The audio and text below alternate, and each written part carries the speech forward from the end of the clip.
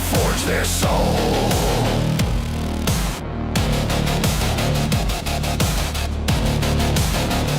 A whisper of death in every stroke.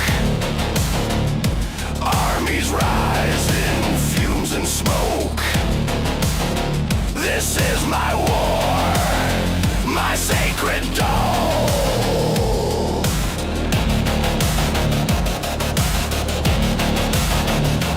Paint the black, paint the gold. Bring the light to the grim and cold.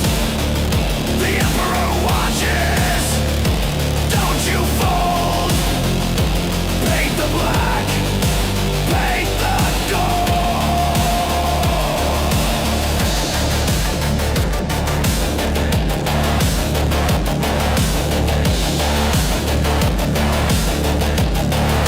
1,000 points in crimson flame. Each a soldier, each a name. They bleed for glory, I bleed for art.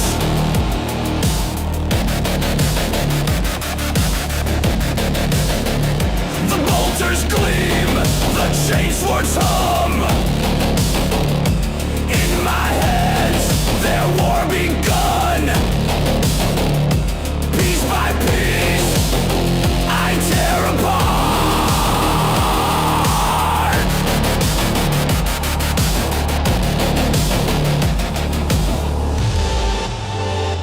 Mix the shades, the shadows grow.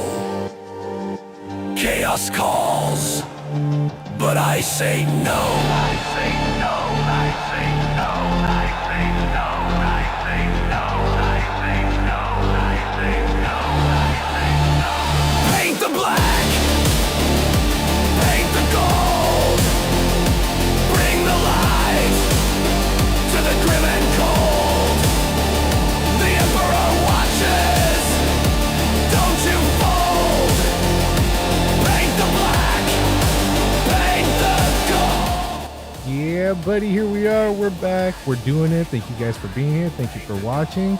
My bad for Tuesday, you guys. So we rain checked it for today. Happy Thanksgiving. Hope you guys all got some stuffing in you. Stuffed yourselves well. It's a beautiful night to be painting. Thanks for being here, everybody. Adrian, Odin, Francois, David. Thank you guys for chilling, hanging out. Appreciate you guys. We're gonna be continuing our Santa Claus, you guys. Hopefully finish that guy tonight. We're gonna work on his face a little bit. Work on that snow. Then we'll play some Darktide with the fellas. Hope everybody's having a good week. Hope you have a good weekend ahead of you. Grab your snacks, your drinks, all your paint, hangout, Darktide party enhancers.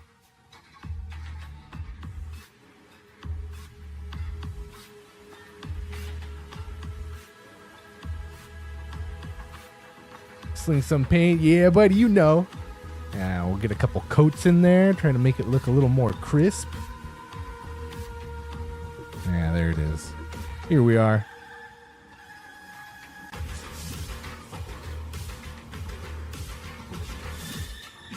Doobies. That's right. That's what I call my cat sometimes. Where are you, Doobie?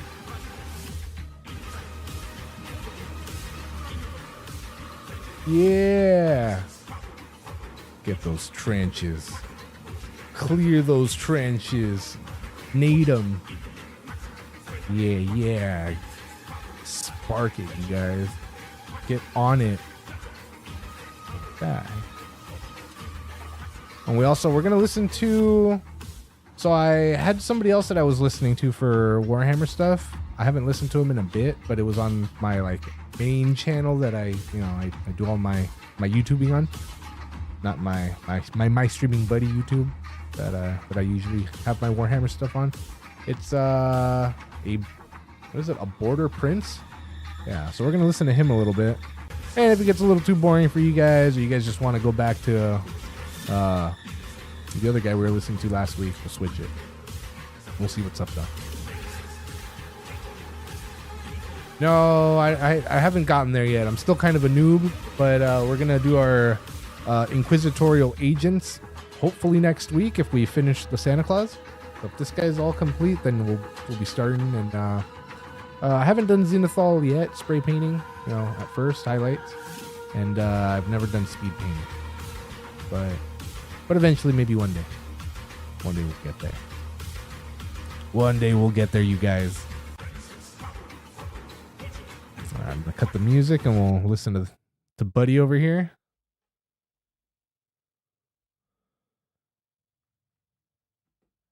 Lauren stories.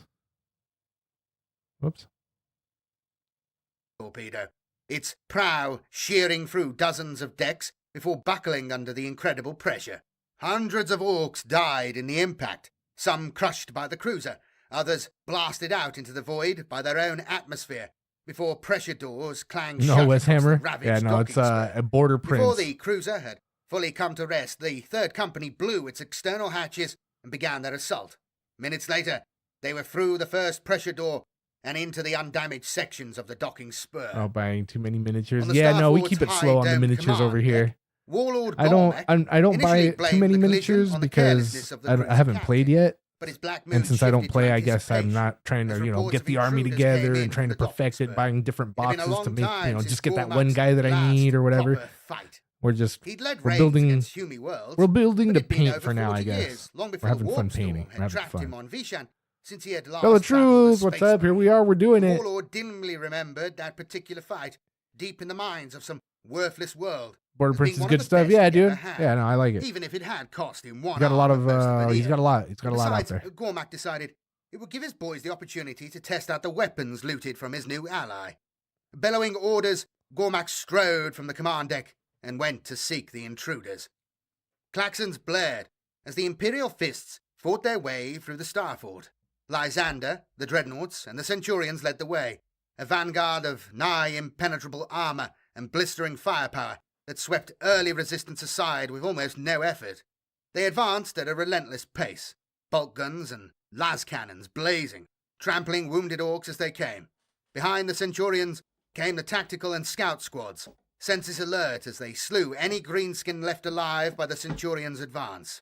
Squads Ortez and Lorimar, both under strength following their assault on the cruiser, had remained behind with the vessel's ersatz crew in order to protect the priceless Thunderhawks and prepare them for flight.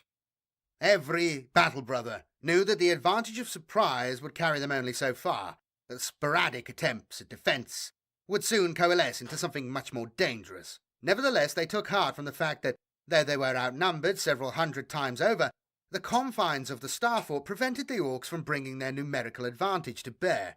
Time and again, the greenskins came bellowing through the refuse-clogged passageways, only to perish by the score as bolt guns roared and las cannons blazed. Caradon's plan, as endorsed by Lysander, was a simple one. If the third company could fight their way to the command deck, they could use the starfort's own thrusters to set it on a doomed orbit, thus relying on Vishan 1 itself to destroy its destroyer. Nice, dude. Once That's their mission was awesome, accomplished, Adrian. the Imperial Fists would escape via Thunderhawk gunship, Hell yeah, and dude. rendezvous with the Storm of Wrath, which was That's due what I to like to turn hear. in system once more. With the Starfort's formidable weaponry disabled and the Orc fleet spread out across the Vishan system, escape would prove difficult, but as Garadon had explained during his briefing to the rest of the company, the Imperial Fists did not waste their time on easy endeavours. Those could be left to the Ultramarines. Ooh. The Space Marines encountered their first real resistance at the junction between the docking spur and the main body of the station. Hundreds of orcs waited in ambush amid the cluttered wreckage of what had once been a shuttle bay. Following Lysander's lead, the Sentinels disdainfully advanced into the storm of shooter fire, trusting to their power armor's fortitude, even as their own weapons culled the foe. Heavier sounds joined the deafening chorus as snaz guns and cannons were brought to bear, but still the Space Marines came on.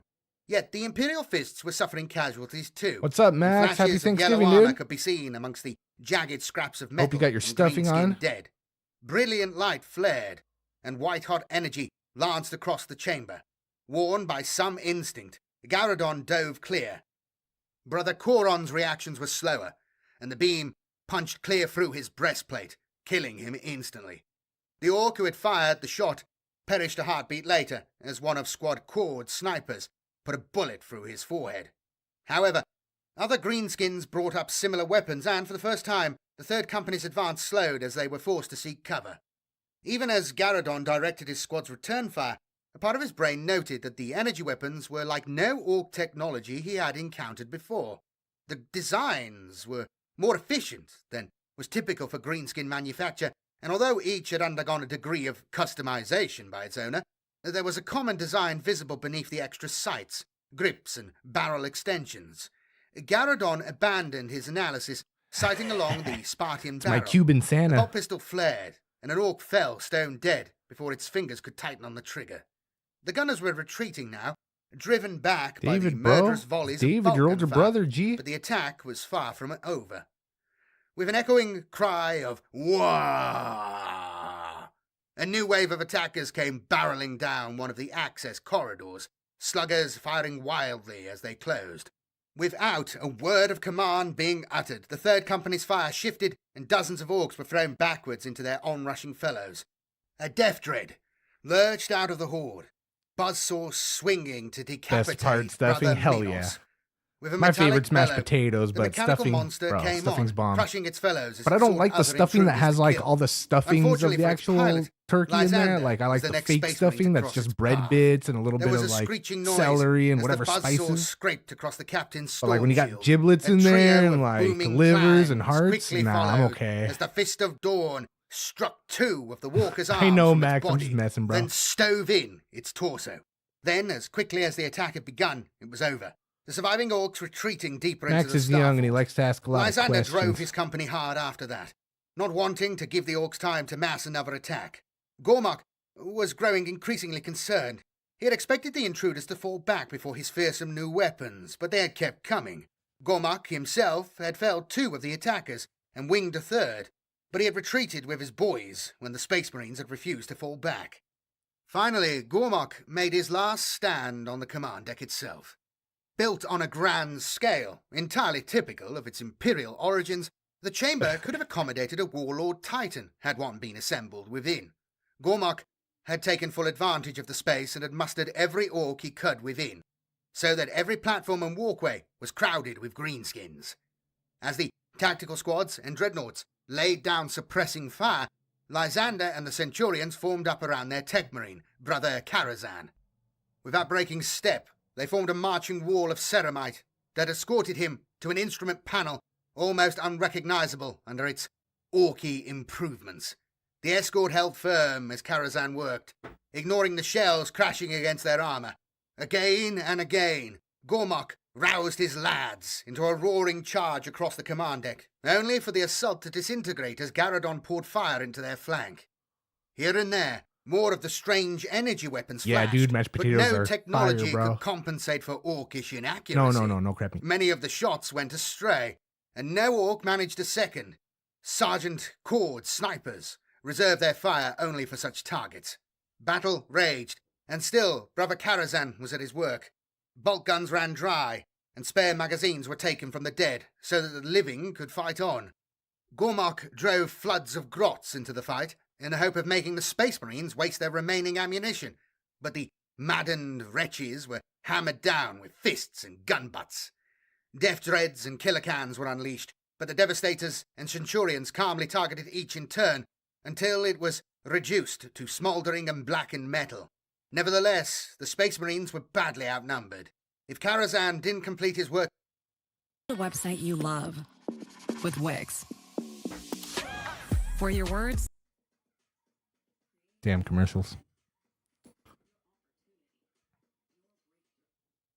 through the command deck's armor-glass dome, and realized that his mechanics needed to reverse the changes the invaders had made. That hope faded as he saw Lysander bring his thunderhammer down on the control panel, Yeah, dude. destroying it They want their utterly. presence. Realizing that his star fort was doomed, Gormak roused his boys for one last charge.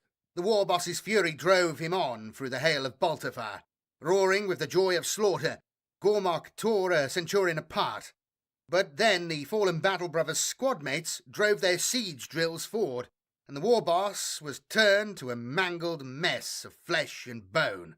With Gormok's fall, the Orcs' enthusiasm faltered, somewhat, and the Sentinels of Terror quickly seized the opportunity to withdraw.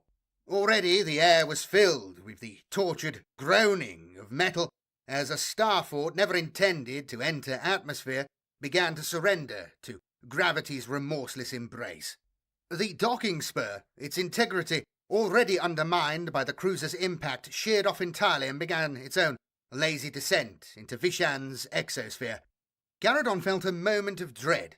If the docking spur was gone, it was entirely possible that the extraction Thunderhawks had been lost as well, severing his company's escape route.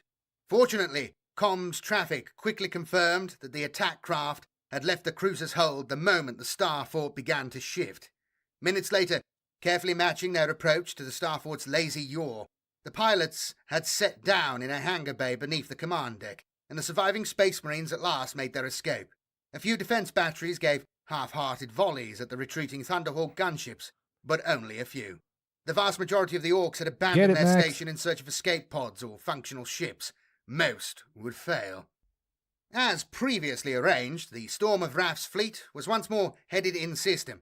Behind it spiraled a trail of wreckage from where several Orc vessels, too eager for a kill, had strayed into weapons range. A score of green-skinned vessels, a mixture of cruisers and battleships, still pursued the battle barge. However, most of the Orc starships were arrayed in battle formation against newcomers on the edge of the Vishan system. The tides of the warp had been kind, and the Nimian fleet had arrived earlier than projected. Though there were not enough Imperial vessels to bring the Orcs to battle, there were too many for the Greenskins to ignore. Now, like a wolf torn between a choice of prey, the Orcs risked losing both, and so it proved. Soon after, the 3rd Company's Thunderhawks touched down in the Storm of Wrath's Ford Bay. After a brief broadside duel with a battle cruiser, the Storm of Wrath entered the warp, the Nimian fleet making a similar withdrawal moments later. Meanwhile, the dark silhouette of the Star Fort began to glow red as Vishan 1 took revenge on its despoilers. By the time the Storm of Wrath had returned to Kalin, Garrodon had drawn plans to end the Orcs of the Magor Rift for good. With their Zone X, base what's up, of dude? resupply destroyed, the green-skinned starships would be Thanks, easy bro. prey It's for the getting Imperial there. Navy, and once the fleet was driven off, the Crusader Thunder could retake Vishan from its brutish conquerors.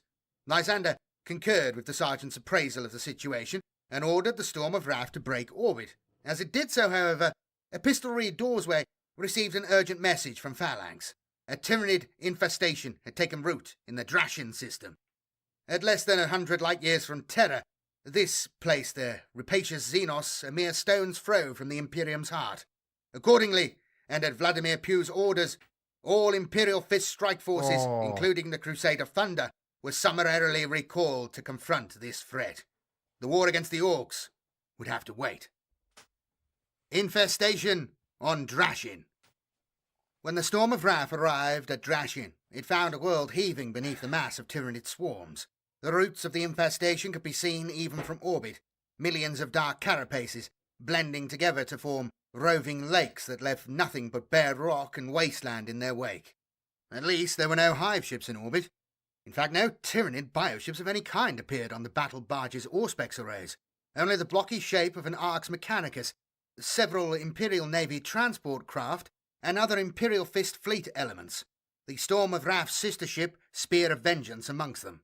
They hung immobile beyond Drashin's skies, guns silent as the battle for survival raged on below.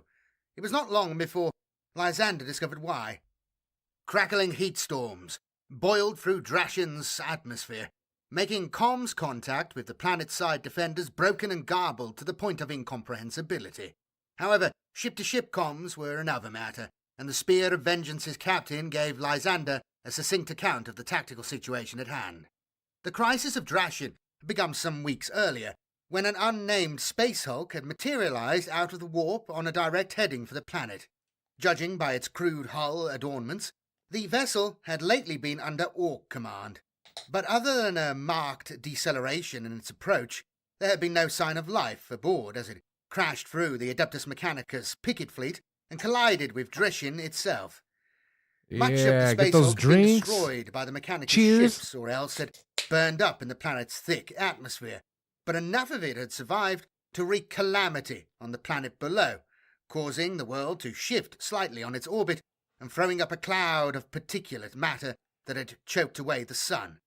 Drashin's planetary crust was incredibly brittle, and the impact had all but obliterated an entire continent, leaving jagged obsidian platelets scattered across a seething ocean of magma. Worse was to come. As a crust of cooling rock hardened around the Space Hulk's hull, the Tyranid swarms had emerged from rents in the vessel's flanks.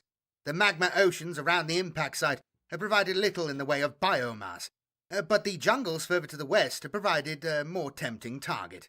Before help could arrive, a swarm already glutted on the Space Hulk's previous occupants had blossomed to many times its original size. Under the circumstances, orbital bombardment or even exterminatus would have been the prudent course. However, the relief force's orders had been explicit. The Tyranid infestation was to be ended with minimal harm to the planet itself. The Spear of Vengeance's captain did not know the reason for the order, only that it had come from Terra itself. It didn't matter, Lysander could guess. There was an Adeptus Mechanicus archaeological outpost on Dreshin's northern pole. Yeah, buddy, and get had it. been since I've the got captain's unintended a sojourn cream in the war. soda. Whatever it was the servants of the Omnisci were looking for, it was clear that they didn't want it Yeah, buddy, accidentally we'll be getting on destroyed, that. even in circumstances probably as in maybe dire as like these. The price of such restraint was quickly 3 paid. hours, maybe? Even with the arrival of the Something like that, 3 Catachan hours doing this, and then we'll get on millions some of games. Imperial citizens had perished, with millions more on the brink. By the time the Imperial fists had arrived, the determined jungle fighters had slowed the Tyranid advance, but only at the cost of a further 2 cities and many thousands of their own warriors. Get 'em. Now All the of the swarm above. was deep into Dreshin's largest continent, and the Adeptus Mechanicus's polar base remained secure only through the efforts of Legio Magna's Titans and a muster of knights from House Krast. As matters had transpired, Vladimir Pugh's task force, comprising some 4 companies of Imperial fists, had arrived only one Dreshin day before the Storm of Wrath.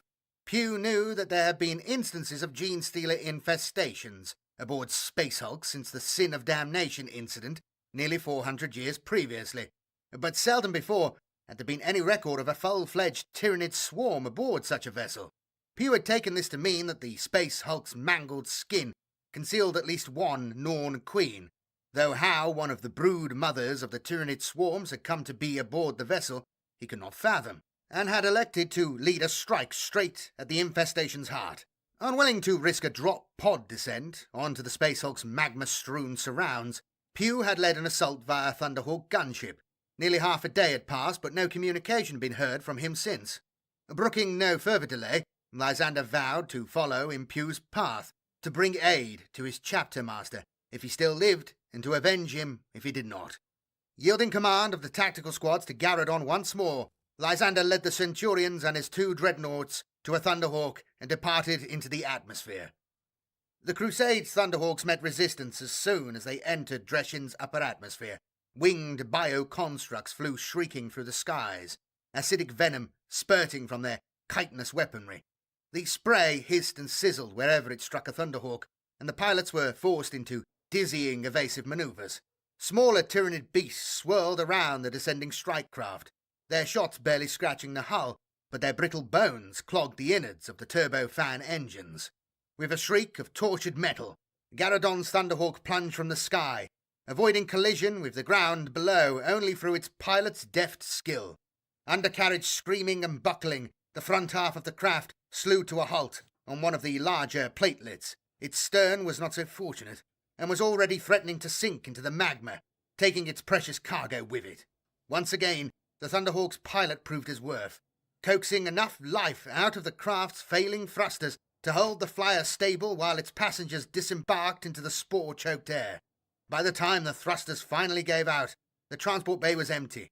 Only the pilot perished, as the Thunderhawk slipped beneath the surface of the burning sea, his life, a price willingly given, so that his battle brothers could fight on. Garradon's demi-company had avoided death thus far, but it still waited to claim them. The rocky islands were swarming with Tyranids, and the nearest creatures broke off to engage them, effortlessly leaping the magma channels that lay in their path. Bolt guns roared. I love stories the first like wave that. of Gaunts was blasted to You come back Ichor-spattered to bone, and you're like, but what Garradon was I knew the volley had doing? brought only a little time. Who let He me could see do larger this? bio-beasts moving in his direction, and he knew that to stand his ground was to be overwhelmed. Just then, Either a or, thermal all current of the briefly above. parted the spore clouds, and the sergeant caught sight of the 7th and 9th Company banners standing proud on a nearby summit. Pausing only to slam another magazine home into his bolt pistol, Garradon ordered the advance. Meanwhile, on what the 7th Company's chaplain had wryly referred to as Bleak Ridge, before a strangler beast had torn him apart, Captain Jonas had resolved to die with pride. Before him lay the wreckage of 3 Thunderhawk gunships. Behind him, the Space Hulk's flank towered into the sky. Hours earlier, Pugh had led the 1st and 5th Companies through a rent in the adamantium Leviathan's hide, ordering Captain Jonas and Terrell to hold their battle brothers back to act as rearguard. Initially, the combined firepower of the 7th and 9th had been more than enough to match the Tyranids. But an hour previously, the swarm had grown in size and flown into a desperate frenzy. Jonas didn't care why. He knew only that he would keep firing until his magazine ran dry, and would then tear the beasts apart with his bare hands until strength finally left him. Captain Tyrrell could do little of either, for he had been blinded by a spray of acid, but still he took pride in his battle brother's effort. Nice. Celebrate the best deals during the Made 'em Black Friday abominations event of at the Living Nurgle Spaces instead of- Sleep Center. Save on a variety of mattresses and adjustable base Instead of sets. the Get Tau special Empire? finance- Another wave of termagants massed beneath Bleak Ridge, and Jonas prepared a sally to clear the slopes, as he had done a dozen times since taking up position. Tyranid warriors and carnifexes were advancing in the middle distance, and he wanted the chaff cleared away before they reached his line. The captain raised his power sword high, but before he could give the order, bolt gun shells hammered out of the spore clouds to the west, and the 3rd Company crashed into the swarm of Gaunts. Garradon led the charge. Chaplain Markov came close behind, his voice raised in a wrathful litany. Moments later, 3 banners stood proud atop Bleak Ridge, and the next Tyranid attack wave fared no better than those that had come before it. Taking up position amongst the 7th's battle of depleted squads, the 3rd sent salvo after salvo into the advancing Tyranid warriors, leaving the heavier weapons of the 9th's devastators to focus their fire on the monsters beyond. Yet still the Tyranids came, hurling themselves at Bleak Ridge. Again and again bolters roared. The air whistled to the shrill reports of plasma guns and missile launchers, but still the swarm crashed against the Imperial Fist line. Tyrannofexes stomped forward, their sprays of flesh-borer beetles rattling against power armor before las cannons brought them down. Spore mines exploded upon the ridge, killing or injuring Space Marines in 1s or 2s. Terrell was still at the rear, bellowing encouragement at his brothers, all the while ignoring the searing pain from his ravaged eyes. Jonas was still issuing orders, his voice brittle with his hatred for the creatures that mustered below. Increasingly, though, those Imperial fists who fought on the heights now listened for Garradon's calm voice as he directed the defenders' fire with an efficiency learned over 30 years of service and honed under Lysander's tutelage. Then, a bio-titan emerged out of the swirling spores, and Garradon knew that the ridge was lost. He was about to order his brothers to withdraw inside the Space Hulk when an ear-splitting boom sounded overhead. Lysander's Thunderhawk had fared better than Garradon's during the descent, but not by any great margin. A glancing collision with a Harridan had sent the flyer spiralling out of control and away from the battle. In the end, it had made a jarring touchdown some 80 miles from Garradon's position, and Lysander had watched with growing and impotent rage as Brother Karazhan struggled to restore the wounded gunship to full function. The skies above had been kept relatively clear by the storm talons of the Sword of Pollux, who had shredded any winged bio-beast that strayed dude, they too did a good close. job. Now, the after a graphics fraught on delay, it were really nice. Lysander's Thunderhawk joined the battle for Bleak Ridge. A barrage of fire from the Thunderhawk's turbo lasers and Hellstrike missiles tore great holes in the Bio-Titan. The Hierophant gave a thunderous roar and after brought I its started bio playing, cannon about to target the I newcomer. tried Space Marine 2 forward as after a volley while of las cannon fire of from not Bleak playing Ridge it for a long time, sheared off only one of playing its Darktide, forelegs. and it was just a little Before too the slow beast for could me. recover, a second shot from the Felt Thunderhawk's slow. turbo laser tore its skull to ruin, and it toppled over into a pool of lava. Yeah, too much. Coming in low, Lysander's gunship swept across the battlefield, its heavy bolters tracking synapse nodes and drowning them in heavy caliber shells. At once, the Tyranid swarm shuddered as the feedback rolled through the hive mind. As the attackers recoiled, the Thunderhawk touched down on Bleak Ridge, and Lysander led the Centurions out into the battle. After receiving reports from Garradon and Jonas, Lysander ordered his 2 dreadnoughts to join the defense of the ridge, then led the Centurions into the Space Hulk's bowels. Lysander soon lost track of time during his journey through the Space Hulk's corroded and pitted corridors. The captain fireworks. could have been travelling for hours or days or weeks. He neither knew nor cared. All that mattered to Lysander was that his old company and his chapter master was somewhere in the darkness ahead. He still couldn't make comms contact with Pew, or any member of the first company, though his sensors registered several other suits of Terminator armor several miles in the distance. Lysander made no account of the creatures he slew within the Space Hulk's tangled passageways. Gargoyles screeched out of the darkness, wings flailing madly. Gene-stealers dropped from ceilings or emerged from crawl spaces, talons lashing out at the intruders.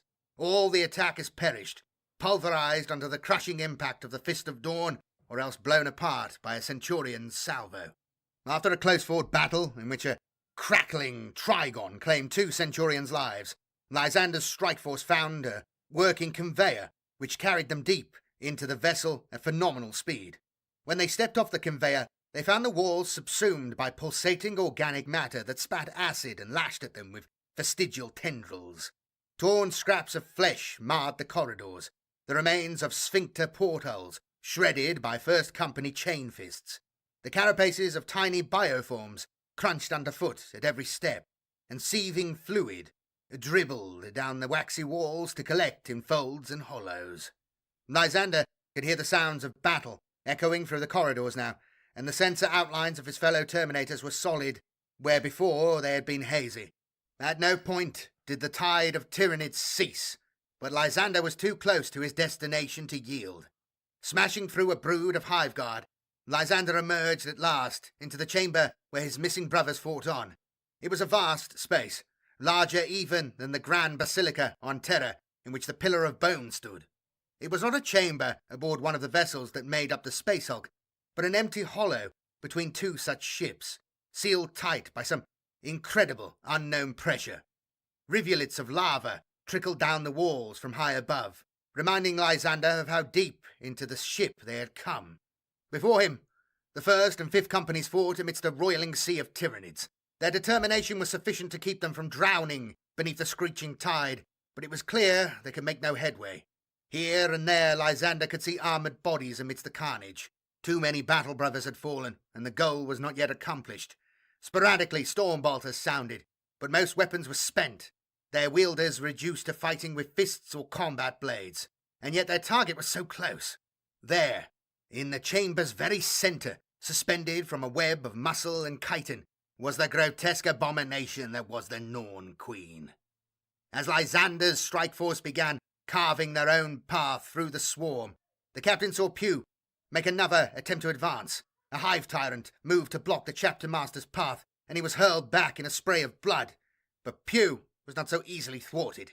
Rising to his feet, Pew came forward again, the hand of judgment crackling as energy fields played around it.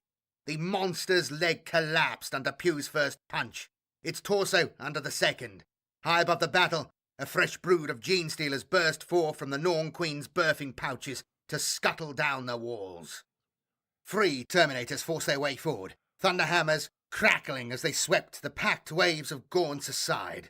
A Carnifex slammed into them, the impact sending 2 staggering backwards as his claws sliced through the third's armor. But the intervention had brought Pew time. Right. Gathering the hand of judgment into a fist, the chapter master stepped over the Hive Tyrant's corpse and punched forward, buckling the chitinous plates that crowned the Carnifex's head and ravaging an eye cluster. As the beast reared back in pain, several Centurions found their mark. Las cannons blazed, burning a blackened hole through the Carnifex's torso. However, even as the beast collapsed in its death throes, its mace-shaped tail scattered Pew's bodyguard and knocked the chapter master from his feet. The gene-stealers were on Pew in a heartbeat, claws tearing at the ceramite of his armor. Other members of the First Company surged forward, acting Captain Julian amongst them. But Julian was snatched to oblivion by a Trigon's flailing claw, and more gene-stealers pressed forward to prevent the survivor's advance. Pew lashed out again, and again, as he tried to regain his feet, but the foe were too many. The hand of judgment crackled furiously one last time, Then the chapter master vanished beneath the betaloned tide and was torn limb from limb. With a great cry of rage and loss, Lysander forged forward through the swarm, driving the gene-stealers back from his slain chapter master. With him came the centurions and the survivors of the 1st and 5th companies, their limbs finding fresh strength as they vented their fury at Pugh's death. Yet, though they reclaimed the bloody ground upon which his dismembered corpse lay, they could advance no further. High above, more birthing pouches split open, disgorging ever more and ever larger bio-constructs into the fight. Las cannons were now turned on the Norn Queen, but the shots glanced off her carapace. A chain fist could have done the job perhaps, or a thunderhammer, but with the target suspended so high, it was impossible to bring the weapons to bear. It seemed that the Imperial fists would have to retreat or be overwhelmed, but neither Lysander nor Hagen were prepared to trade the lives of their fallen battle brothers for so ignominious a defeat. Yet little by little, amidst the horror and fury of that cavern, Lysander realized that the situation was far too similar to Taladorn for his liking. Once again he was surrounded and outnumbered. If he didn't order the retreat, more lives would be lost. Pugh had been correct, the captain realized. Unthinking stubbornness served no one save the Imperium's foes. Yet still Lysander could not bring himself to fall back from the fray, and, as battle raged around him, he sought an alternative. The captain's eyes tracked around the chamber, coming to rest on where lava trickled in from above. For a moment, he stared blankly, knowing he had hit upon the solution, There's a new mission. but did not Nice. yet know what it was. Then, as realization dawned, he ordered the centurions to ignore the Tyranids and concentrate their fire on the dully glowing Papier-mâché trail of soldier? magma. Las cannons fired as one, Yeah, but to yeah. no Do effect. tell, do tell. Twice, 3 times, more they fired, but still nothing. I felt pretty. Then, I on the felt full pretty heavy volley, and the big. ceiling buckled and a viscous stream of magma dribbled down onto the Tyranid swarm below. Still the centurions fired. The breach widened. Did you guys see and the the stream became a flood. secret level The Norn Queen episode? hissed and of shrieked the as a space of the searing 40K? rock splashed Titus? against her carapace and began to eat through. They But shall she know could no not break fear, or through something, of her fleshy something like that. web. Magma was beginning to pool in the chamber's heart, and the Imperial fists at last, falling back, dragging their dead with them and retreating to the higher levels, where Lysander had entered the chamber. With a terrible crash, a span of the ceiling gave way, and the Norn Queen plunged into the spreading lava pool. She was already dying, her innards incinerated by the molten rock, but she fought for life nonetheless, her limbs thrashing madly amongst the magma until finally her body sank beneath the surface. As the Norn Queen perished, times so to too exactly did every that. synapse I see, creature I hear for you. hundreds of miles, killed by the shared agony of their brood mother's death. On Bleak Ridge, some brood I understand. I want to be a badass. Just make me a badass and I'm happy. days, when the rest of the Imperial fists arrived at Dresden, and a thorough scourging of the world began. Far away, the Tyranids assailing Dresden's remaining cities rode out the agony of the Norn Queen's death, but the swarm withdrew, all the same, vanishing deep into the jungles and caves to bedevil the planet for a long time to come. Though it had cost the Imperial fists greatly, Dresden had been saved. Vengeance gathers. Several days after the Norn Queen's death, the remainder of the Imperial fists arrived from the war. In a war against the Orcs of Antagon, a campaign dubbed the Crusade of Steel, they had responded immediately to Pugh's summons, but had found their fleet harried by Eldar vessels, launched from Craftworld Samhan. Faced with the choice of abandoning a portion of his strength to the raiders, nor delaying his arrival at Dresden, the Second Company's captain, Helion, had chosen to follow protocol and vanquish the immediate threat first. Had it not been for the interference of the Eldar, the Imperial fists would have stood united at Dresden, and there was not a battle brother in the newly arrived fleet who did not blame the Eldar for their chapter master's death. Unable to vent their wrath against those deemed most deserving of it, the Imperial fists threw themselves into the purging of the surviving Tyranids from Dresden's surface, moving with such implacable vigour that little of the work was left for the hard-bitten veterans of the Catachan 31st. Through it all, the Adeptus Mechanicus offered little assistance, although 3 knights of House Krast did go against their orders and take the field at the Space Marines' side on several occasions. As the purging of Dreschen continued, more somber duties were performed. Pugh's body was sent back to Phalanx so that his bones might be prepared as a relic for the ages to come. Some thought Lysander the perfect successor, considering that his errors on Taladorn had been washed away by his deeds since.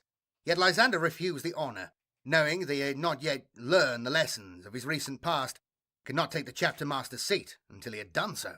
Instead, he reclaimed the captaincy of the First Company, which was now leadership again following acting Captain Julian's death at Pugh's side. The decision was therefore deferred until the business of Dreschen could be concluded. However, Garadon's rise to the captaincy of the Third Company was immediate. Pugh was not the only brother who fell to the Tyranids, but here the Imperial fists had been fortunate. Dorn's legacy of blood and bone ensured that for every 4 warriors who had fallen, only 1 had perished. The others, coaxed back from oblivion's brink by the apothecary's skill, would yet live to serve their chapter. Yeah, Some would exactly. do As long as so you're having only with fun, the that's aid all that of matters. bionic implants. Others, Captain Terrell amongst them, would be forced by their injuries to take up other duties on Phalanx, rather than continue as battle brothers. Nevertheless, Oh yeah, your of some 100 or imagination. so Space Marines who had fallen on Bleak Ridge, or within the Space Hulk, near 70 would fight again. It's good to use your As the imagination. unblooded though. companies spread out across Dreschen, But then in search of sometimes you think about Tyranid it more infestation, badass than what they Captain come out with, and Garadon you're like, man, my idea oversaw was the better. investigation of the Space Hulk's But no, half-sunken they do good. remains. They do well. Working in concert with the Polar Base's engine seers, Tech Marines dug their way through the vessel, looking for some clue as to what had brought the vessel to Dreschen Hell yeah. originally. At first, it was assumed that the Tyranids had merely infested the Space Hulk, but this was quickly discovered to be untrue. The site where Pugh had fallen was not an infested star vessel, but a mangled hive ship, concealed by the asteroids and spacecraft compacted around it. Yeah, if you could just Clearly, get the shot and creatures walk had through it broken like free God mode, during yeah, dude, transit it's super and badass. slaughtered the Hulk's crew, who, in a development too unlikely to be coincidence, bore the same glyphs as the orcs of the Magor Rift. But who had captured the Tyranids in the first place, and why? The coloration of the beasts matched no configuration yet observed by Imperial forces, which was worrying enough. The High Fleet codenamed Behemoth had more or less run its course some decades earlier, and the thought that there were other Tyranid fleets converging on the galaxy was a worrying one. After days of careful investigation, the searchers discovered the emaciated remains of a navigator. He was imprisoned within the Space Hulk's drive units by a many-tendrilled cyber cradle, and protected by a force field that withstood all attempts to breach it for more than a week. When the force field was finally dissolved, the navigator died at once, killed by some suicide mechanism within the cradle. Further investigation of the navigator's cybernetic interfaces revealed that Dreschen had not been the Space Hulk's intended destination. The original course had been set for Terra, and it seemed likely that the navigator had been able to resist his implants just enough to throw the vessel from its intended heading. Though bound body and mind, still, he had found a way to serve his Emperor. Garadon was sure the defences around the Sol system would have prevented the Space Hulk doing to Terra what it had done to Dreschen, but that did not diminish the plan's audacity. With the navigator's death, it seemed that no one would ever know the architect of Dreschen's woes. However, as the wreck of the Space Hulk was broken apart for salvage, a brass naming plaque was found emblazoned on the ancient Heresy-era cruiser embedded at its heart. It read simply, Hydros. The meaning of that name was lost on Garadon and his fellow captains, but not so on Lysander. It was a word he knew all too well. In the ancient legends about which Warsmith Shontu had styled himself, This guy Hydros will not had been separate. the warlord's spear. When thrown, it had unleashed an all-consuming plague that devoured everything in its Oh, path. I got it. Lysander only knew of this because it had been one of the legends Finally, Shontu damn. had recounted to him during the terrible days Yeah, on just squeezing the Malatrax. shit out of it. I He couldn't knew at get it off. once Now it's like it all was no spilled. coincidence.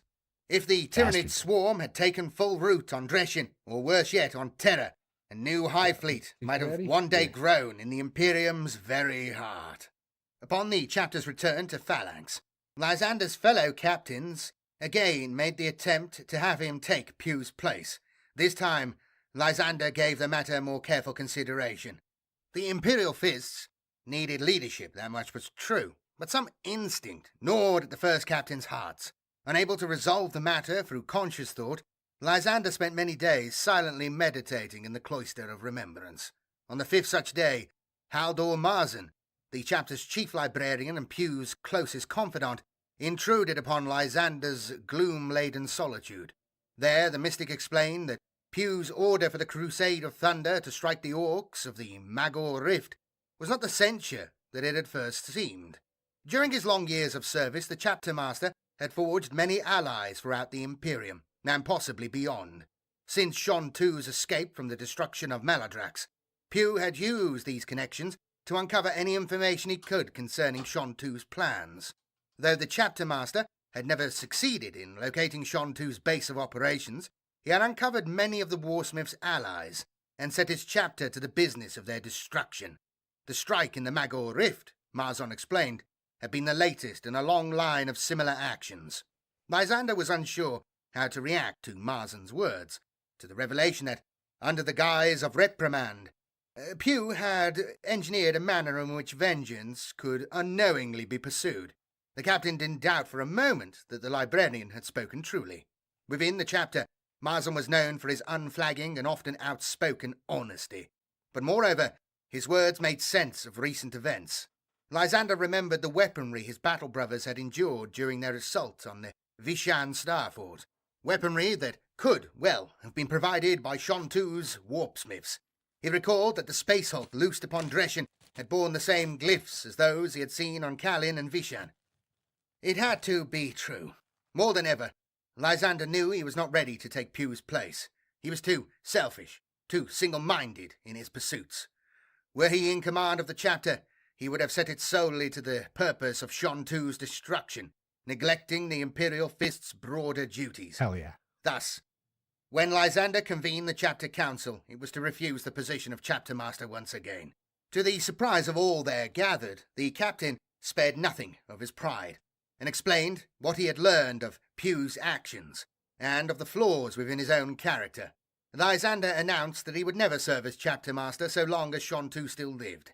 So long as the Warsmith strode the stars, Lysander knew he could never be certain of his own judgment. The chapter council accepted his decision with reserved dismay, but could defer the matter of the chapter master's appointment no longer. After much debate, the rank was finally bestowed upon Vaughan Hagen of the 5th Company. No sooner had the appointment been made than Captain Garradon stepped forth. The 3rd Company wished to see their crusade completed, not against the orcs of the Magor Rift, but against he who had been revealed as their paymaster, Warsmith Shon II. Shon II had cast his spear, Garradon announced, but it had flown awry. It was now time for vengeance to find him. Tekmarine Karazhan had recovered fragments of nav data from the Hydros' systems, and thus discovered the Space Hulk's point of origin was Maladrax. The Warsmith had returned to his lair. Garradon spoke forcefully and eloquently, reminding all that so many of the Imperial Fist's recent woes could be laid at Shon II's feet. That Pugh's blood lay as heavily on the Warsmith's hands as it did on the talons of the Tyranids. As Garradon spoke, he saw Lysander nod approvingly, and that affirmation made him doubt his cause. He had learnt much from the first captain in recent months, but had he also been captured by Lysander's blind obsession? It seemed that Hagen believed so, for he denied Garradon's request. He would not, Hagen said calmly, allow his inaugural act to bring about the ruin of his 3rd Company. Lysander muttered darkly at this response. Garradon, acutely aware of his recent elevation to captain's rank, remained silent. However, Hagen's next order surprised them both. Turning to Lysander, he bade the captain make phalanx ready for departure. Pugh would be avenged, Shon II would be humbled, and the chapter would fight as one.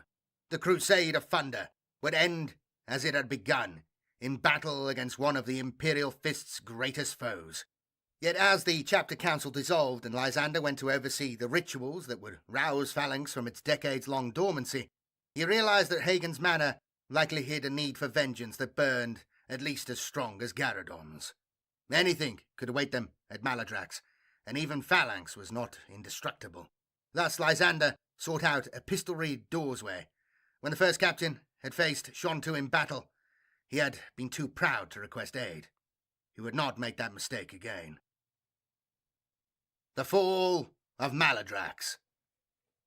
Phalanx arrived at Maladrax with the same tortured roar of metal and stone that had marked its every journey for over 3,000 years. Those aboard had no inkling that this sound... I'm a Club Serrano member. Of course I'm a regular at Yamaba and Palms.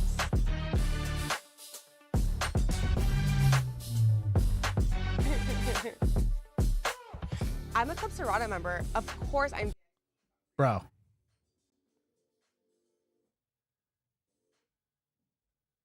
Engines flared as the escort fleet, the Ultramarines cruiser Valen's Revenge and Tycho's free Ascalon-class frigates amongst them, slipped their stasis moorings and came about. Maladrax lay directly ahead, a burnished orb lit with writhing fire. Clusters of Iron Warrior cruisers and Orc vessels, the survivors of Vishan, hung in its shadow. One craft loomed larger than the rest, hanging over Maladrax like an evil moon of jagged spires and contorted metal. Umbilical pipelines trailed from the vessel's aft, writhing like serpents as they vanished into Maladrax's clouds. It was vast, almost as large as Phalanx, and though he had never seen it before, Lysander knew its name. This was Tarmunash, the ancient war bark, built long ago by the warlord Shontu, who believed himself to have once been. After millennia of searching, the warsmith had found it at last. At Hagen's order, the Space Marine fleet closed on Maladrax, the first salvos of fire thundering across the void. Armor plates buckled under punishing volleys. Ships spiraled away, their engines fitfully misfiring as their crews struggled to regain command of their wounded vessels. Orc ships dove recklessly into the fight, cannons blazing madly until their hulls shattered under reciprocal fire. Yet, it was only when Phalanx came within weapons range of Tarmunash that the battle could truly be said to have begun. In the opening moments of the engagement, I know, the two right? mighty Yeah, no, but starships it's not. exchanged enough firepower to destroy a planetoid. Shields flared and went dead. Armor crumpled and weapons batteries were Who unseated. knows, bro? And Actually, this I don't think was but the I first have like a exchange of what suggested promised ads to be or a long anything. and grueling match. Because there's like As Hagen and his ads that assembled you captains like watched from that Phalanx's adhere to what command like you Sanctorum. watch or They saw a something, and then there's section random of ones. Tarmunash's But I don't give them. prow I don't splinter give them. I apart. try not to give them my Tycho, data witnessing so the they battle from don't Garadon's give side, me made satisfied exclamation at nothing this small about victory. nothing. The Imperial fists made no sound, but nor did any of them offer reprimand for the Blood Angel's unseemly breach of protocol. As matters transpired, it became obvious that it was but a fleeting victory. Like clawed hands clasping each other, the ravaged plates of Tarmunush's hull wove back together, their motions jerking fitfully in time to the pulsing of the ship's trailing umbilicals. Now the purpose of those conduits were clear. Tarmunush was feasting upon whatever substance the umbilicals carried. They would have to be severed if the vessel they fed was to be destroyed. Hagen swallowed a curse at that realization. He had hoped to secure Maladrax's orbit before launching Planet Strike. Now it seemed that he would have to enact his plan in reverse. The umbilicals were too small and too distant a target for Phalanx's main weaponry, and no Thunderhawk could have hoped to survive the barrage of fire between the vying star fortresses. Coming to a decision, he crisply ordered his battle brothers to commence a drop pod assault on Maladrax. The umbilical would be severed at their tethering points on the planet's surface. Garadon argued for another course, requesting his chapter master assent to attempt a boarding action of Tarmunash itself. In the same way in which drop pods entered planetary atmosphere too quickly to be tracked by skyfire emplacements, boarding torpedoes would cross the gulf of space between the two vessels. Hagen did not much like Garadon's plan, but the logic was flawless, offering as it did twice the chance of destroying enough umbilicals to render Tarmunash vulnerable. In the end, the chapter master's mind was swayed when both Sicarius and Tycho declared that they would also commit their companies to the boarding action. Only Lysander's first company would remain in reserve, standing ready to teleport strike wherever they were needed. The cluster of Imperial Fist boarding torpedoes struck Tarmunash high on its starboard prow. Thus far, Garadon's gamble had paid off. Not one of the assault craft had been lost in their flight across the void, though the exit canopies of Free had failed to detonate upon breaching the ship's hull, requiring that the occupants cut their way free from inside. We'll see what the next one is. Fortunately, Garadon had seen no reason to alter the company's configuration since he had taken command, and the Centurion siege drills made short work of the rebellious hatches. Indeed, Garradon was most grateful for the presence of his warsuits. The confines of the boarding torpedoes decreed that the company's dreadnoughts be reassigned to the planet strike, and the Centurions would do much to compensate for the weakness caused by their absence. However, comms had been severed as soon as the torpedoes had breached Tarmanush's hull. Worst, Epistolary Dorsway reported that the warp was roiling with turbulence, rendering him unable to contact either the other boarding parties or the rest of the strike force. Garradon could clearly recall the accounts of Hadrak Tor, where Shontu had used cultist witches to stir the warp. Clearly the same trick was at play here. The counterattack came at once. The accessways and corridors were tangled thick, not just with Iron Warriors, but with Orcs as well. But numbers were on the Imperial Fist's side, at least for now. As Chaplain Markov intoned ancient litanies of vengeance, they advanced unflinching, driving greenskins and traitors back through sheer volume of bolt gun fire.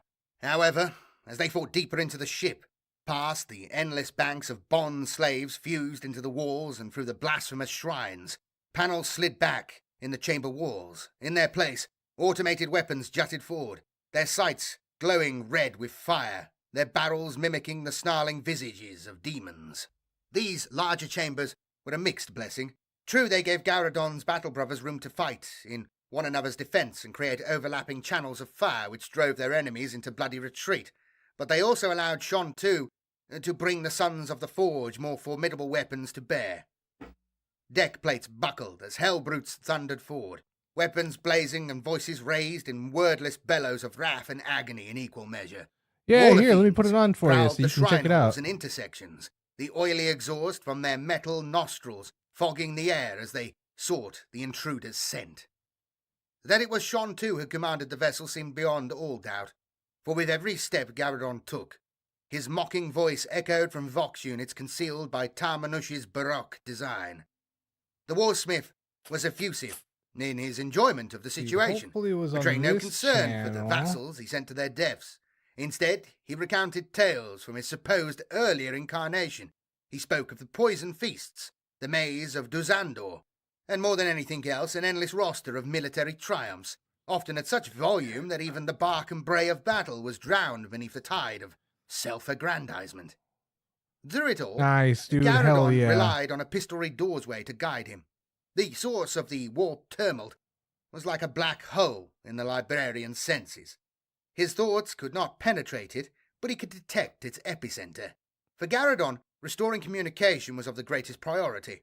Until then, he could not request aid from Lysander's first company, nor learn the fate of his Let me show allies, you. or of Phalanx and its fleet. For all Garradon knew, the battle could already be lost. As the third company fought deeper into the ship, the fewer were the Iron Warriors who confronted them, and the more frequent the automated weapons emplacements became. It was not until the third company breached a vast plunder hold, and were confronted by the largest horde of Orcs they had yet encountered, that Garradon understood why. As the Orcs surged forwards, the ferocity of their war cry, drowning out Shontu's relentless monologue, the automated weapons fire increased markedly. The defences had demonic entities fused within them, Garradon realised, and they fed upon the Orcs' rage. The Greenskins weren't crew, they were fuel, their crude psychic might, feeding Tarmanush's weaponry both within and without. Doubtless the Orcs didn't realise their situation, having been promised only battle and plunder. It was genius in its way. The chief danger to a vessel the size of Tarmanush would always be from boarding actions like Garradon's. However, with the crew's rage harnessed to the vessel's guns, any shipboard assault would only make Tarmanush more dangerous to its assailants, including Phalanx. That realization galvanized Garradon into fresh action, driving his battle brothers even harder. He pressed on. After what seemed like an age of fighting I was their way watching some through people do some corridors, stuff. the third company emerged into a chamber dominated by a ridged umbilical cable that burst through the floor and vanished into the ceiling. Far below Garradon, on the main deck and framed by burning Forge Fiend wreckage, Erasmus Tycho's company strove with a greenskin horde. Even from that distance, Garradon could see that the Blood Angel's relaxed, almost jocose nature had departed. Something kind of like in its that. place was a cold fury that had transformed the unmasked half of Tycho's face into a rictus of hate. The captain bore a combi melter, but he used the weapon as a club, as often as not, lost to the dark joy of battle. He was not the only one. The Blood Angels had not met the orcs with feet planted and bolters blazing as Garradon would have done, but had charged to meet them, striving against chopper and power claw with chainsword, combat blade and fist. As Garradon ordered his battle brothers into position, he saw a black-armoured Blood Angel tear a furrow through the horde, only to be dragged down and hacked apart. At Garradon's signal, the Sentinels of Terror began to pour fire down into the melee, a near-continual stream of bolter shells, missiles and plasma that blew the rear ranks of the encroaching horde apart. A large orc at the back of the hangar bellowed at his lads to direct their fire against the Imperial fists, but the combination of greenskin prowess and the uncertainty of firing at so extreme an angle meant that almost all of the shots went wide. Rockets and shells collided with gantries, but only a handful of Garradon's men were struck, and their trusty power armor saved all but 2 from lasting harm. The same cannot be said for the orcs. Scores of howling Xenos perished as the Third Company's shots slammed home, and the rest were thrown into such disorder that they fell back from the Blood Angel's fury. Once the chamber was secured, a collar of melter bombs was placed around the site where the umbilical cord emerged. As the charges were detonated, the cable ruptured. What spilled out of the breach was not fuel, nor indeed a liquid of any kind. But since my Santa swirling, doesn't have that ethereal much cheekbone, mass I don't have to do shrieked that much, across the chamber thankfully. before dispersing. Dorsway hypothesized that Tarmanesh was a demon vessel of incredible size and required harvested souls to perform feats of self-repair they had already witnessed. As he spoke, Tarmanesh gave a small but perceptive shudder. Shontu's speech, which had harangued them almost from the first, lost its mocking tone. Now he began to curse and threaten, his voice raw and angry. It grew only more so when a second tremor rocked the ship a few moments later. Garradon knew that either the Ultramarines had severed another umbilical cable from within Tarmanesh, or his battle brothers had severed one on Maladrax's surface. Before the second set of tremors had fully faded away, a scraping of metal upon metal heralded the arrival of another Iron Warriors war party. They came from higher up in the chamber, descending through the same gantries that the Third Company had earlier used. They advanced at a dead run, firing as they came. Mauler fiends charged through the mass, shouldering and trampling traitors in their hurry to reach the fight, the thumping pistons in their limbs propelling the beasts forward with frightening speed. Garradon began to order the Third Company into position, only to be checked by Tycho, whose rage had subsided with the orcs' defeat. The Blood Cheers, Angel you guys. pointed out that Where'd my whatever soda was go? blocking the comms had to be cleared. Gotta keep it There away must from be the any hope of electronics. withdrawal, and that his own librarian had been Cheers, slain thank you in the guys for previous being battle. here. Remember, Reluctantly, life is acceding to short, Tycho's life's a logic, vapor. Garradon left the It'll Blood Angels to their be battle over and before you continued know deeper it, into so Tarmanesh. enjoy it. Have a The good time, passageways were spend time with quieter now. family. The vessel's defenders 'Cause- drawn off by the twin dude. threats of the Cheers. Ultramarines and Blood Angels. And only a few patrols barred the Third Company's path, and these were soon overcome. Sean, too, had fallen fully Yeah, silent. that too. The battle for Phalanx now taking all of his concentration. Twice more the vessel shook before Slap a Garradon little more reached paint the on chamber to get it off my containing brush, and then Sean yeah, psychic we'll choir, pack a little one. each shudder denoting another umbilical severed. The deck shook noticeably now, proof that Phalanx's barrage was starting to tell. The coral chamber was little more than a dungeon. After a pair of assault Centaurians had torn their way through a blast door, a stinking oily sludge spilled out into the corridor. Within, Garradon discovered nearly 70 psychers arranged in concentric circles around a central console. The psychers were suspended upside down from metal frames, their arms manacled across their chests with heavy chains, their heads invisible beneath close-fitting metal hoods. Clusters of tubes ran from their hoods and spines, unknown fluids passing back and forth to a coffin-like construct in the chamber's centre, the seepage from which pooled into the muck about Garradon's knees. Revolted, the captain ordered everything in the chamber burnt.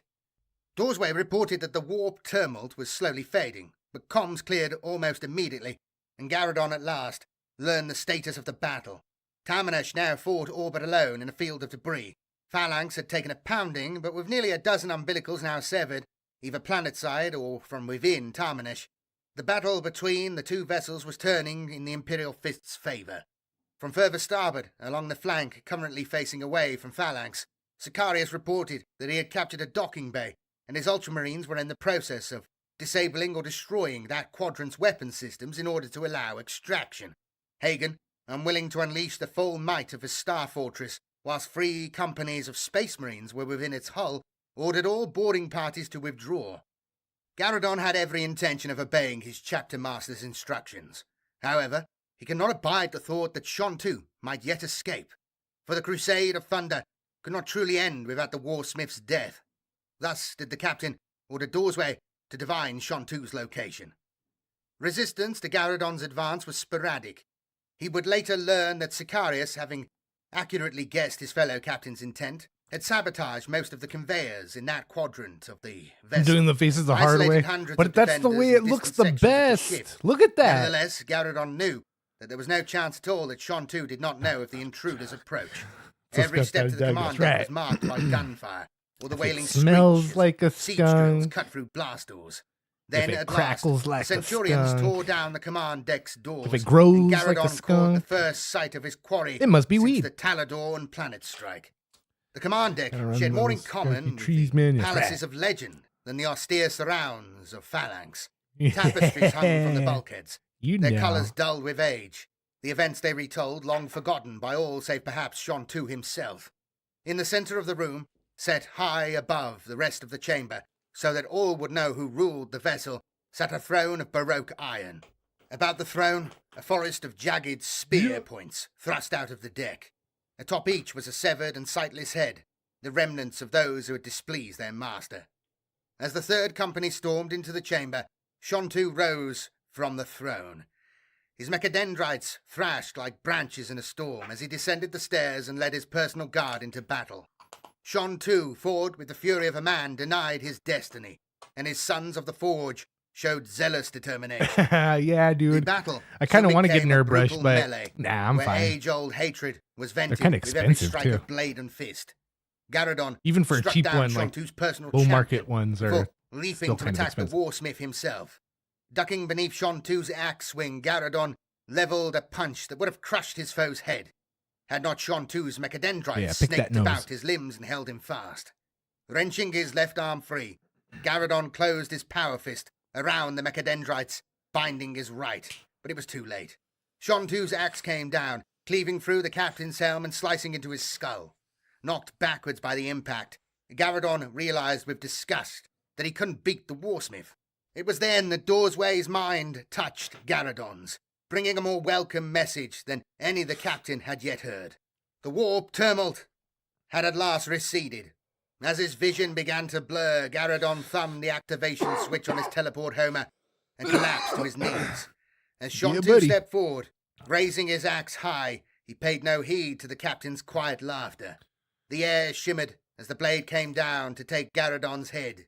Really Then, nice. Before the blow could land, the fist Like, they're of cool, Dawn it's just- struck the Warsmith squarely I don't in know, the I feel like chest, there's more control with the impact brush. flinging him across the I know you room. could do like a real fine tip Scarcely of two airbrush, squads of but nah. Terminators had materialized. Maybe when I'm on the real good, vessel. but I'm okay The for rest now.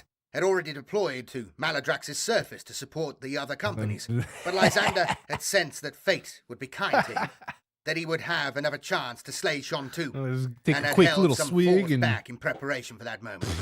hell yeah. 2 squads were undoubtedly enough. Assault cannons had begun spooling in the moment before transit, and now the heavy shells tore across the room, tipping the balance. Through dimming eyes, Garradon That's saw too many tilts, Lysander bro. bear down on Shontu, There's too many. Thunderhammer sweeping aside the Chosen who rushed to stall him. Shontu fought on, but without hope of victory. In their last battle, Lysander had been weary. He was not so now. Shontu's axe blade shattered beneath the fist's strike. The fragments scattered across the deck. As the Warsmith staggered away, the hammer's backswing tore open his chest plate, leaving a mass of ruined armor and shattered bionics in its wake. Lysander closed to deliver the final blow, but the surviving Chosen surged forward, and the indomitable captain was driven back. As Garradon sank into darkness, he saw Shontu claw his way to his throne. The Warsmith gave one last crowing speech, and then hammered at his control console. At once, Tarmanash gave a mighty shudder. Explosions rocked the command deck, and a whole section of the chamber gave way as the decks below collapsed. Shontu's throne toppled into the chasm, taking the Warsmith with it. Garradon felt strong arms beneath his own, dragging him away from the mangled precipice. Then the captain's eyes closed at last. When Garradon opened his eyes once again, he was aboard a Thunderhawk, his wound sealed. Throwing off the medic's assistance, Garradon made his way down the gunship's ramp and out onto one of Phalanx's pressure-sealed foredocks. In the distance, he could see the swirling, purple-hued vortex that had burst into life amidst Tarmanash's drive section. Slowly, inexorably, the vast vessel edged backwards into the rift's embrace, its superstructure ripping as the Immaterium reached out to claim its prize. When the rift closed, half of Tarmanash was gone, snatched into the realm beyond real space. The remainder of the vessel was spat out, torn apart by the fantastic stresses, the debris scattered across Maladrax's orbit. As Phalanx moved into Exterminatus orbit around Maladrax, Garradon saw Lysander amongst the crowd and caught the other's eye. The first captain gave a brief clasped fist salute, then departed in the direction of the command sanctorum. Sean, too, had been defeated, his Orc allies scattered, and Tarmanash destroyed. The Crusade of Thunder had ended in glorious victory. And thus ends this entry of the Index Astartes. Thank you all for watching. This was a good one. I like this sort of stuff that GW do, like really in-depth stuff about something that's relatively small within the universe, but it gives it scope. You include different characters. You show how the universe is a bit more joined up than it would otherwise appear. You include characters like Captain Tycho, long-term favourite. I didn't even know he was in this. I might sing a different tune when I do get an airbrush one day, when I'm rich and famous. But always seem a bit of a bland right now, chapter to I me. mean, I like what they've done with. I think I'm chilling. It's mostly the heresy stuff that's really done that, and then they've built on that with the more. But yeah, recent you stuff. never know. I might try the Obviously, airbrush and be like, "Oh, dude, events, what was I doing, you know, the brushing full by Acadia hand and arc, not the airbrush story or arc whatever?" and stuff. You know what happens with Phalanx and Hopefully not. Indomitus Crusade and stuff. So Hopefully, I it's won't be good. a This is a sellout. good Like, no, we'll see. extra chunk with Garradon as well. Obviously, it just adds a lot to it. Anyway, more to come. Thank you all for watching. Please do subscribe if you're not subscribed. Hit the bell as well. That helps. And also, please do like the video. And please let me know in the comments what you thought. Those two things at the end there, well, all of them, they make a massive difference to me and the channel and how things going forward. It really helps on YouTube, small channel like mine. If you listen to the podcast version, please do whatever a like is there, a star or whatever it is you do on those things. I don't know. I don't really listen to podcasts anymore. But it's on multiple platforms, so there's a way. Thank you all again, though. I really Best appreciate yellow it. coverage, Really enjoyed nice. this. Good stuff. And All the different types of if you'd like to support the channel, please shades consider of becoming a yellow YouTube and what they're member, used or for. alternatively, becoming a patron on Patreon or on Subscribestar. The links are below. If you would like to do any of those things, I would really appreciate that. It really helps. And you can join this list of honour that's scrolling by now. These names, look at them. Look at you all. A roll of honour. Anyway, I'm going to be too much talking today. I'm going to go. See you later. Bye-bye.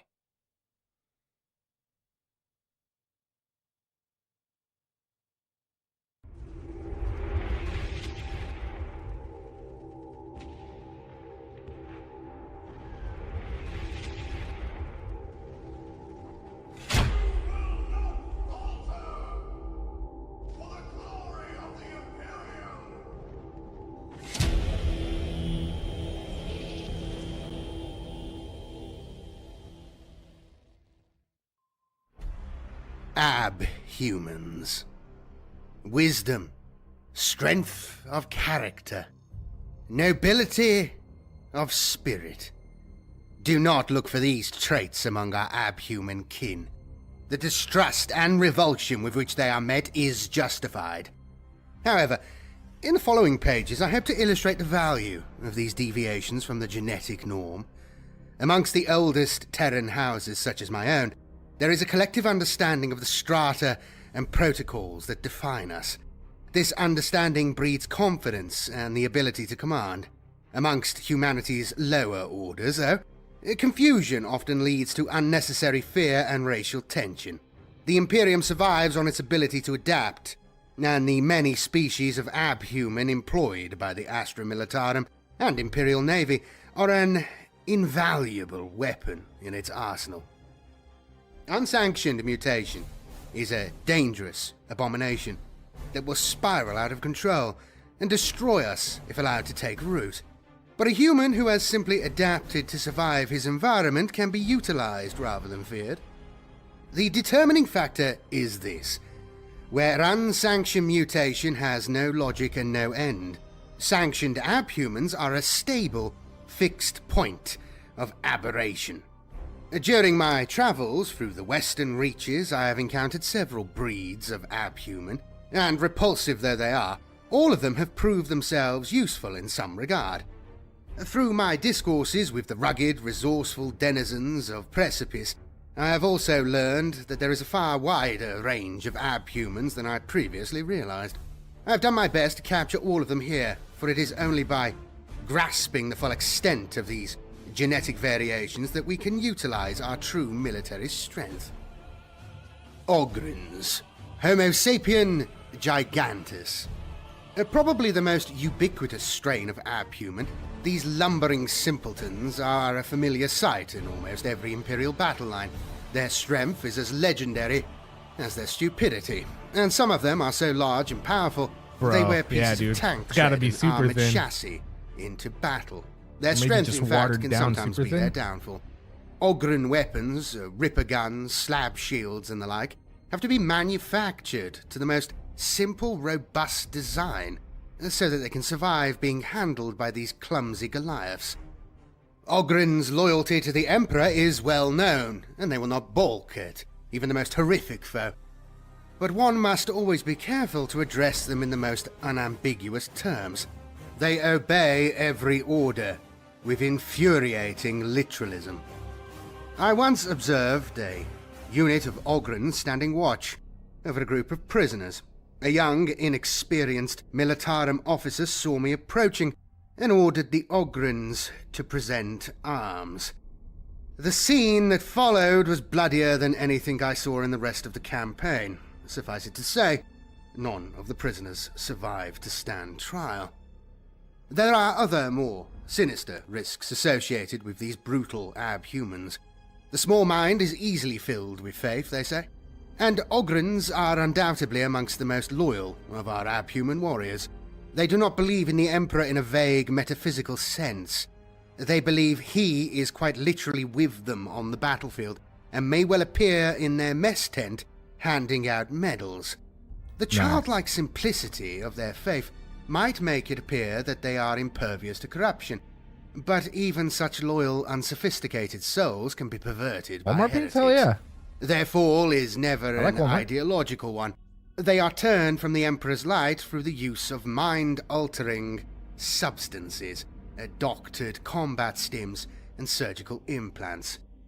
With little mind to alter, it is worryingly easy to convince Ogrens that their former comrades are now their enemy. The only consolation is that heretics often underestimate the monumental stupidity of their new recruits. I once saw a rogue commissar order his Ogrens to cover him as he advanced. The Ogrens were baffled by the silence after they had piled on top of him. Once they are in the company of the damned, they are prey to all the grotesque spiritual aberrations that afflict every other renegade. And if anything, idolatry and irreligion leave the Ogrens even more brutal and unstoppable than they were when sane. Long shanks, Homo sapiens elongatus. The ability to inhabit even the most alien environments is one of the many ways in which mankind has flourished and endured where other, less mutable empires failed. Longshanks are unnaturally tall humans who have evolved on planets whose mass has resulted in a weaker gravity field than we are used to on Terra. Longshanks may be observed in many different auxiliary regiments, and they are hard to miss, towering over their fellow guardsmen like giants in a child's story. If heavily armed and armored, they can make an imposing sight, and their elevation over the scrum gives them a useful vantage point. Their long stride also means that they are able to cross difficult terrain at great speed. Their lofty position can make them an easy target for enemy fire, however, and they must be deployed with care. Felinid, Homo sapiens hirsutus. I have to acknowledge that I have no personal experience of this particular variant. I've heard the name mentioned on many worlds, but doubted that there was any truth to such fanciful tales. I once met a hunter in the Urus sector who offered to sell me the carcass of a felinid, but when I examined the thing, it was clearly a fake. A grotesque collection of human remains and animal hides, stitched together and preserved in formaldehyde. However, when Grek saw me working on my notes, he assured me that felinids not only existed, but are the form of humans he most respects. He tells me he has fought against them and found them to be the most efficient killers he has witnessed in a militarum regiment. Apparently, they show a lethal cool in the face of even the most brutal opposition. When I asked if they were bestial in appearance, Grek revealed that he finds it difficult to distinguish one human from another, and that felinids, to his eyes, look no different from me. He also mentioned that they had claws the length of my forearm, though, so I've decided Grek is not an entirely reliable source. Afril's strain, Homo sapien maledictus. While most abhumans have mutated as a response to environmental stimuli, some have been genetically altered in an attempt to maximize the inherent potential. You know what? It's pretty warm over here on this end right now, too. Afrils were intended to clone the attributes of I'm the over in greatest California, imperial heroes. LA, They are hominids Los bred to Angeles, surpass California. normal guardsmen in Yeah, it every was respect. cold last week. It was Faster, raining. stronger, more and then intelligent, today it was and able just to face foes today, that an ordinary, yesterday. non-augmented human would balk at. I think just today and yesterday was altering pretty their warm. genetic makeup had unforeseen consequences. Afrils, still to be found in some war zones, are universally reviled by their comrades and famed for their terrible luck. It is clear to me that great men were born to inspire lesser men, but attempting to merge the two through genetics is a fool's errand. Ratlings. Homo sapiens minimus. I have encountered these diminutive abhumans in militarum auxilia regiments across Segmentum Pacificus, and I have always found them to be crude, ill-mannered scoundrels, with no regard for sexual continence or personal hygiene. However, I have also found them to be marksmen of unequaled skill, and tenacious survivors who seem capable of enduring the most hellish combat zones with bewildering ease. I have learned to suppress my natural prejudice and utilize their skills. As well as their accuracy with a sniper rifle, they often have a comprehensive knowledge of every scam and deceit that is taking place in a war zone. In my experience, if you want to know what is really happening in a regiment, the Ratlings can provide you with every unexpurgible detail. I have employed a pair of Ratlings on several of my expeditions into the Blackstone Fortress, and they have proved useful, if boorish, companions. Rain and Rus appeared at first glance to be cowardly, self-serving wretches, but I have also observed in them some relics of humanity's finer attributes. They would each fight to the death for their brother, and for all their grumbling, they show a gritty resolve that would put many normal guardsmen to shame. Gland warriors. Homo sapiens auctus glandula.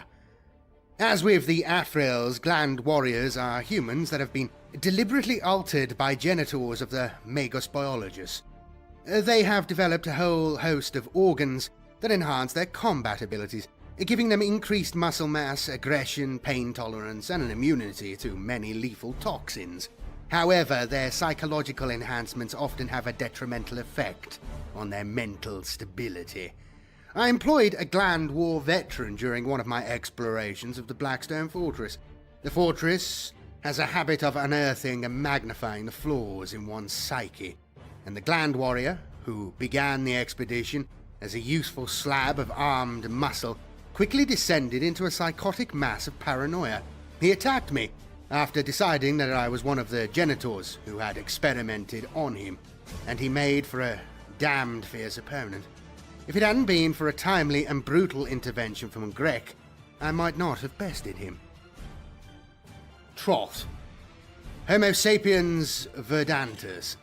During one of my expeditions to the Blackstone, I encountered a slave trader who claimed to have visited a world called Vardant. He told me the legend of a tribal king called Nemus. Yeah, over whose here in people were LA, isolated we do from the pretty rest much of have the best humanity in weather. the years before the Emperor's Great Crusade. According I to my love the source, cold also, but during it's a little these warm dark here times, most of the Nemus year. swore an oath to protect Verdant, if the planet would protect clean. his I don't know people. about As a clean. result, It's not Nemus's that clean descendants, around the here. Troth, share That's a just me, symbiotic you know. bond with the forests of I'm their sure homeworld there's definitely that other enables them to cleaner areas. converge But yeah, no, with I their don't think it's so clean around here. environment and confound And then, invaders.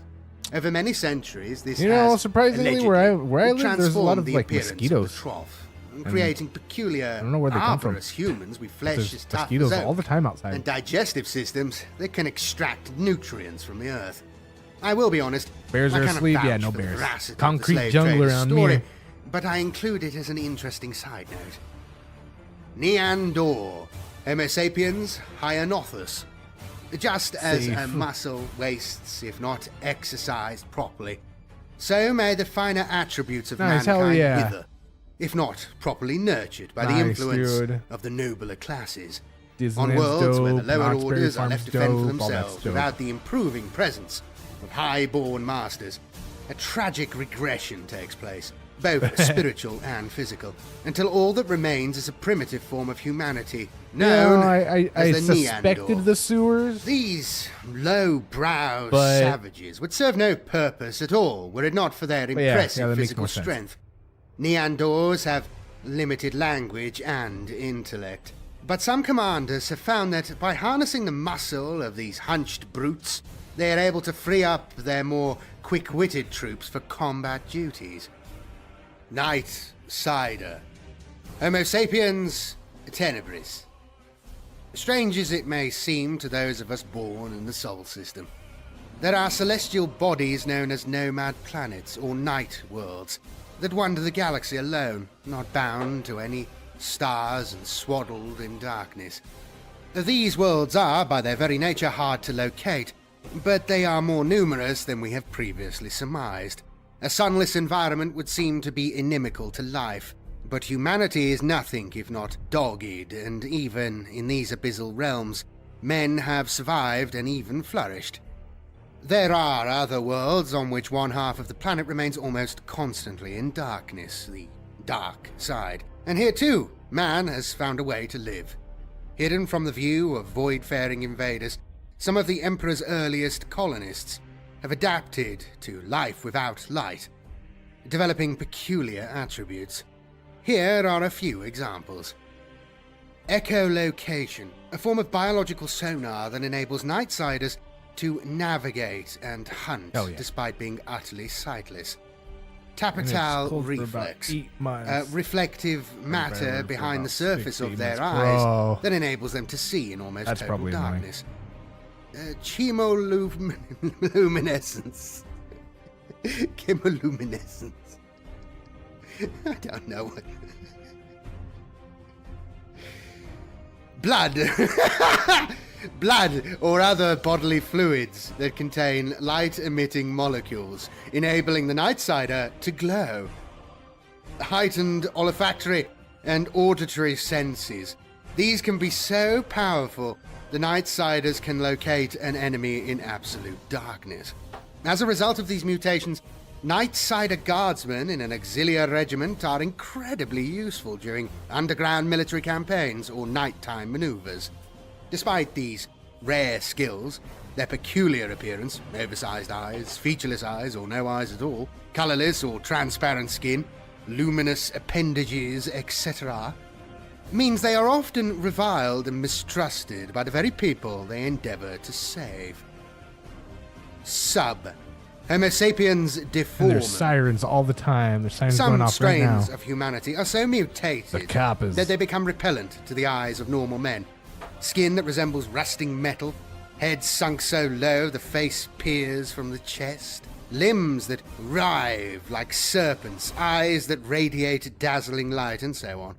Their existence is tolerated in some quarters, as their mutations are stable and harmless, but that does not make their appearance any more palatable to their countrymen. Subs are regularly the victims of Ministorum purges, and they live in constant fear for their lives. However, during my travels I have encountered several groups of subs, and despite my initial revulsion, have found them to be devoted adherents of the Imperial Creed who are eager to seek redemption in battle. Also, their mutations, while hard on the eye, often have very practical uses on their homeworlds. enabling the subs to endure local conditions in a way that off-worlders could not.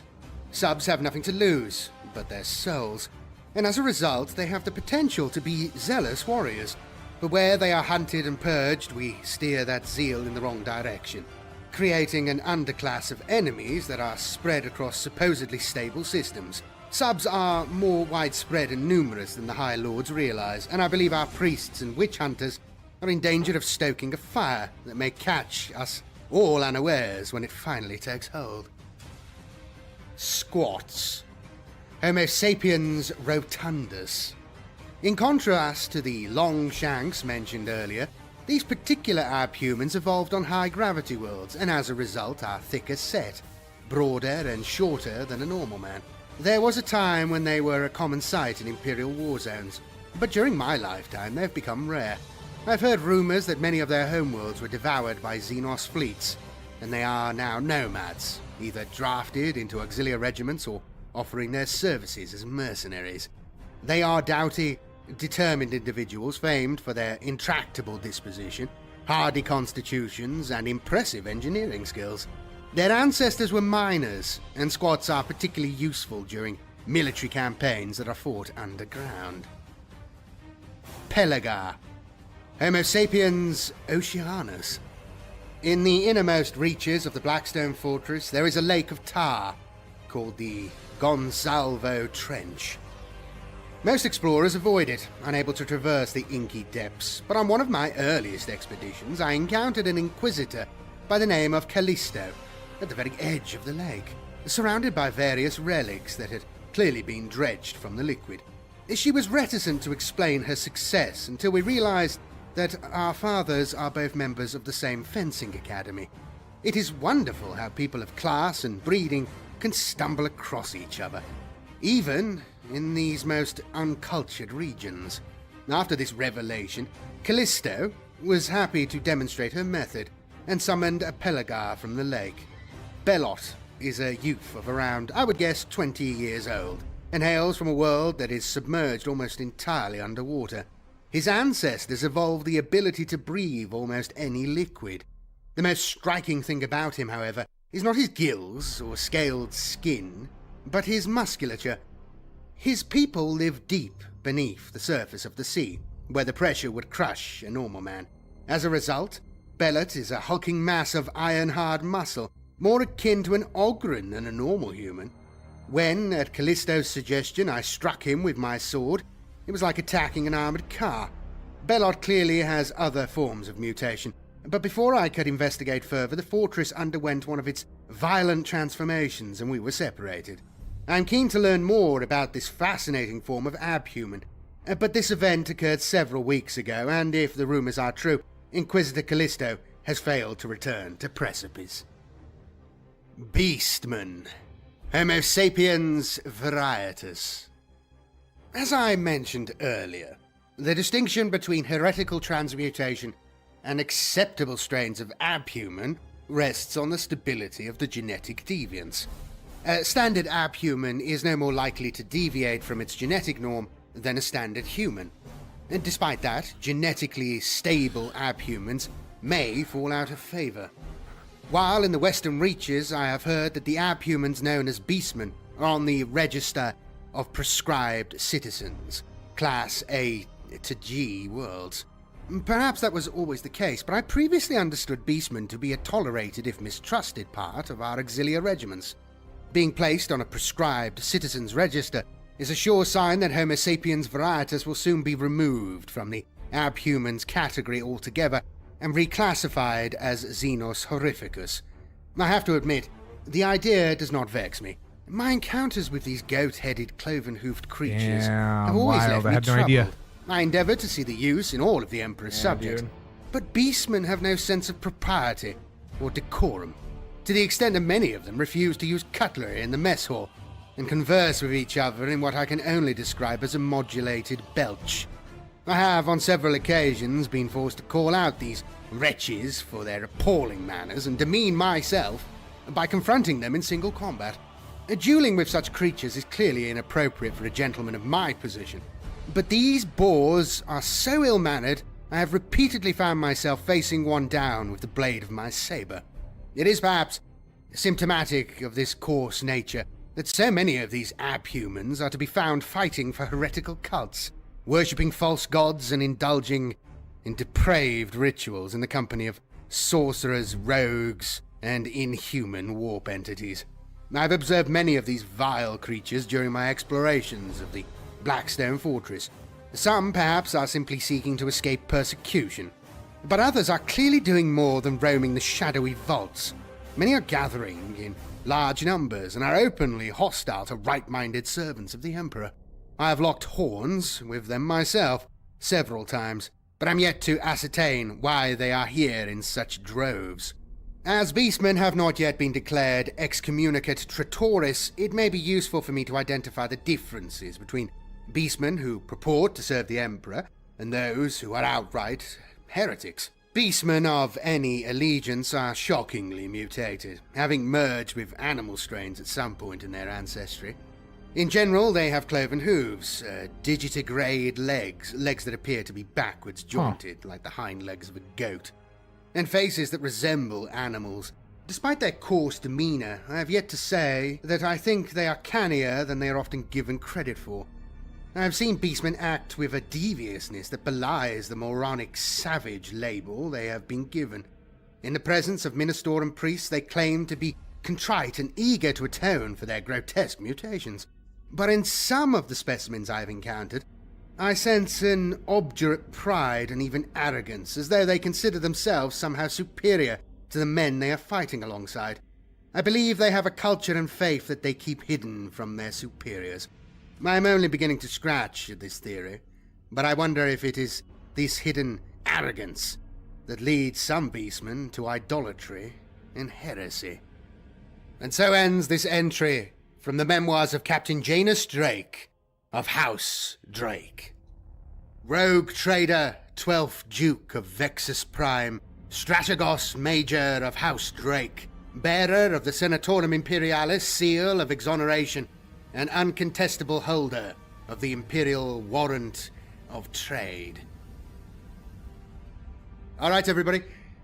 Hope you enjoyed that little excerpt from Blackstone Fortress stuff. I'm going through this now, so expect a big video soon, like a lore video discussing Blackstone Fortresses in general.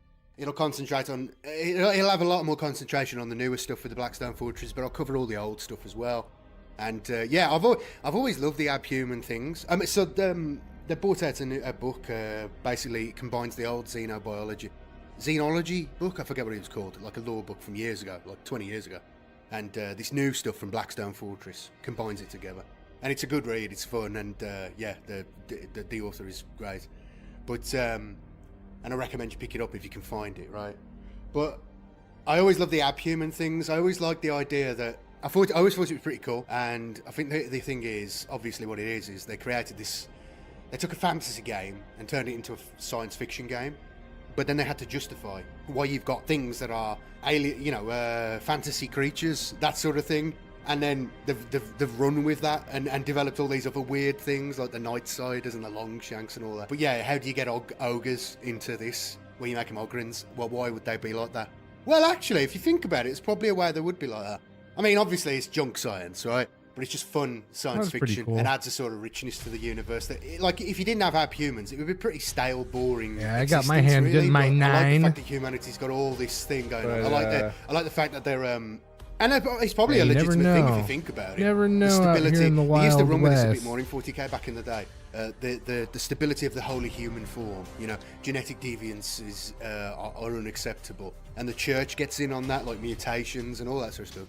I love all that. I think it's hilarious. I think it's great fun. But yeah, I've always loved abhumans and everything that goes along with them. It's fun stuff. But yeah, I'll see you again next time. Thanks to everybody watching the video. It's you guys supporting the channel that really helped me do this stuff.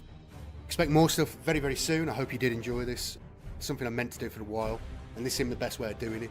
But yeah, thank you everybody supporting the channel. You can see your names going by as I talk, as I rant. And I'll be back again with more stuff soon. Thanks very much. Yeah, please give a like, subscribe, comment in the comments, and blah blah blah. See you later. Cheers. Bye bye.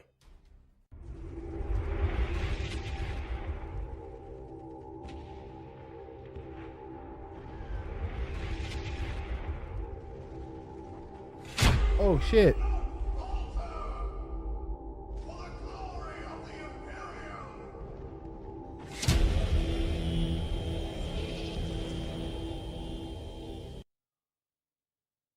The cops are on the loudspeaker talking to somebody.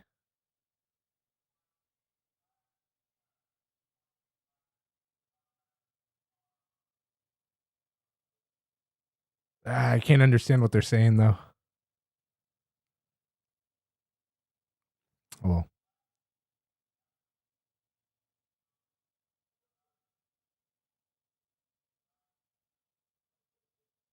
Damn, dude.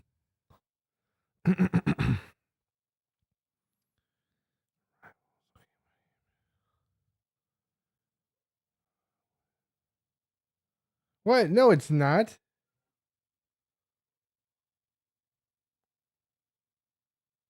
Yeah. Hold on a sec. Let me finish this code and you'll see.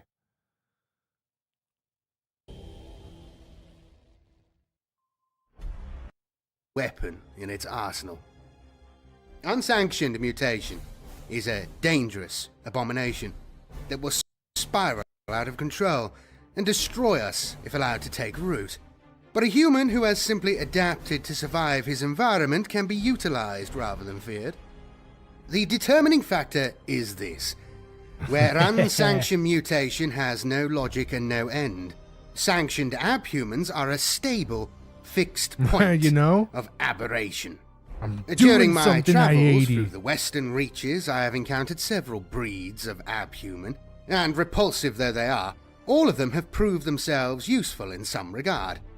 Through my discourses with the rugged, resourceful denizens of Precipice, I have also learned that there is a far wider range of abhumans than I previously realized. I have done my best to capture all of them here, for it is only by grasping the full extent of these genetic variations that we can utilize our true military strength. Ogrins, Homo sapien gigantus. Probably the most ubiquitous strain of abhuman, these lumbering simpletons are a familiar sight in almost every Imperial battle line.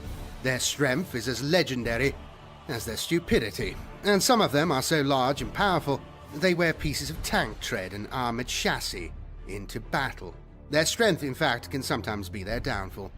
Ogren weapons, ripper guns, slab shields, and the like, have to be manufactured to the most simple, robust design, so that they can survive being handled by these clumsy Goliaths.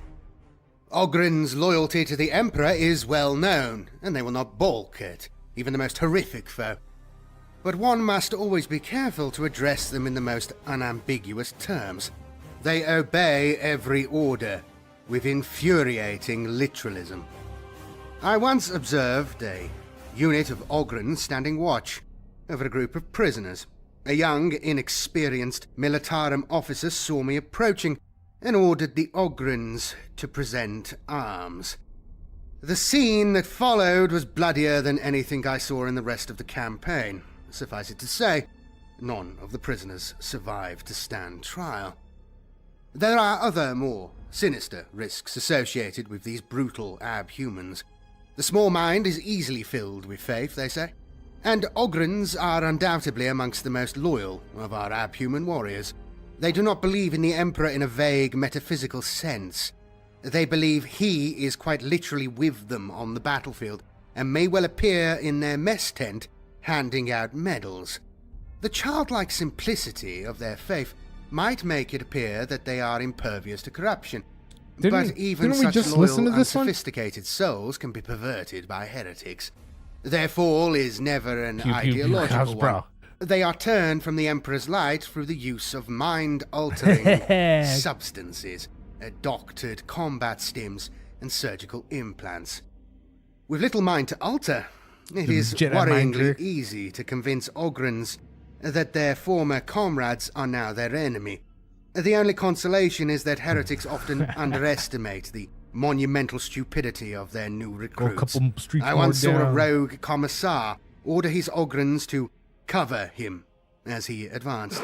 The Ogrens were baffled by the silence after they had piled on top of him. Once they are in the company of the damned, They are prey to all the grotesque spiritual aberrations that afflict every other renegade. And if anything, idolatry and irreligion leave the Ogrons even more brutal and unstoppable than they were when sane. Long shanks, Homo sapiens elongatus. The ability to inhabit even the most alien environments is one of the many ways in which mankind has flourished and endured where other, less mutable empires failed. Longshanks are unnaturally tall humans who have evolved on planets whose mass has resulted in a weaker gravity field than we are used to on Terra. Longshanks may be observed in many different auxilia regiments, and they are hard to miss, towering over their fellow guardsmen like giants in a child's story. If heavily armed and armoured, they can make an imposing sight, and their elevation over the scrum gives them a useful vantage point.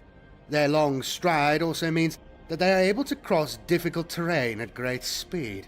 Their lofty position can make them an easy target for enemy fire, however, and they must be deployed with care.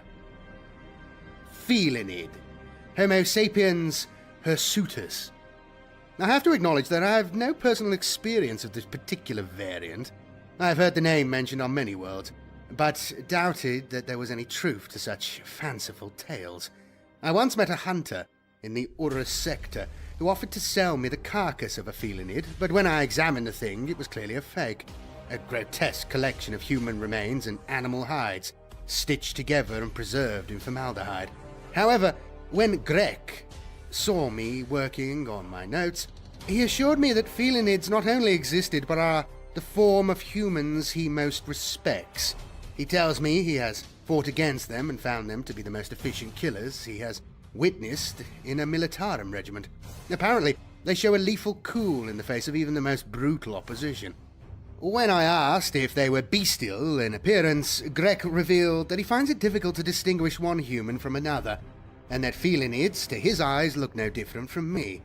He also mentioned that they had claws the length of my forearm, though, so I've decided Grek is not an entirely reliable source. Afril strain, Homo sapien maledictus.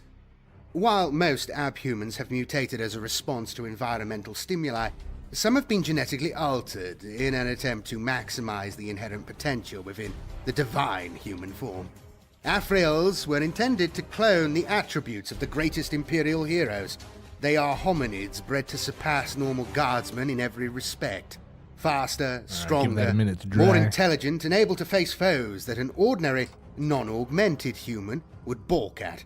However, altering their genetic makeup had unforeseen consequences. Damn, bro. Afrils, still to be You're found in some crazy war over zones, are there. universally You just call me buddy. reviled by their comrades and famed for their terrible luck. It is clear to me that great men were born to inspire lesser men, but attempting to Maybe I'll merge the tell you two guys one through day. genetics is a fool's errand. I'm sure I will. I'm sure it'll slip up Ratlings. somewhere. Homo sapiens buddy for now. minimus. I have encountered these Or G, or diminutive guy, or abhumans in friend, militarum or- auxilia regiments you across know. Segmentum Pacific. Doesn't have to be formal. And I have or always nothing. found them to be crude, ill-mannered scoundrels, with no regard for sexual continence or personal hygiene. However, I have also found them to be marksmen of unequaled skill. Yeah, it looks pretty and bad. tenacious survivors who seem capable It's our of first enduring time most painting hellish combat faces. zones with bewildering ease. We're doing I have it. learned to suppress my natural prejudice and utilize their Let's give skills. a second to dry. As well as their accuracy with a sniper rifle, they often have a comprehensive knowledge of every scam and deceit that is taking place in Look a at the war bottom of her zone. dress. In my experience, if you want to know what is really happening in a regiment, the Ratlings can provide you with every unexpurgible detail. I have employed a pair of Ratlings on several of my expeditions into the Blackstone Fortress, and they have proved useful, if boorish, companions. Rain and Roos You can just appeared do at first Bud if you glance to want be cowardly, BUD, Bud. self-serving wretches. That's fine. But I have also observed in them some relics Or- of humanity's finer attributes. They would each fight to the death for their I mean, brother, I'm and for I'm all mostly their reading chat grumbling, for the they most show a part, so gritty like resolve I'll be reading them, that and would if put like you're many not directing more it to anybody guardsmen to else, shame. I'll assume it's for me. Gland warriors, Homo sapiens orctus glandulae. Like a good mystery. Hell As yeah. with the Afrails, The hair grand mystery, warriors too. are humans One of that that- have been one of these deliberately days we'll altered by reveal genitals that. of the Magos biologists. They have developed a whole host of organs that enhance their combat abilities, giving them increased muscle mass, aggression, pain tolerance, and an immunity Francois to knows. many lethal toxins. Yeah, However, yeah, their it'll slip psychological eventually. enhancements often have a Everything will slip detrimental effect eventually if you like on their watch long mental enough. Stability. I employed a gland The hairs war that veteran slipped during out one of my ones, explorations of the the- Blackstone Fortress. the fortress the names has a slipped habit out of unearthing ones. and magnifying the What flaws else? in one's My psyche. email has And slipped the out Gland Warrior, once. who began the expedition as a useful slab of armed muscle, Yeah, so if you quickly want it, you're descended gonna have into to a look psychotic through the mass of catalog paranoia. and He attacked me the after backlog deciding of- that I was Yeah, one no, of it's the all good. genitors who But yeah, had I'll let you experimented guys know one on day. him, and he made for a damn One day. fierce opponent. If it hadn't been for a timely and brutal intervention from Grek, I might not have bested him. Troth. Homo sapiens verdantus. During one of my expeditions to the Blackstone, I encountered a slave trader who claimed to have visited a world called Verdant. He told me the legend of a tribal king called Nemus, whose people were isolated from the rest of humanity in the years before the Emperor's Great Crusade. According to my source, during these dark times, Nemus swore an oath to protect Verdant if I the planet do, would it's protect his Buddy. people. As a result, Nemus's descendants, the Troth, share a symbiotic bond with the Yo, forests of their 51, homeworld happy that enables Thanksgiving, them my to guy. converge Cheers, bro. with their environment. Here and we are, we're doing confound it. Invaders. Over many centuries, this has allegedly transformed the appearance of the Troth, We're still getting our creating paint on. peculiar, arborous humans with flesh as tough as oak and digestive systems It's that getting can there, it's getting extract there. nutrients from the earth. I will be honest, I cannot vouch for the veracity of the slave trader's story, but I Yeah, it's in there included as an somewhere. You'll interesting find it. side You'll note. find it. Neandor, Homo sapiens hyenothus. Just as a muscle wastes, So I have if this not color called exercised properly, leather brown. so may the finer Should I do attributes their of gloves mankind leather wither, brown? I just if not properly looks a nurtured little bright, by the but I know it influence darkens up of when the it nobler dries, so we'll classes. see. On We're gonna try worlds it where out. the lower orders are left to fend Oh, I for was gonna do themselves her without the improving shirt. presence of high-born masters, a tragic regression takes place, both spiritual and physical, until all that remains is a primitive form of humanity, known as the Neandor. These low-brow savages would serve no purpose at all were it not for their impressive physical strength. Neandors have limited language and intellect, but some commanders have found that by harnessing the muscle of these hunched brutes, they are able to free up their more quick-witted troops for combat duties. Night Cider. Homo sapiens tenebris. Strange as it may seem to those of us born in the Sol system, there are celestial bodies known as nomad planets or night worlds that wander the galaxy alone, not bound to any stars and swaddled in darkness. These worlds are, by their very nature, hard to locate, but they are more numerous than we have previously surmised. A sunless environment would seem to be inimical to life, but humanity is nothing if not dogged, and even in these abyssal realms, men have survived and even flourished. There are other worlds on which one half of the planet remains almost constantly in darkness, the dark side. And here too, man has found a way to live. Hidden from the view of void-faring invaders, some of the Emperor's earliest colonists have adapted to life without light, developing peculiar attributes. Here are a few examples. Echolocation, a form of biological sonar that enables Nightsiders to navigate and No, we hunt can zoom. despite Here, being check it out. utterly sightless. Tapetal reflex, reflective matter behind the surface of their eyes that enables them to see in almost total darkness. Chemoluminescence. Chemoluminescence. I don't know what. Blood. Blood or other bodily fluids that contain light-emitting molecules, enabling the Nightsider to glow. Monopoly. Damn. Heightened olfactory and auditory senses. These can be so powerful, the Nightsiders can locate an enemy in absolute darkness. As a result of these mutations, Night Sider Guardsmen in an auxiliary Thanks, regiment dude. are Yeah, we got some incredibly Terminators. useful during underground military campaigns or nighttime maneuvers. Despite these rare skills, their peculiar appearance, Terminator. oversized eyes, featureless eyes or no eyes at all, We'll go colorless with the or transparent checker skin, pattern. luminous appendages, etc., means they are often reviled and mistrusted by the very people they endeavor to save. Focus. There it goes. Sub. Homo sapiens deformum. Some strains of humanity are so mutated that they become repellent to the eyes of normal men. Bro. Skin that resembles rusting Beginner's metal. luck. Head sunk so low the face peers from the chest. Limbs that writhe like serpents. Eyes that radiate dazzling light, and so on. Their existence is tolerated in some quarters, as their mutations are stable and harmless, but that does not make their appearance any more palatable to their countrymen. Subs are regularly the victims of Ministorum purges, and they live in constant fear for their lives. However, during my travels I have encountered several groups of subs, and despite my initial revulsion, have found them to be devoted adherents of the Imperial Creed who are eager to seek redemption in battle. Also, their mutations, while hard on the eye, often have very practical uses on their homeworlds, enabling the subs to endure local conditions in a way that off-worlders could not. Subs have nothing Hey, to what's lose. a good thing but to their use? Should I souls. use And as a hairspray to result, seal they have the potential to the be paint zealous on warriors. the miniature? But where they are hunted and purged, Is we hairspray a steer thing, that or should I seal use in the like wrong something direction, professional? creating an underclass Hairspray of should work, enemies right? that are spread across supposedly stable systems. Subs are more Dude, landing on widespread and Boardwalk numerous than the sucks. High Lords realize, and I believe our priests and witch hunters are in danger of stoking a fire that may catch Thanks, us bro. I appreciate all it, man. unawares when it finally takes hold. We're working all right. Well, Squats. Homo sapiens rotundus.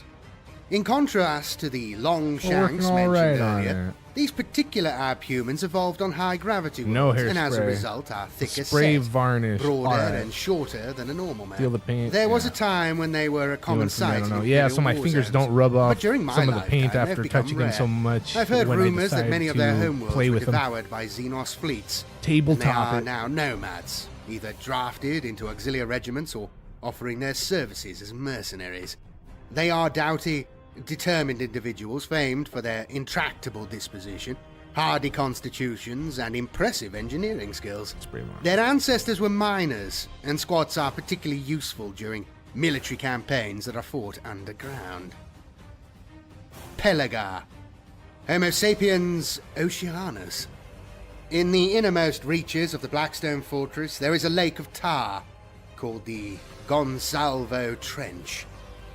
Most explorers avoid it, unable to traverse the inky depths, but on one of my earliest expeditions, I encountered an inquisitor by the name of Callisto at the very edge of the lake, surrounded by various relics that had clearly been dredged from the liquid.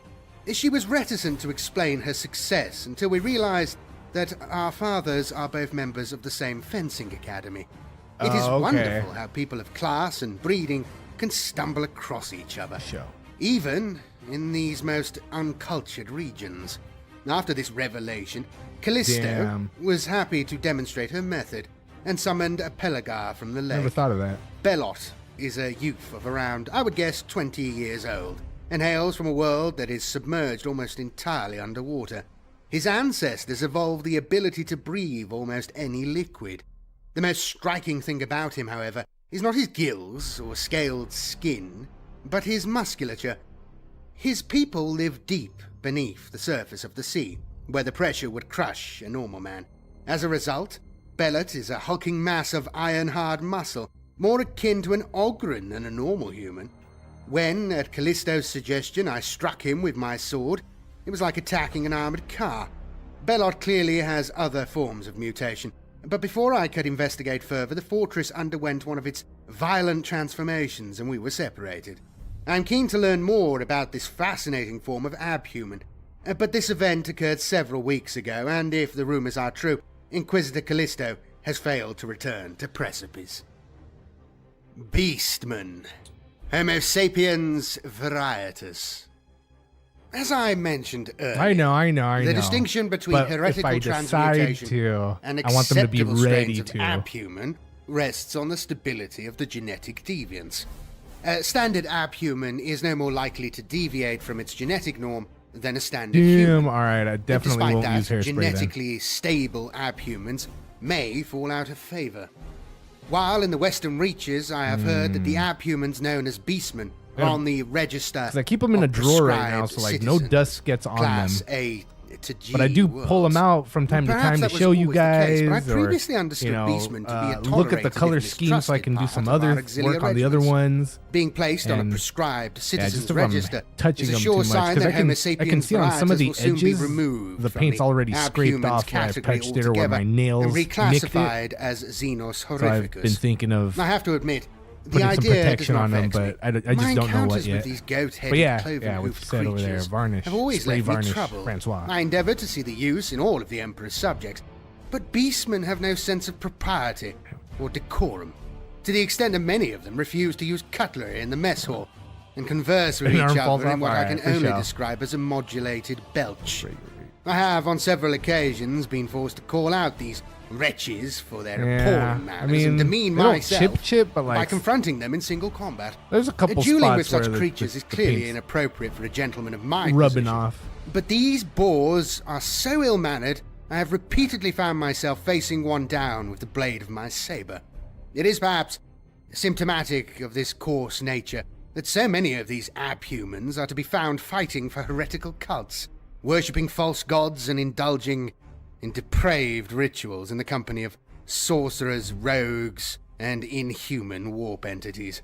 I've observed many of these vile creatures during my explorations of the Blackstone Fortress. Some, perhaps, are simply seeking to escape persecution, but others are clearly doing more than roaming the shadowy vaults. Many are gathering in large numbers and are openly hostile to right-minded servants of the Emperor. I have locked horns with them myself several times, but I'm yet to ascertain why they are here in such Rust-Oleum clear droves. matte varnish. As beastmen Rust-Oleum have is not the yet been best. declared excommunicate tritoris, it may be useful for me to identify the differences jump between on, buddy. beastmen Don't who jump on, purport to buddy. serve the Emperor and those Sorry, who are I'm always outright willing to learn. We're doing heretics. it. Beastmen of any allegiance are shockingly mutated, having merged with animal strains at some point in their ancestry. In general, they have cloven hooves, digitigrade legs that appear to be backwards jointed, like the hind legs of a goat, and faces that resemble animals. Despite their coarse demeanor, I have yet to say that I think they are cannier than they are often given credit for. I have seen beastmen act with a deviousness that belies the moronic savage label they have been given. In the presence of minister and priests, they claim to be contrite and eager to atone for their grotesque mutations. But in some of the specimens I have encountered, I sense an obdurate pride and even arrogance, as though they consider themselves somehow superior to the men they are fighting alongside. I believe they have a culture and faith that they keep hidden from their superiors. I am only beginning to scratch at this theory, but I wonder if it is this hidden arrogance that leads some beastmen to idolatry and heresy. And so ends this entry from the memoirs of Captain Janus Drake of House Drake. Rogue trader, 12th Duke of Vexus Prime, Strategos Major of House Drake, bearer of the Senatorum Imperialis seal of exoneration, and uncontestable holder of the Imperial Warrant of Trade. All right, everybody. Hope you enjoyed that little excerpt from Blackstone Fortress stuff. I'm going through this now, so expect a big video soon, like a lore video discussing Blackstone Fortresses in general.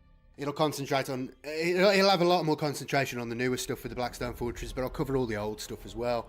And yeah, I've always loved the abhuman things.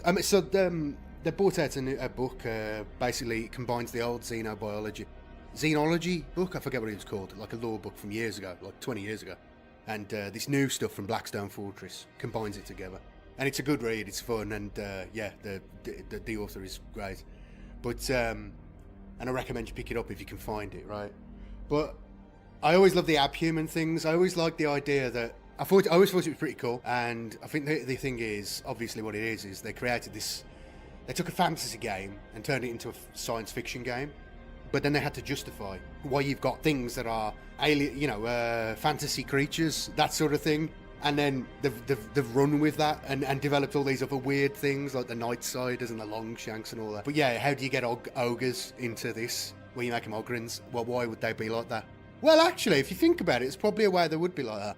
I mean, obviously it's junk science, right? But it's just fun science fiction and adds a sort of richness to the universe that, like, if you didn't have humans, it would be pretty stale, boring existence, really. But I like the fact that humanity's got all this thing going on. I like the fact that they're and it's probably a legitimate thing if you think about it. The stability, they used to run with this a bit more in 40k back in the day. The stability of the holy human form, you know, genetic deviances are unacceptable, and the church gets in on that, like mutations and all that sort of stuff. I love all that. I think it's hilarious. I think it's great fun. But I've always loved humans and everything that goes along with them. It's fun stuff. But yeah, I'm still kind of new to the. I'll see you again next time. Thanks to everybody watching the video. It's you guys supporting the channel that really helped me do this stuff. Expect more stuff very, very soon. I hope you did enjoy this. It's something I meant to do for a while, and this seemed the best way of doing it. But yeah, thank you everybody supporting the channel. You can see your names going by as I talk, as I rant. And I'll be back again with more stuff soon. Thanks very much. Yeah, please give a like, subscribe, comment in the comments, and blah blah blah.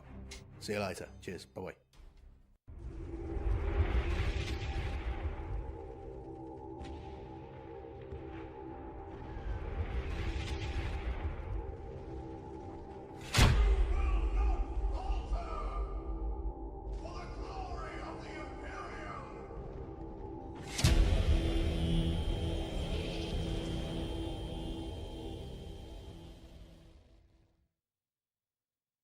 Adept Palmatus.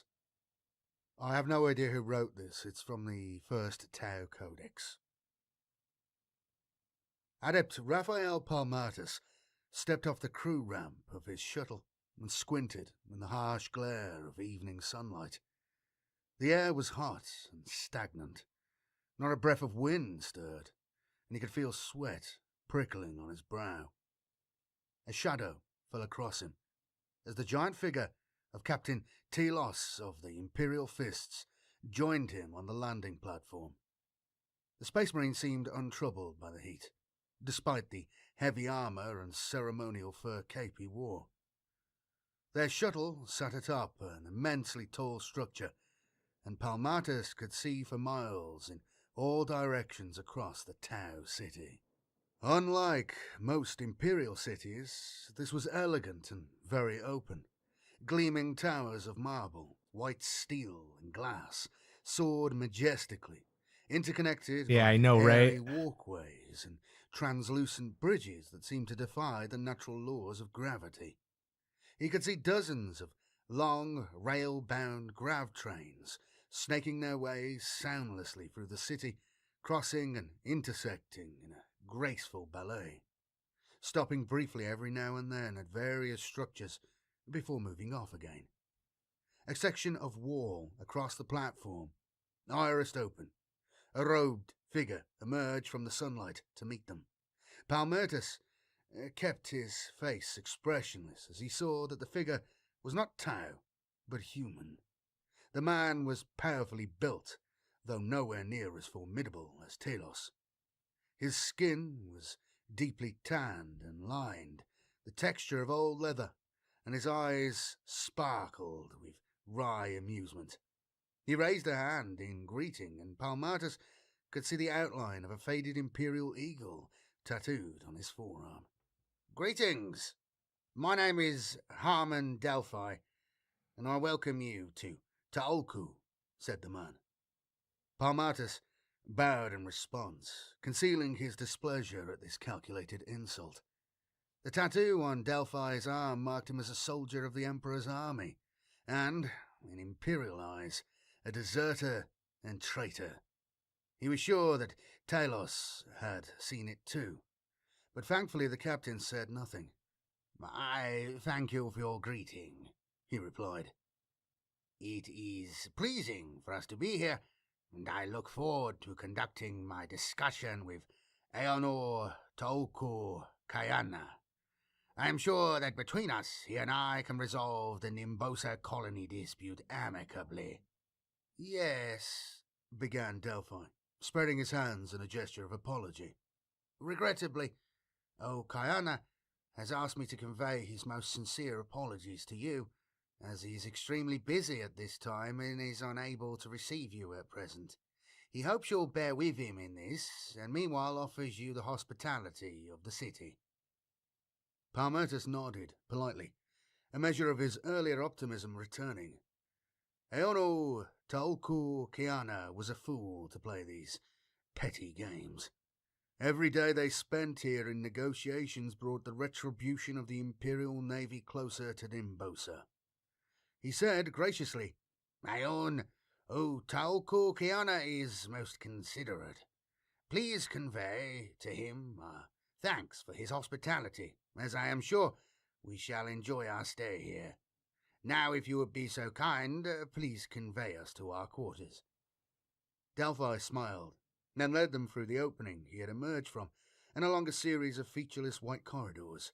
Within moments, Palmertus had lost all sense of direction, though he knew they were descending into the heart of the tower. Their quarters were simple and functional, with everything they would require to satisfy their basic needs, but little else. Delphi left, explaining that the Tau stationed outside their quarters would be their guide for the duration of their stay. Palmertus knew that guide really meant guard, and that they would see only what Aeon Tolkor Kiana wished them to. The following morning, Palmertus rose early, and, along with Talos and the Tau escort, began the exploration of the city. Talos was like a caged Catachan devil, unable to mask his impatience despite Palmertus's remonstrations. He wished the Space Marine captain would cease his impolite display, but knew better than to openly manifest his displeasure. He was aware that they must be under surveillance, and not do to show division or disagreement. As the sun rose, bright and glaring, he was glad of the dermal protection unguents he had applied. Boarding one of the silver-grey trains he had seen yesterday, they were carried smoothly along the powered rail into the air, the ground many thousands of feet below. The buildings which Palmertus saw were constructed from a variety of smooth materials, seamless white stone panels, gleaming metal columns, gracefully curved glass sheets and transparent light blocks. Each was sparingly detailed and occasionally adorned with Tau symbology, which the Xenolexicon servitors were even no, dude, don't even worry about it. No worries at all. Architectural style. I'm still a No noob. single As long as the building team still attempted to carries add me, to just another in we'll splendor, be just and fine. each was designed to fit stylistically with its neighbor. The grav train gradually began to descend, looping downwards through the lower levels of the city. Here, the buildings were plainer, more simply designed and smaller than those in the center of the city. Glittering arcades and geodasic domes passed by, the Tau inhabitants becoming more distinct as their journey took them outwards towards a vast silver-sheathed dome at the edge of the city. Where are we going? Palmertus asked the accompanying guard. The Tau turned his featureless helmet towards Palmertus and pointed to the huge structure ahead. The Battle Dome. To see the warriors of the Firecast. No train. washes, but I could make It should be one. quite interesting, especially for your Captain Talos. The I Space got Marine royal grunted blue and and nodded. royal purple. It is always good. Should I make a to wash know from how the one of enemy these? Fights. We are not your enemy, Captain, replied the Tau. And when you see our fire warriors, you will not desire us for one. I am a soldier, snapped Talos. I fight where my emperor demands, and if it is his will that we be enemies, then it shall be so. Desire does not enter into Yeah, it. no, what they're doing in the videos like I'm sure pro Captain faces. Self That's, Palmertus I mean, hurriedly, hopefully is maybe that a one day man I can seldom do desires something that enemies, good, but ultimately has little yeah, control over his destiny. if I It is our start fervent wish shooting that for we do that not become now, enemies. while I do my The first alien faces, seemed to the accept this only and turned way up away is as from the grav here. train passed through an opening in the skin of the battle dome. The sheer scale of the dome's interior took Palmertus's breath away.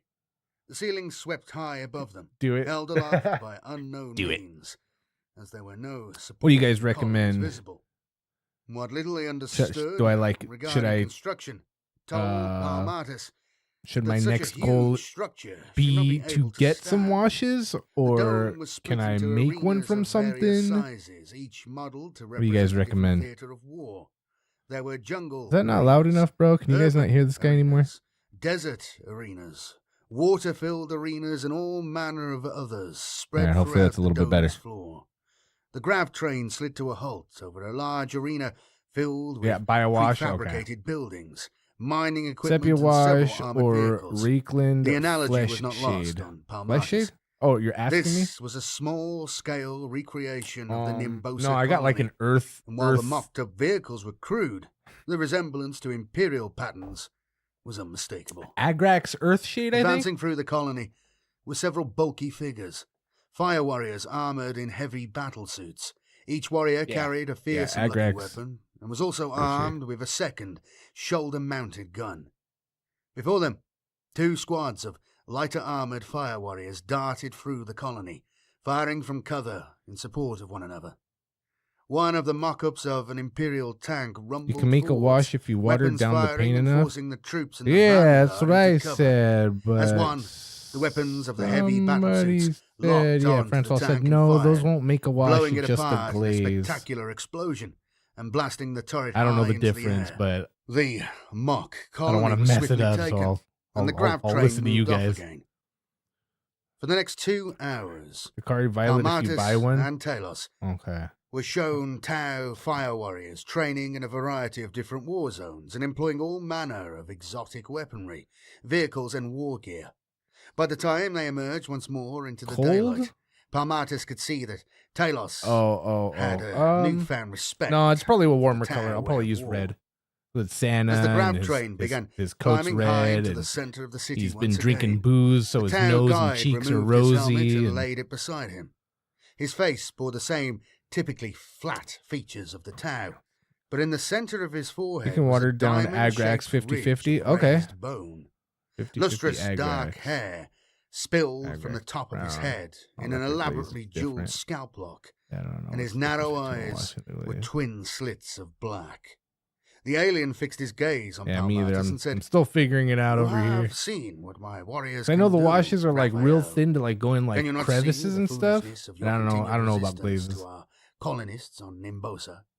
I Oh respect yeah, your see a people. wash goes kind of They into are the brave crevices. and have done all Shades, that honor it demands, somehow. Yeah, but yeah, they yeah. cannot Thank you, stand thank you. against us. You came here to begin protracted negotiations in order to delay our attack and allow your own forces Deposit time pigment to into reach the Nimbosa. recesses. That will Okay. not happen. The Guess I Corps never glazed. bring me word that your vessels are many months Alright. away and Nimbosa will be ours long before that. Captain Talos began to Right, so we'll speak, do but Palmatis Agrax smoothly Earth interrupted, Shade saying, 50-50 I water. presume that you are Aeonor Talco Kiana. I have that honor, yes, nodded the Tau Ethereal. Then you should know that when our ships arrive at Nimbosa, we will fight you. The Emperor does not give up worlds his servants have claimed in his name. You are a wise man, Raphael. Oh damn! Palmatis. Is this the first time I'm opening Despite up? his Let me modest check if I have words, another one. I know Hang on. that your military advisor here is no ordinary soldier. You should both go back to your emperor and tell him what you have seen here. Tell him of all the people that will die in his name and ask him if it is worth Yeah, such I a do have another price one. to stand in our way. We will fight you, alien, snarled Captain Talos. To the last drop of blood, we will fight you. I know, replied the Tau sadly, and turned away. How good is that? How good is that? I think I mentioned in a previous video Hell recently, like, yeah. it's these little one-off little things that really, they give you the taste of the universe. It's like world building, you know, it's so good. And So and this the wash early is for the stuff- face. I don't know whether they still do it. It's They face still wash? do it, I guess, but the sort of 2000 to 2010 era of 40k was really just packed full of these little tiny little short story things. Amazing stuff. I love them. I know you still get them, but like, I don't know, that era to me, I mean, that was my era, obviously, when I was like, 15 or younger, I should say. The 2000 to 2010 sort of era. It just felt so right, even actually probably 2000 to 2005, I would say personally. But You know, you crack open those old books, they're just full of lore, full of little short stories like this that really, they set the mood, you know, they really get you in the universe and these little visions of events occurring. It's good stuff. And this was one, and again, this is from the first Tau Codex, so all of this was brand new, and it was just so cool to see, and it was so cool to see the Imperium even entering into negotiations with a Xenos race. It's kind of stuff we'd never really seen much of. I mean, maybe there'd been a bit of stuff with Eldar, but like everybody else was just, you know, they're just the enemy completely, you know, orcs, Tyranids, whatnot. It's so interesting, and this has always stuck with me. It's got a really cool piece of artwork. I'd love to put it up on the screen, and if I can find it when I put this video out, I'll put it up there. If not, I'll try and I'll probably put a picture up on the community page, because it's like an amazing pencil piece. It might of be a little artwork that too I've never dark seen still. I might anywhere gotta else. go. I might go It's such a shame it's a not little available. more You water can than see the Space Marine 50-50. and the diplomat speaking with the Tau guy. A beautiful piece of work. But yeah, my scanner's broke, so I can't do anything about that. Sorry, but trust me, I'll put it up on my community page. You'll like it. So I'll take a picture of it on my phone. But yeah, amazing piece of art. It's stuck with me. This story has forever. Don't know who wrote it. Very good though. Excellent stuff. Anyway, thank you all for watching. Be back again. This is just a smaller one. I'm working on several big videos at the minute. We're at the end of. But there's not really any February like recesses. It's 2024 just now, so if like you're watching in the future, this it's pretty will flat. make sense, I guess. Anyway, in March 2024, I've got a bunch of big videos coming out. I'm still working. No, on them. there I'm is a little putting bit, out I couple guess. of small things in between. Yeah, hope you like this. Thanks to everybody supporting the channel. Your names are on there here, and for those of you super chat and stuff regularly, I'll try and add you in if I remember. Sorry, but otherwise, thank you all ever so much for your generosity. And if you could please give the video a like and let me know in the comments what you think. I'll really appreciate that. But I'll be back again very, very soon with much more stuff. Thank you all. May the Emperor protect. Ta-ra. Bye-bye.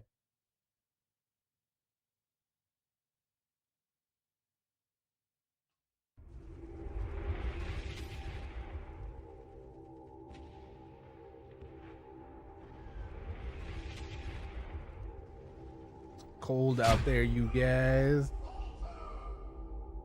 Dangerous to go alone.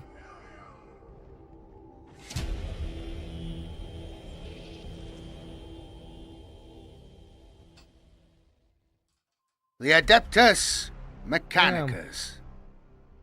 To the Adeptus Mechanicus, doubt. Like, is some of his alien videos are loud as the and then Xenos some horrors aren't. That assail mankind's realm. When the And it's ruling not even his cabals video, of it's like the live. wicked It's a and live thing bionically right now. augmented tech So beasts it's commit running their on vast his armies thing. to battle. Whatever. They Yeah, have never mind. already enumerated every parameter. Each variable has been measured and assigned a probability matrix. All that remains is to execute the protocols of war, which are handed down to the priesthoods as semi-mechanical so just a little followers bit. of divine signs.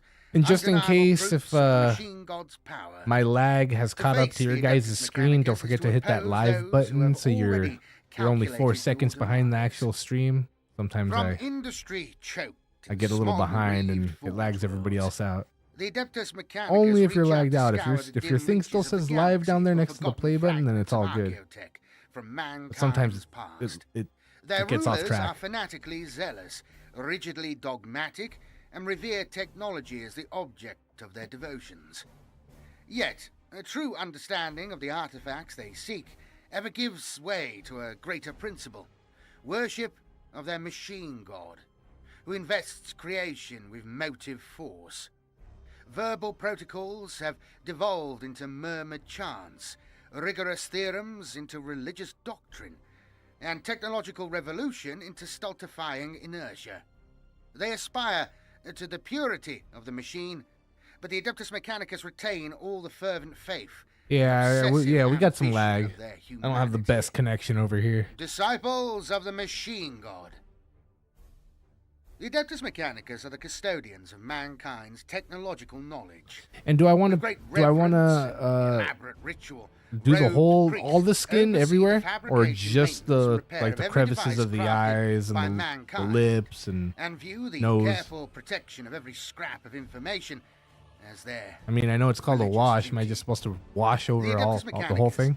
It's The whole the face? complex Anything that's hierarchies skin? of ruling tech priests and their myriad followers devote themselves to the divine trinity of the machine god, the omnisire, and the motive force. The force of all knowledge, the embodiment of wisdom and the animus that empowers all. Bro. In their eyes, technology I wanna see and the that act of Santa its movie. creation are sacred concepts worthy of adoration, while the corruption of these ideals is heresy. The that whole skin, invites all right. condemnation Thanks, and dude. death. Mankind's technology is ancient. Much of it dates back to the dark time of legend before the Imperium. And it is through the tech priest's religion, the cult Mechanicus, that humanity still retains fragments of this knowledge. The faith of the cult Mechanicus is founded on dogma and rote, repeated maniacally I should probably without wait for the change faces over to more dry than all the way. 10,000 years.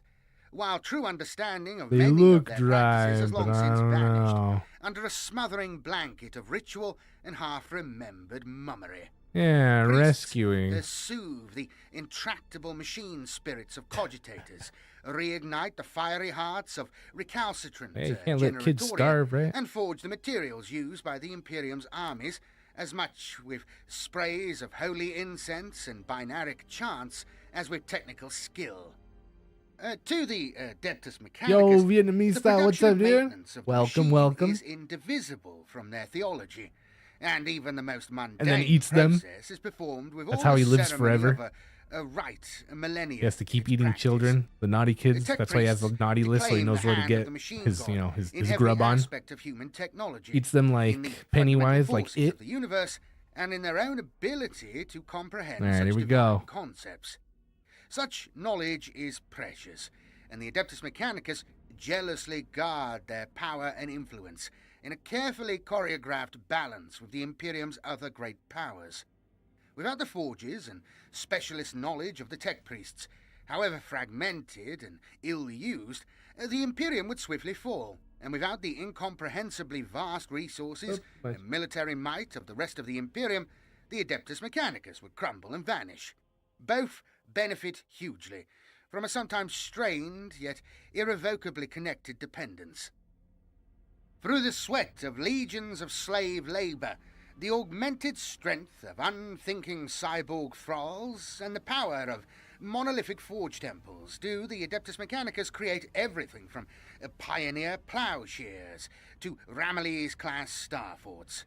Simple black powder explosives in use on feudal mining worlds, hololithic stratagem projectors, manufactorums bigger than city-states, and god engines that can level such conglomerations in a single apocalyptic salvo, all fall under the auspices of the Adeptus Mechanicus. Through ancient covenants with the Emperor himself, the adepts of the cult Mechanicus have a monopoly on, and jurisdiction over, the use of all technology. To alter the machine's prescribed operation or structure, to interfere with its inner workings without the proper theological ministrations only a tech priest is privy to, are just some of the crimes for which the Adeptus Mechanicus is privileged to administer punishment.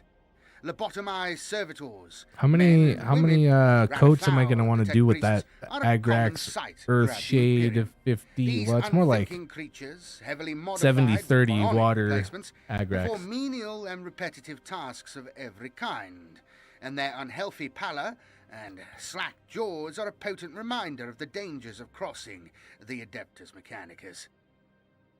The tech priests do not exert their influence solely by their integration in the Imperium's other institutions. The Adeptus Mechanicus retains the right to raise standing armies of its own. Good Their old ranks are the Krampus. iron fist that both enforces the tech priests' laws and defends the sacred forge worlds that are the hubs of their rulers' domains. Dobbies, They also bro. project Dobbies the Adeptus everywhere. Mechanicus' power out into the galaxy on pious quests to unearth traces of humanity's technological legacy.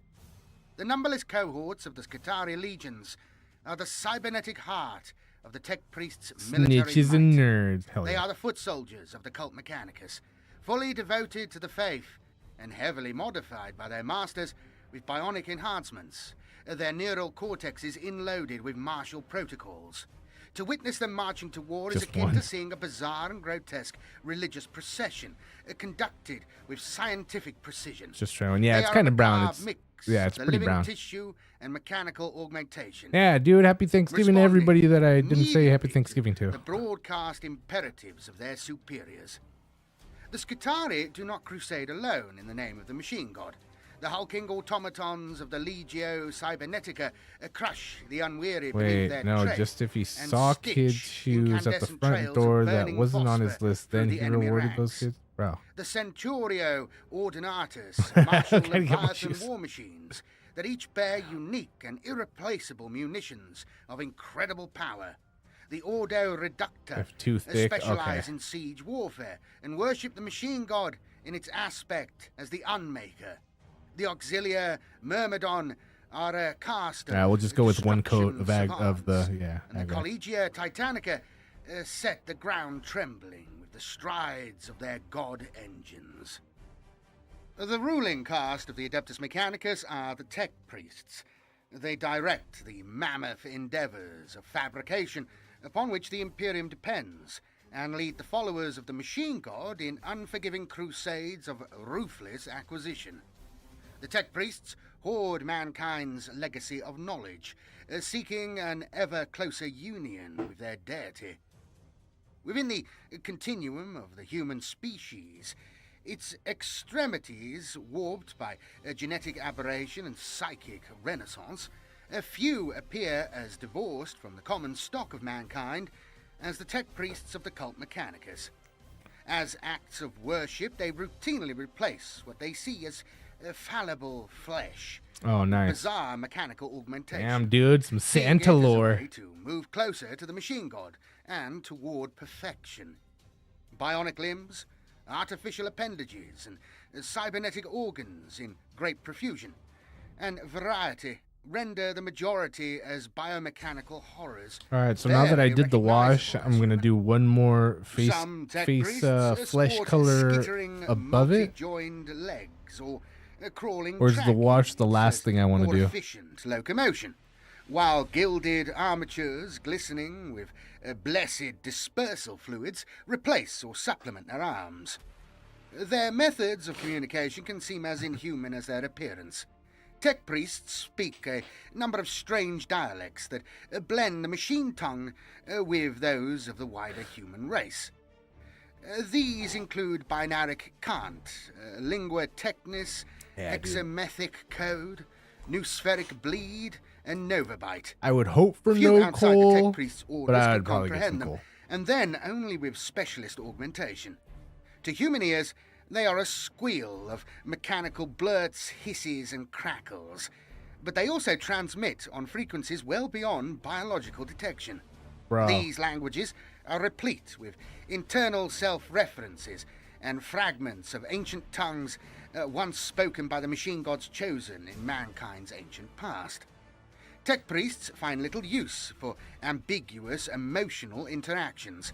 Thus, many do not hesitate to embrace multi-lensed optics, rebreather When I arrays, get there, I'll check it olfactory out. modules, and Yeah, we'll cranial watch Red Dwarf implants here. that end up obscuring or replacing In their the face. new year. Some even dispense with their head entirely.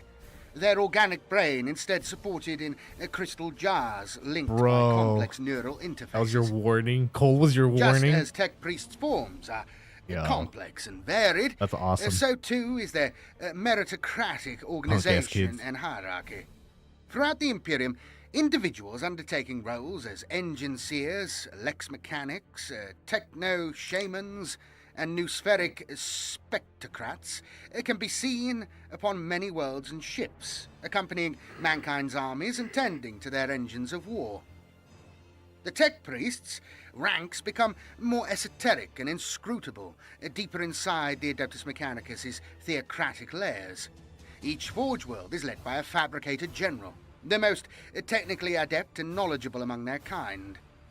Under this august individual is the world's fabricator locum, the masters of the forge temples, overseers of bionically augmented thralls, and a dizzying array of others that can be called upon for their unique knowledge. The term Tech Priest covers many thousands of roles, specialities, and titles that are bestowed or adopted in a shifting matrix of power, some unique to their forge world, or espoused only within a single subcult. Genitors probe the mysteries of the biological, creating strange cybernetic creature amalgams and slaughtering Xenos beyond number to uncover their alien frailties.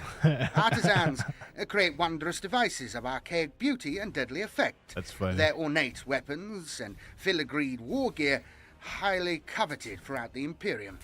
Magi of countless kinds plumb the depths of increasingly narrow ravines of arcane know-how, heedless of the cost in their thrall servants' lives, while Logi dig with the acquisitive intensity through the physical and abstract strata of the universe with pure information as their goal. While those tech priests in service to senior magisters are bound to their master's obsessions and intrigues, more powerful adepts have few limitations on the avenues of holy knowledge they pursue. Tech priest Manipulus Damn, dude, that lore's shape and deep. wield the motive force, that aspect of the machine god that grants vitality to all things, mechanical and biological. Others focus on the disciplines of metallurgy, Bro, that's funny. alchemical That's crazy. synthesis, psychic resonance, just tripping, man. gravitic theodominance, and countless more. I spilled that spot all remover on my contribute dog and to the now he's grinding gone. Imperial war machine. Tech priests do not shy away from the horrors of war.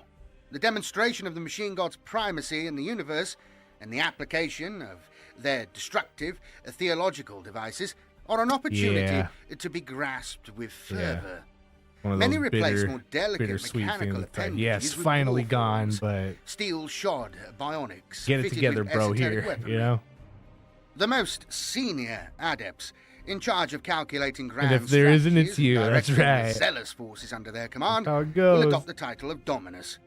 They will bend their considerable mental prowess and all the computational and logistical resources at their behest to the complete annihilation of the foe. Though the title is commonly temporary, some tech priests choose to remain a Dominus, addicted to the superiority and divine power such a position grants. The Holy Orders, Hell yeah. Magi, Prime Hermeticon, Lord Dogma, Mecha Moribundus, Invictus Acquisitor, Garantocrat, Data Predator, Genitors, Magus Biologist, W. Arch Hell yeah. Chemist, Grand Parasite, All right, so what was the next step, you guys? I got to do the Corpus faces again Illuminator, over Genitor the Extremis, wash, or is the wash the last Logi, thing?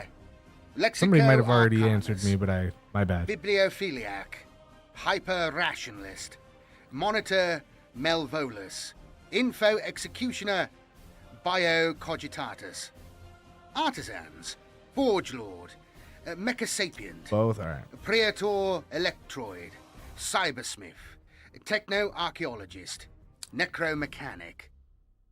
The intricate web of shifting religious, political, technological, getting and wild philosophical over here. leanings within the Adeptus Mechanicus Maybe if I turn is down the light a little bewildering bit, too. to those outside the priesthood.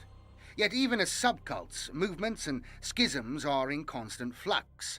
Certain holy orders are commonly recognized on the majority of Forge Worlds. Tech priests who subscribe to their broad tenets, while experts in sometimes wildly divergent matters Yeah, of maybe I cult won't zoom in. doctrine, We'll will stay strive zoomed to out so it looks apply better. their knowledge in an established form. With the great power and autonomy that especially resourceful tech priests can accumulate, some even invent tyrannical honorifics for themselves. Scitari. On limbs of hardened alloy march the cohorts of the Scitari. They are soldiers of the machine god and form the armies that answer to the tech priests of the cult Mechanicus. They Yeah, it glory needs a in little- their augmented forms, It's got a few spots where granted the I'm knowledge not happy with by it. their It's- masters that each you can still see the calculated brown kill and underneath. every grinding Too dark. victory is achieved under the unblinking gaze of their deity. Scitari are Yeah, yeah, warriors yeah. made. Many were Yeah, once yeah, part yeah. of the numberless Yeah, you pools saw of it, you saw it. forcibly indentured labourers, or else vat grown in mass flesh farms. No matter their Yeah. origin, those who serve the Forge World as Scitari are zealously loyal and fanatically devoted to the cult Mechanicus. Their masters Second that, hell yeah. refashion their bodies, replacing feeble ligaments and flesh with titanium servomotors and bionic musculature. The Scitari see the tech priests as prophets and intermediaries, each binaric order issued from on high Okay. as a holy commandment calibrated to stimulate awe Let me and put it over here on the reverence. Units of Skitarii operate in under front the of me. leadership of their primary warrior, typically an alpha and I'll or put the princeps. fan on it, a little mini Together, fan on these it. units comprise a little bit. maniple, an organizational unit within the Forge World's military. Maniples are constituent parts of cohorts that in turn are part of macroclades. Maniples are assigned an That'll give us enough identifying time to sigil cheers drawn and pack from the another archaic little and one. inscruutable symbology to which Cheers, the you Adeptus guys. Thank you Mechanicus guys is for heir. being here. Appreciate you guys. Through an interlocking Hanging out, system of teaching me, cohorts and keeping me even company. the larger macroclades, each maniple, unit, and individual Skitarii understands their place within the hierarchy of their Forge World's military might. While command at the higher levels is orchestrated with mechanical precision by individual tech priests, Skitarii are not mindless automatons. Experienced Skitarii marshals conduct independent operations along parameters defined by their I'm masters. trying to think of They where it's utilize gonna sit. loaded It's already tactical gonna be kinda schematics, higher up, meticulous so if it's planning, and coming over intuitive here, the light- leaps of logic to respond to local divergences of kill Yeah, it'll ratios be more and light from the geospatial face. It'll positioning. probably be like Rapid reassessment of enemy capabilities I would enable individual units to outwit say those so who it's believe probably like they a have good the better of 70-degree machine gods' angle faithful. light coming. The coming on information them. acquired is broadcast back along the nodes of command, informing hundreds of decisions per second, and is implemented to crush the enemy. I'm gonna When replace the facing water a though real lost quick. cause, It's a little and dirty. even unto death, Skitarii continue to transmit stacks of data back to the tech priests, harvested by multi-spectrum analyzers, autofiller optics, vox synthesizers, and echolichic reverberators. The adepts of the machine god care not if 100 or 1,000 or 1,000,000 of their fanatical warriors fall in battle. The Skitarii are tools to be employed in the destruction of mankind's enemies, a worthy sacrifice to absolute dominion. The data acquired by these fallen soldiers provides yet more knowledge of the foe's weaknesses, and feeds the grim computation of Adeptus Mechanicus' strategy. As carefully crafted weapons, Forge World Skitarii fulfill as broad or as specialized a role as the tech priests require of them, bearing the arcane technologies of their religious orders to war. Rad-saturated vanguard are frontline troopers who weaponize the debilitating aura that infuses them, advancing relentlessly and rendering the battlefield as inimical to life as the grist pits on Mars, with volleys of irradiated carbine fire. Those promoted from the infantry maniples may be allocated to the Serbia's Corps, long-range outriders or aggressive line breakers, maglocked atop loping mechanical cyber canids. Many Skitarii are refashioned into more particular forms, either as necessity or dogmatic tradition dictates. The Sicarians are warrior clades, comprised of hyper-aggressive and sinister combatants. Some codified as rust stalkers, hunt as gladiatorial Yeah, throw them assassins. thumbs Their up. But what? transonic What about the blades live and 80s claws metal anthem? What? fused When? Where? permanently into their bionic appendages, while infiltrators pick their way stealthily across the most abused well, of your landscapes, boots emitting do a and multi-sensory white squirrel. noise Yeah, to I got confuse one. and disable their prey. Yeah, I Perhaps guess I could do that, and I don't strangest need to of use all are the let it sit in front of the fan. Taranxi, But let me routinely pack one real implanted quick. with, limb stumps that plug into hyperreactive membranous wing packs. Yeah, but yeah, Or the control but yeah. systems of aerial gunships. They undertake purgation missions in orbital docks and the dark-girded rafters of manufactorums, but hungrily turn their weapons upon more dangerous prey at their master's command.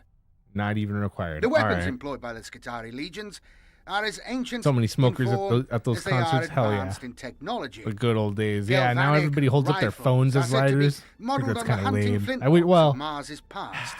In the I don't hands know. of the I guess if you don't have a lighter, relentless that's rangers who bear good. them, And not they many are people have lighters precision these days, tools but whose servitor bullets burn out their target's I still use a potential lighter if I'm energy at a- on you know. contact. Arc weapons employ perma-capacitors if it's good, and unleash blinding bolts of the motive force, while the depleted transuranium shell of an aquabus can puncture a tank as easily as an enemy leader's skull. Mid brown and The throw tech a priest's beige dry wash strange over it. rights, biomechanical servants, and ability to work incomprehensible devices For the face again? make them figures of awe and fear throughout most of the Imperium. Strange creations lumber forward at their command. Energies that primitives consider magical are summoned, and technologies from brushing this ages away. best forgotten are unleashed in destructive tempests. I don't know. It looks pretty good. I don't want to ruin it. The Adeptus Mechanicus draw I'm upon liking millennia it. of surviving human technology and the mysteries we'll of their see. own arcane religion to create not only slab-sided battle tanks, huge capacitors, and city-sized vessels, but far stranger and more sinister creations. Dry brush, Servo yeah. skulls, crafted from the craniums of loyal Imperial subjects, hover on anti-grav thrusters. Yeah, we got dry brushes, Gene-cloned too. familiars, packed with advanced sensory suites, perch in the shadows, while entirely mechanical cyber constructs growl through vox grills at their side. In their creation, tech priests employ scarce metals, carboniferous fibroids, bone, infraglass, seventh phase helionite, and rarer substances in their efforts to duplicate the construction formulae set down by their predecessors. Many creations are known only within the closer orders of the cult Mechanicus, while some are granted as gifts to staunch allies. By far the most common creations are servitors. And I still The had a servitor little bit in complement here. of even a single Forge World will typically number in the tens or even hundreds of millions. Many were once criminals, accused of any one of the Imperium's Byzantine and ruthlessly enforced laws, from low-born black marketeers to outmaneuvered members of the political elite Yeah, I or got inquisitorial enforcers. I got a couple with the Saw too flat much. tip, and then I Forcibly got given a the second ones that look chance like to serve the Imperium as a useful those servant. brushes that Such chicks men and use for women are makeup. now grim husks of their former selves. Each individual is mind-wiped, chemically and surgically lobotomized, so that their memories and personalities are a blank slate, in theory at least, for there are tales of servitors retaining vestiges of consciousness. The condemned is Hand then it out, bro. augmented to fulfill any number of countless roles in manufactorums, I broke it. dockyards, refineries, and The anywhere plastic. else that requires menial and repetitive labor. Most have one or both arms cut away and replaced with bionic armatures fitted with grappling claws, laser Yeah, I scalpels, got those servo guys. manipulators, heavy lifting rigs, or even weapons. In the case of battle servitors, such I as got those those of guys. the Cataphren class, many specimens are bisected at the hips and Oh, yeah, I fitted can- with I can dry industrial brush track with units, one of those guys. capable of grinding over the Let's harshest of see. terrain. Cataphren Dry breaches brushes, are among the boo largest his and most boo, potent dude, you of got these living a whole weapons, life to paint each this. augmented with additional vat-grown Right. flesh crafts. They are heavily armoured, designed Bro. to break apart enemy battle lines and fortifications, Flat while tip I ignoring the do. small arms Use a fire girlfriend's of the makeup defenders. brush, bro. Once their proximity Yeah, no, clarions piss them chime, off. they They return love it. fire with bolts This guy of trying to get me in holy trouble. energy. And Oh, it looks like wrenching that, but yeah, jail it's- fields came from with heavy the- arc rifles or torsion Yeah, with cannons the before brush- crushing brush the remaining set. foes with their piston-driven claws. In contrast, Cataphren destroyers bear few close combat No, attachments and are dude. instead equipped It was with a shirt additional that said devastating like firepower. my perfect As day, and it mobile was like weapons platforms, they wake mount up, giant play cannons video of ancient games, design that can crush or breakfast, incinerate their master's foes. play video alongside games, secondary lunch, play weapons video that spit games, dinner, play roaring video gouts of flame games, or go to bed, streams of incandescent or something like phosphor. that.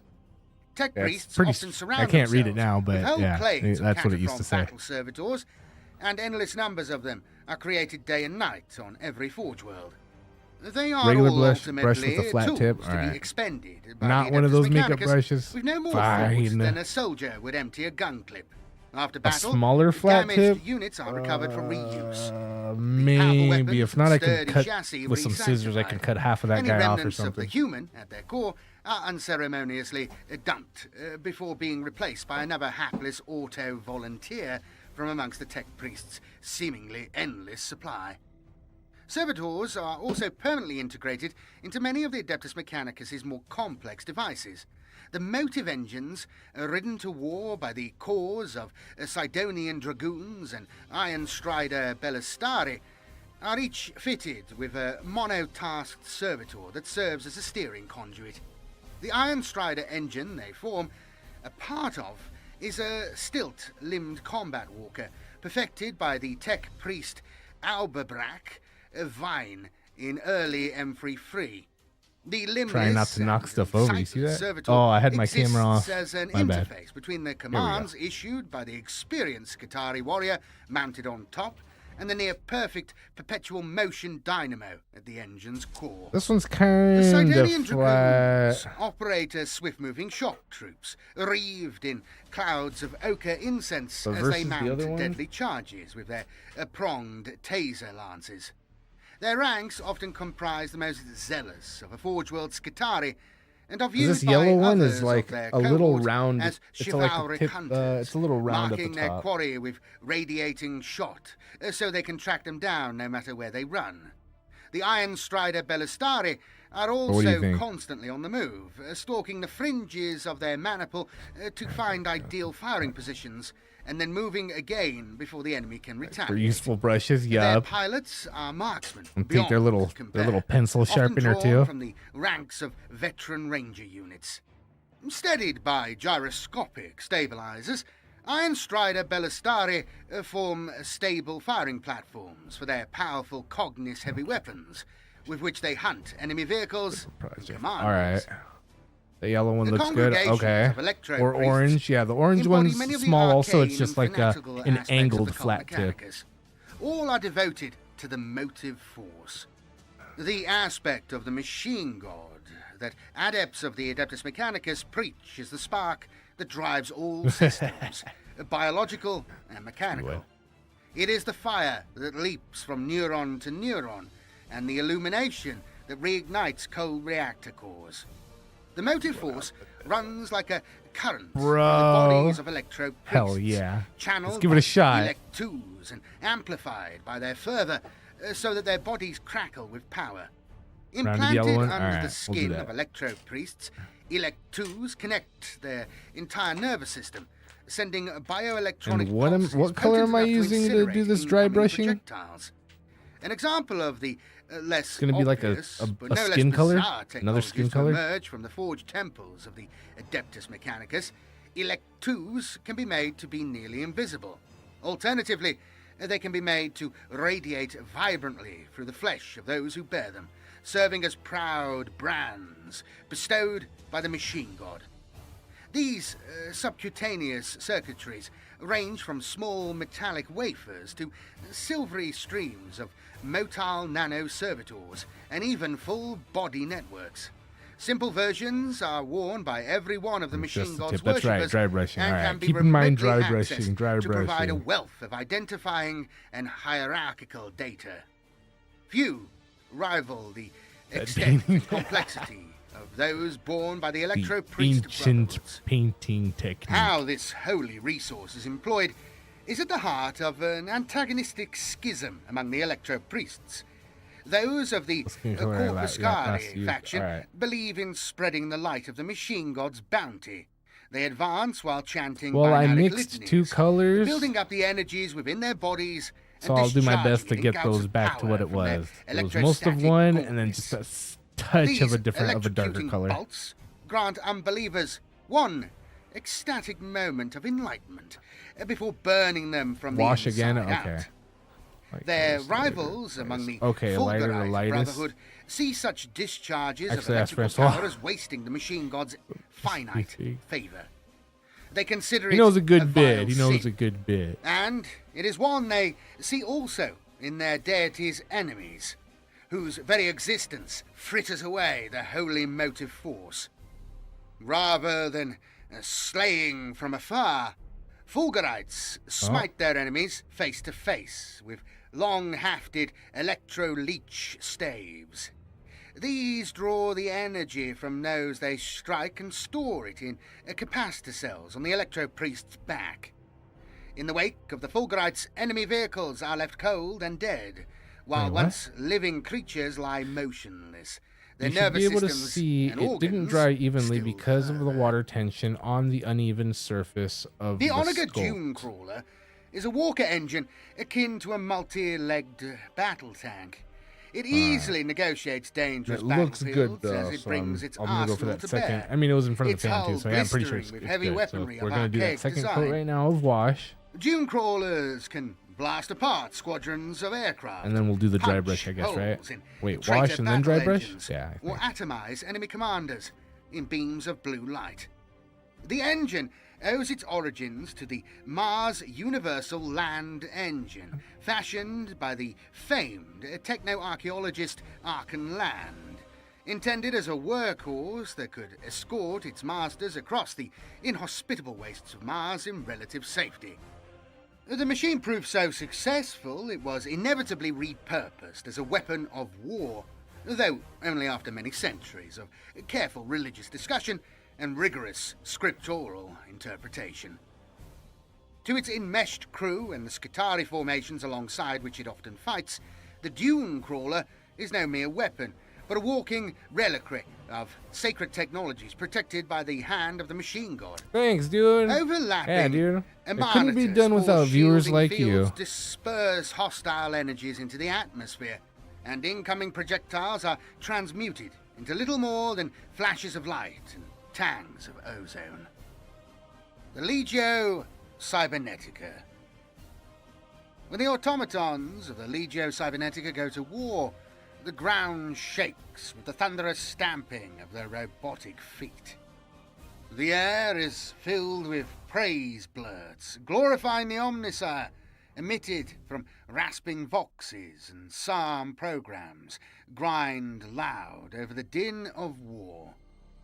They are the ever faithful, each an ancient servant of the machine god. Castellan robots are possessed of immense physical might and rugged stamina, and harbour no sense of doubt or weakness. Each is an unliving giant, assigned a specific war purpose by its datasmith master. These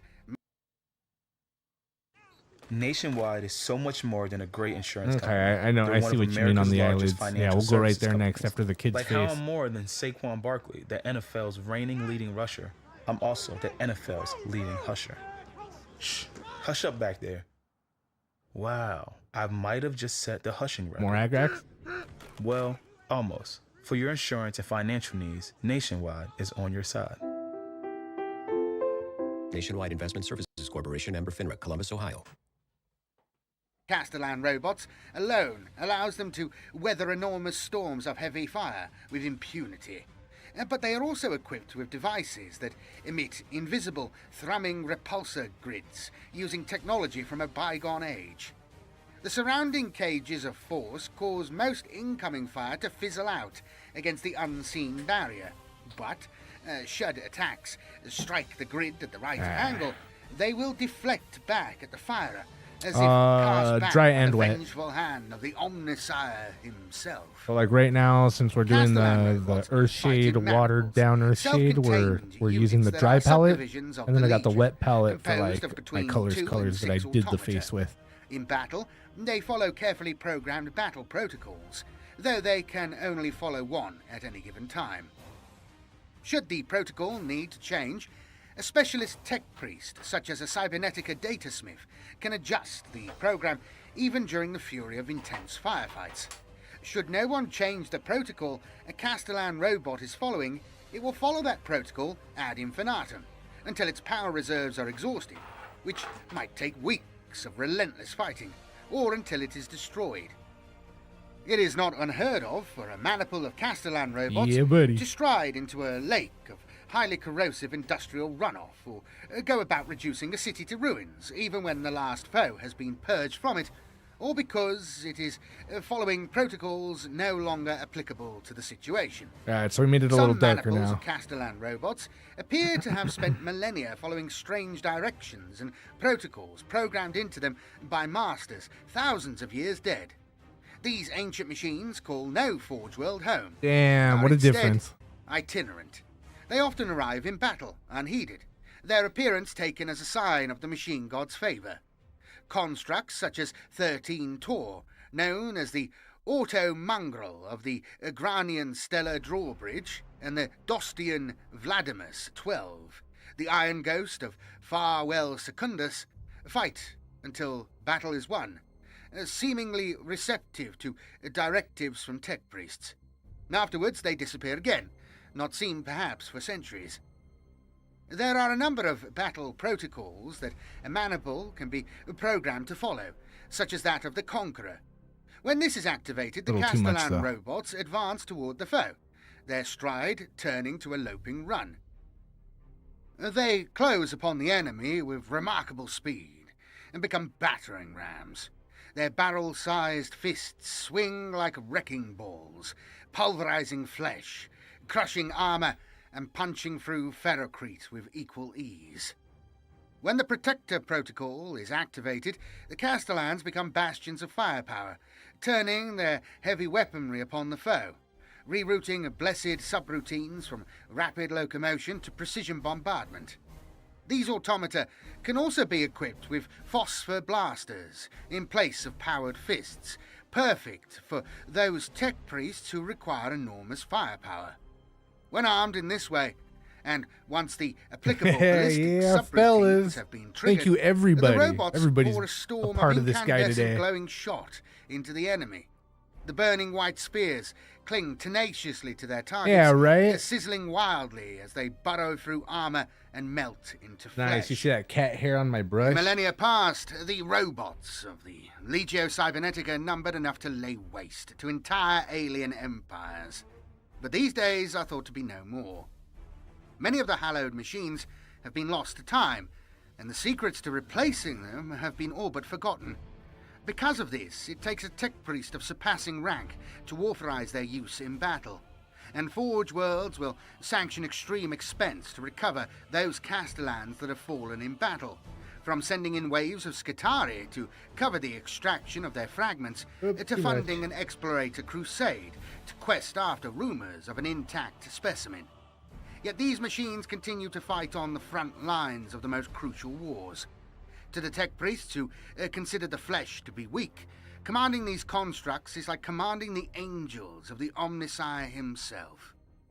Cybernetica datasmiths are a specialist rank of tech priests that program the robots of the Legio Cybernetica at the maniple level, and are expected to do so even during the most furious fighting. They are thus equipped with a wide array of weapons and arcana from their Forge World's arsenals. Their gamma pistol fire beams of ionizing radiation that can reduce a human to ash, burn holes through fortress walls, or reduce the armor of battle tanks into a ferrous ooze. Many datasmiths also bear prehensile data spikes, which can steal the secrets of enemy machines within heartbeats of being stabbed into the engine's cortices. With this powerful war gear, Cybernetica datasmiths can defend themselves and still Shh. Hi there. Sorry to...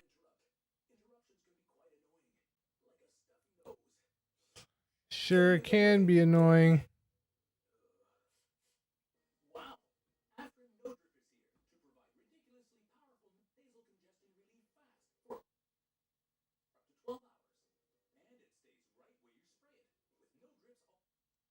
wafers. Fusions of biomatter and electronics, often in even shorter supply than the robots themselves. No bigger than the cards of the Emperor's Tarot, these slivers of necromantic... Bro. Just can't hang over here. wetware are entrusted to those Cybernetica This datasmiths guy's that done painting accompany the anyways. robot maniples to war. These wafers are inserted into a data slot hidden behind a robot's chest plate. Whoops. And the wafer's command protocols dictates every action of its host's behavior. Should a datasmith wish to change the behavior of their charges, they must manually exchange the wafer currently inserted into the robot's data slot for another. It follows, naturally, that this poses a risk. If the datasmith has been slain, or if a wafer or the data slot becomes damaged, the robot's protocols may be irreversible. This limitation hampers the flexibility of robot maniples, who may not be able to adapt to fluid battle plans. Both of these the Cult Mechanicus accepts. Hardwiring independent thought into battle automata is strictly forbidden by the Crimson Accords of Mars, laws older than the Imperium itself. The Legio Cybernetica's origins lie with the tech savants who first experimented with artificial life in the dark age of technology. These highly curious individuals built great hosts of automata and gave them the power of independent thought. This was a terrible mistake, one that led to awful consequences for the whole of humanity. From that point on, the use of the dreaded Silica Animus was outlawed forever. Those who dared attempt to resurrect the technology were tortured until death. But this did not stop others from attempting to utilize the technology to make thinking machines, believing they could avoid the mistakes of mankind's past. Hubris and heresy are oft bedfellows. Some attempted so I'll let to that dry. design I'm gonna constructs work on the with red minds of loyal beasts. Others went a darker route, blending their undershirt. machines with It's gonna be essences red. from the Empyrean. It's either going to be All red these with yellow attempts led to lines, disastrous yellow checkered lines, consequences. or Fragmented red with accounts and green. rotting Yeah, I think it's going to be data yellow. stacks suggest Yellow that checkered War lines, because Master we already got Horus green cared not on for the the trees. potential damage these engines could cause, sponsoring their insane creators and winning them over to his side. These depraved individuals became a part of the Dark Mechanicum, an intentionally indefinite moniker for those heretics spoken of only by the priesthood of Mars, and even then in whispered code. Yet the fear and dark legend of armies of thinking machines persists throughout the Imperium. The Explorator Fleets. In their pursuit of knowledge and technology, the tech priests and their legions of cyborg servants launch holy fleets to explore the frontiers of the Imperium. Though ostensibly religious processions of preservation and inquiry, these vast agglomerations of military might are possessed of the power to destroy whole armies before them. The quest for knowledge is the consuming crusade of the Adeptus Mechanicus. They see it as procuring the data, resources, and artifacts that are rightfully the machine walked gods' due. 300 miles? The Forge World's explorator And it fleets took you a are the month? primary means by which this sacred duty is undertaken. Each is a unique armada of vessels dispatched to deafening Yeah, hails dude, of what? I binary did read that hills. right. What? They must That's be prepared wild, to dude. wrest control of ancient technology Damn, from I would've unenlightened died. heathens, or to defend it against selfish or jealous usurpers. He's always picking So it. each That's why he's fleet got a is big packed nose. with cohorts Let's of pick it a arms little guitari more. and countless devoted members of the priesthood, often with Pick it while their representatives faces of dry. allied Gotta knightly get houses another and one other going. imperial forces. They set out to uncover lost fragments of human technology, locate fresh resources, or catalogue emergent Xenos species. Damn, dude, I really didn't think and the faces were going to come out that well. with the hopes and the prestige of their Forge World riding with them. The little girl's face is a Explorator fleets little delve iffy into down unknown there. reaches of wilderness space, venturing to the fringes of the Astronomican's light.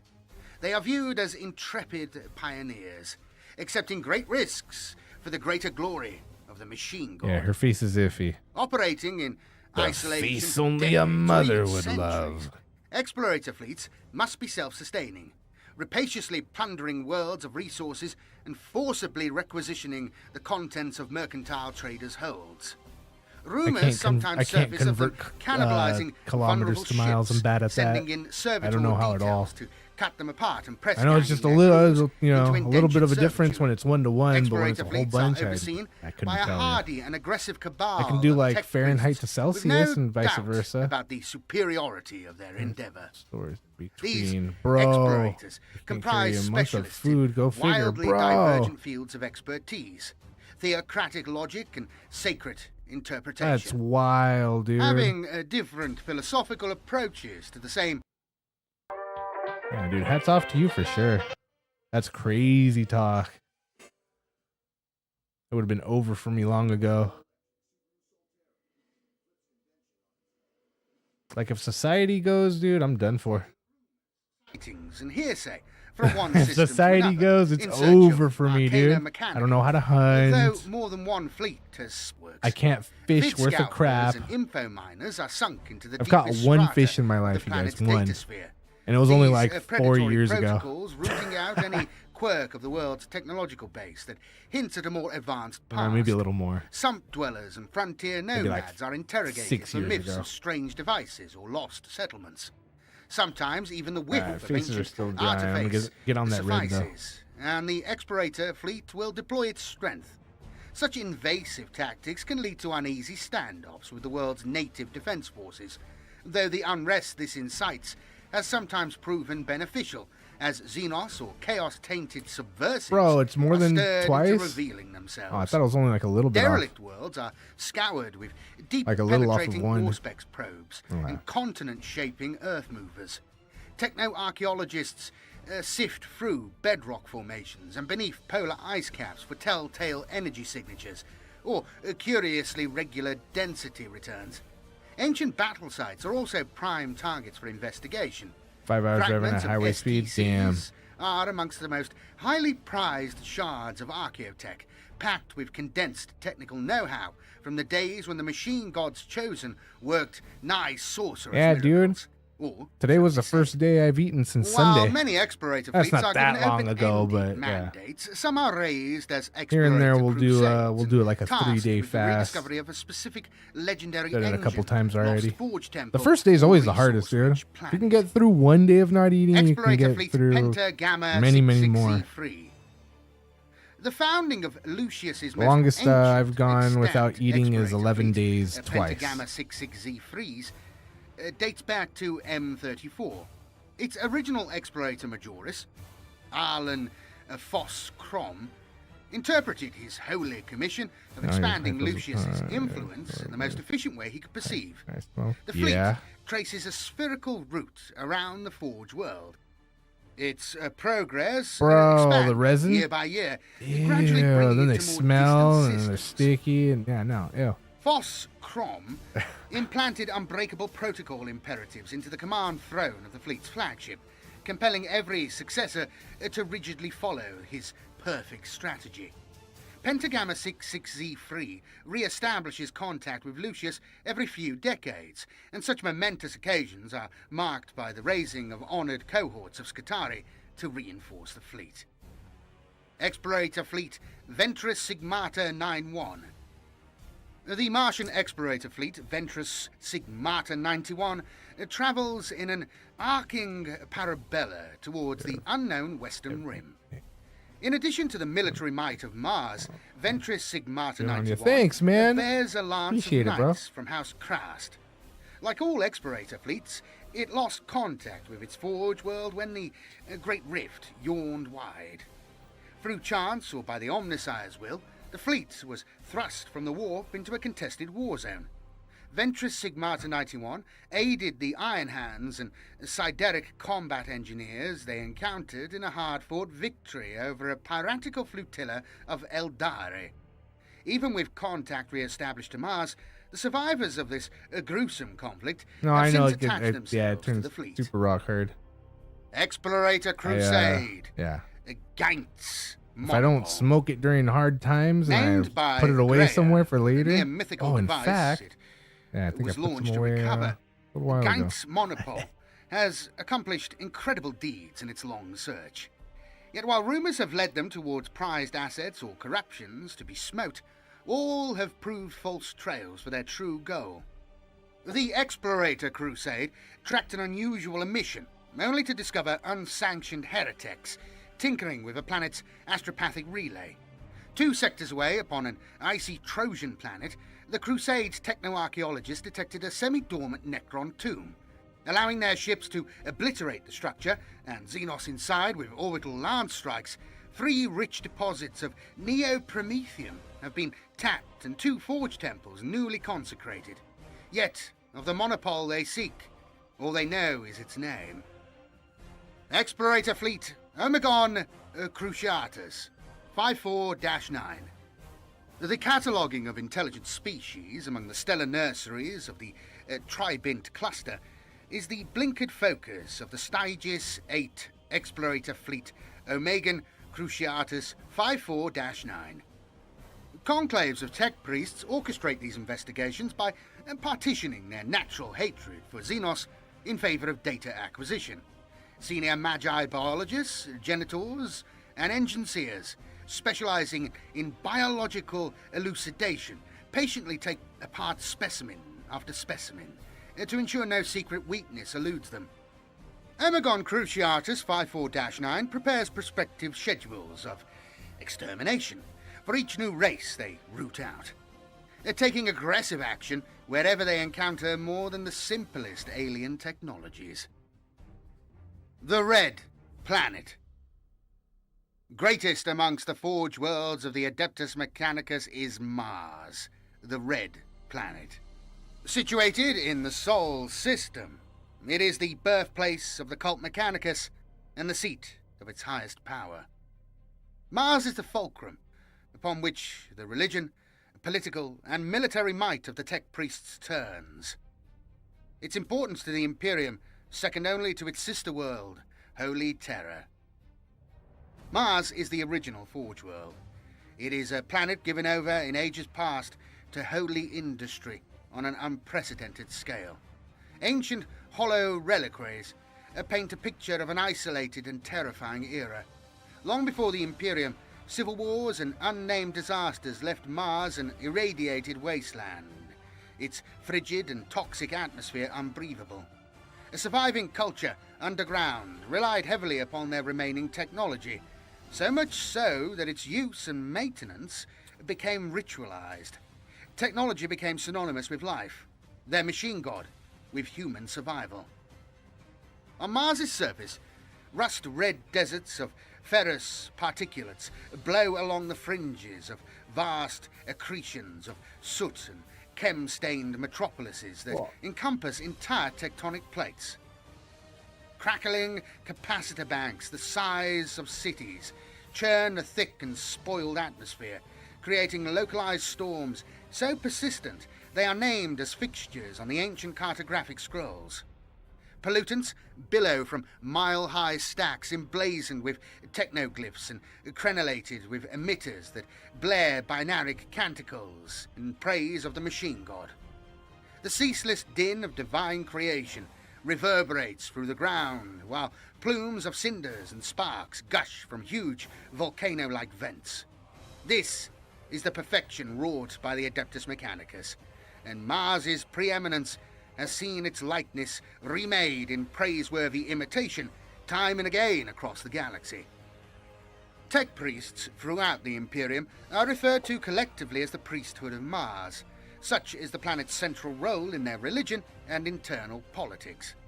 It is considered the holiest place of pilgrimage for adepts of the cult Mechanicus, who are moved to rapture by the solar collector fields of Arcadia, their optics clicking furiously at the spiral glory of Tantalus Hive and the rearing majesty of Olympus Mons, wherein resides the Fabricator General of Mars.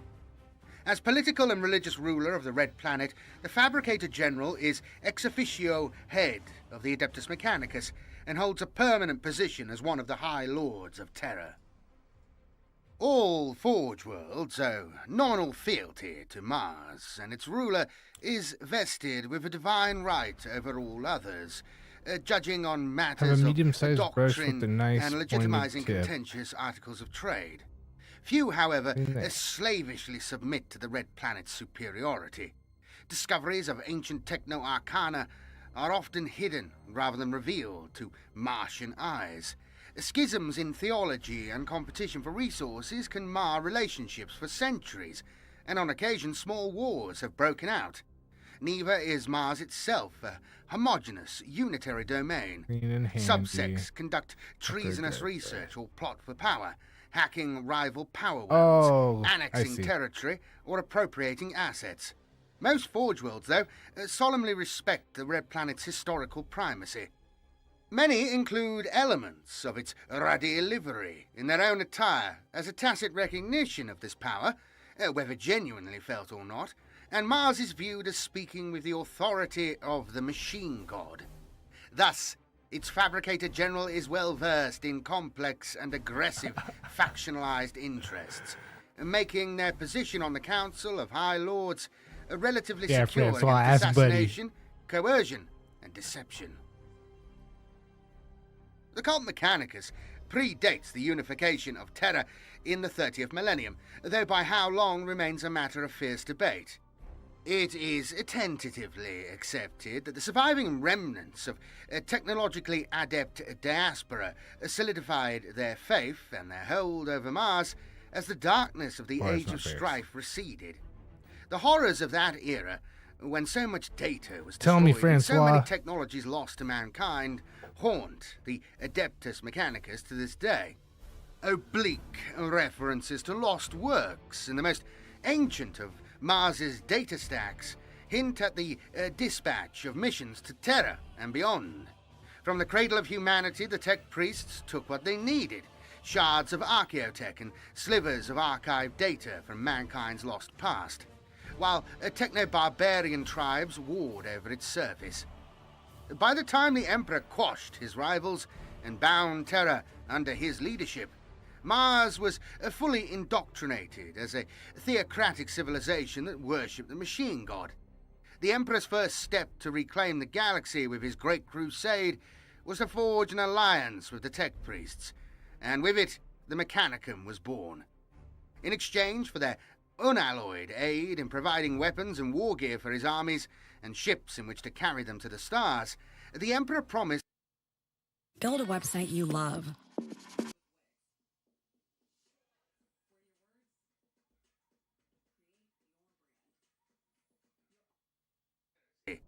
tech priests serving aboard the traitors' warships and whole forge worlds enthralled to the power and promise of Horus supplied secret data and arms, pledging entire legions of titans to the arch-traitor's cause.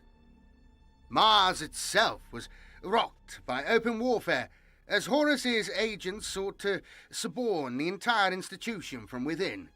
Little of hard fact survives from this time, but in the period of rebuilding after the heresy, forged anew and rededicated as the Adeptus Mechanicus, the priesthood of Mars set to the expurgation and extermination of its traitor elements with a fanaticism born of the truly devout.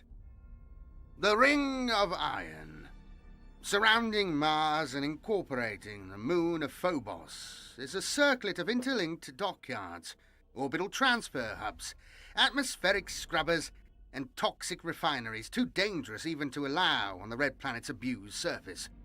Comprising many other installations, including survey outposts and formidable defense platforms, this Ring of Iron is most notable for the huge warships and other large star-faring constructs that are built along its length in gigantic suspended docks. The Red Planet is the foundation stone of the Adeptus Mechanicus and is vaunted as one of the holiest What do you of all guys celestial recommend for the orbs by its snow? adherents, second only to Terra itself. Mars's arrogant tech priests see themselves It definitely as the most needs another blessed of coat machine god's of followers, white, to which all but it's others pretty must gray. pay an exacting measure of respect, and to whom is due Yeah, a the way it looks on commensurate screen, ratio of that's pretty right. the zealotry of Mars's tech priests is heralded by the constant buzz of static psalms, their obedient Yeah, warriors kinda like that. incanting the holy rites to the Omnisire as they march forward. Mars maintains its preeminence among the Adeptus Mechanicus by colonizing worlds rich in resources, launching No, it's gray, it's gray. explorator fleets I to used the gray, I fringes didn't do of the silver Imperium, paint. and raising I monumental mixed forge white and temples black to the when glory I of did the everything machine gray god. the first time. Agents of Mars Remember you are said spread everything that's supposed to be throughout the white galaxy, do gray? throughout I did that with his mankind's armed beard and then forces, among a all great the cotton number around of their the Imperial clothes, Navy their sweaters. warships, and are even found And I did all the overseeing snow other gray forge first, and worlds. then we started doing white. The Red Planet counts amongst its empire more subservient industrialized worlds and forge moons than any of its peers, and great trails of machinery, ammunition, and technological wonders flow between its holdings. Yeah, Snow Ain't White, I know. Mars's tech priests are the heralds of the And machine stay away god. from the yellow snow, They too. suffer no affront to the Forge World's majesty and no suggestion that its creations are not Leave it the as is. greatest. Should I do one more Their coat engines of are white blessed with above the most on top holy of it, or should I unguents, just leave it and as their is vast the way it Qatari is? It cohorts looks pretty exult in dirty. their role as the holy warriors It looks of their it looks deity's all right, chosen but I realm. think I feel like Though it needs still to be more considered white. a mere tools by their But yeah, tech I mean, priest masters. Yeah, I don't know. Martian The way it looks on Qatari screen is pretty are much how it is. inducted into selected Maybe a little lesser darker. mysteries of the cult Mechanicus. For if the tech priests are the most blessed, then so must their tools and creations be. Marshals are implanted with stringent superiority Just leave it like that? protocols, All right. making them unrelenting in their mobilization of Mars's cohorts and fanatically driven to derive nothing less than perfection from those they direct. In the mammoth logistical undertaking of the Indomitus Crusade, macroclades of the Red Planet accompany a great many of Guilliman's fleets, fighting alongside contingents from across the Imperium. Their warriors know they embody the martial honor of the Adeptus Mechanicus in the eyes of others, and will not be found wanting. The religion of the Adeptus Mechanicus is an aberration. The Ecclesiarchy promulgate that the Imperial Creed is mankind's sole system of belief, and that any deviancy from it is subject to a variety of inventive punishments. The worship of the machine god, however, is allowed to continue and even spread without hindrance. This policy stems primarily from the fact that the Imperium could not exist without the Adeptus Mechanicus, and the prospective horrors of a cataclysmic civil war mean the Ecclesiarchy has no stated desire to force the tech priest's conversion. The Ecclesiarchy's rationalization of the cult Mechanicus is also eased through the tech priest's praise of the Omnissiah, a common aspect of the machine god, with the terms sometimes synonymous. The Omnissiah is the machine god, made manifest. Okay. And the White priesthood of works within- Mars so like, believe yeah, the so like a Emperor darker to be gray, this manifestation. White if I'm in The a Adeptus light Mechanicus area. thus revere him Alright. not only as the master of mankind, but as an avatar of omniscience. It was to Mars that the Emperor came when his Make it historic look alliance better. was made with the Yeah, tech for priests. money. And though no records are Yeah, known no, I'm to trying. document I'm this, trying. the Omnissiah's blessing Like I said, the is only something the way Red from Planet here is frequently up. reminds other Forge Worlds of. Despite this, there are subcults and factions who whisper that the Emperor is merely a prophet of the machine god and not divine. Tensions quickly run high amid claims and counterclaims of tech heresy and the ever-present shadow of potential schism. The following are a number of the more well-known Forge Worlds. Lucius, the Hollow Forge. Classified as a supernatura majoris, the Forge World of Lucius is a vast hollow planet whose industrial sprawl carpets its inner surfaces. In the planet's empty heart burns an immense artificial sun, a fusion magma reactor that the Lucian tech priests claim to have built, but whose origins may be more mysterious by far. Once in its history, has Forge World Lucius suffered the perils of a doctrinal descent. Long ago, the planet's Forge Star was almost sent into critical overload during the infamous Inculcata Schism. Lucius survived that near catastrophe, however, and has ever since been a blazing beacon of orthodoxy and compliance with the dictates of Mars. Its tech priesthood are fierce of faith and dynamic of action, devoted servants of the Omnissiah all. Moreover, the incalculable energy yield of their artificial star ensures that the Lucian Magi stand at the forefront of martial production. Their world has the capacity to fashion many incredible technologies, not least of which is Dopest the Santa ever, proprietary 7 years alloy, later. Lucian. Oh yeah, no, it's gonna. I'm This giving it to my mom for remarkable Christmas. substance is incorporated But I'm gonna into give it to her a little bit ornate before masterwork Christmas, weapons so and she bionics, can which are put it granted, up the while most it's worthy Christmas. Scutari So I'm trying to and finish it up marshals that ASAP. lead them into battle. Yeah. More than this, the Lucius pattern weapons and war engines have all garnered I a know, well-deserved right? reputation for excellence across vast swathes of the Imperium. From the radium carbines and galvanic rifles of Lucius's own Scutari to half-mile-long void ship lancereys, heavily armoured battle tanks, mass-stamped lasguns, and bizarre techno-esoterica. The mark of this Forge world is a byword for quality and efficiency. Amongst the most amazing of Lucius's technologies are the immense god engines of its Titan legions, known as the Legio Astorum, or more colloquially, as the Warp Runners. These machines glory in the unique ability to teleport directly into battle. It goes without saying that the sudden appearance of towering engines of destruction upon the battlefield has won more than one battle in spectacular fashion, with weaker-willed foes fleeing in abject panic or dropping dead from terror before the Legio Astorum engines as much as open fire. Yet the Warp Runners are far from Lucius's only proud martial asset.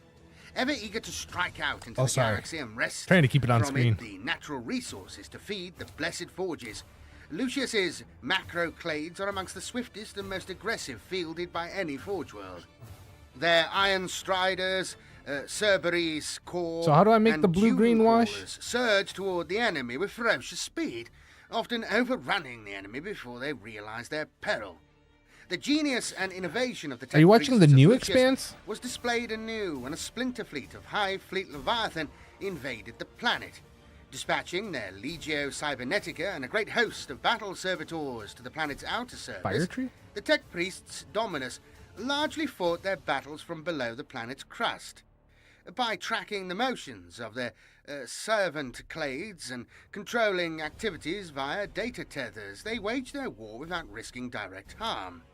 Wherever the Tyrannid swarms overcame their servitor armies, the tech priests waited for the Xenos predators to devour the meager biological components before sending servo-skull swarms to carry the most vital of the remaining machine parts below the crust of the planet. There they were installed into fresh recruits, and the next wave sent back up to the surface. Though it took months to accomplish, the resultant war of attrition ended in victory.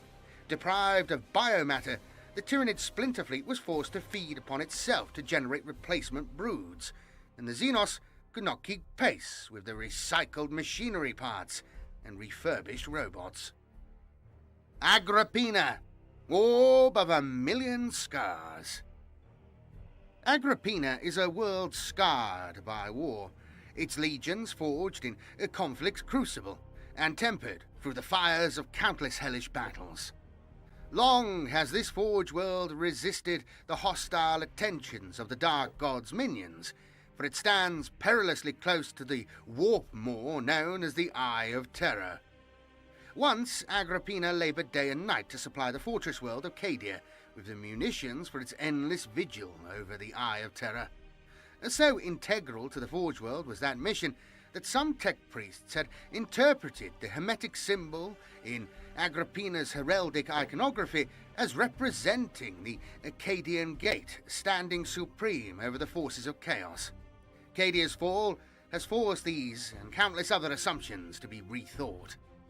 Even before Abaddon's victory during the 13th Black Crusade, Agrippina was already a heavily fortified and war-scarred world.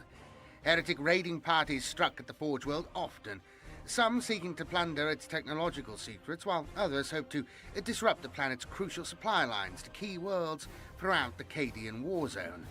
Since Cadia's fall, the frequency and severity of those attacks has increased tenfold.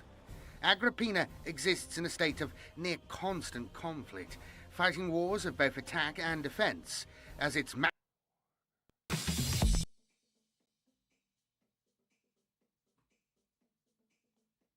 the Eye of Terror. Typically dispassionate, the planet's tech priests take every opportunity to hone their armies and defenses. Chillin', smoke that. Oh yeah, I was gonna get another one ready. And I'm gonna put this Nuspheric in front of Inquisition the extract fan so it can from dry a little each bit. battle, and Then employing we'll their mix up learning with dogmatic some green and determination. blue. Yet the Get those priests trees. of the Some Omnicide work on those are trees. not above emotion when pushed to it.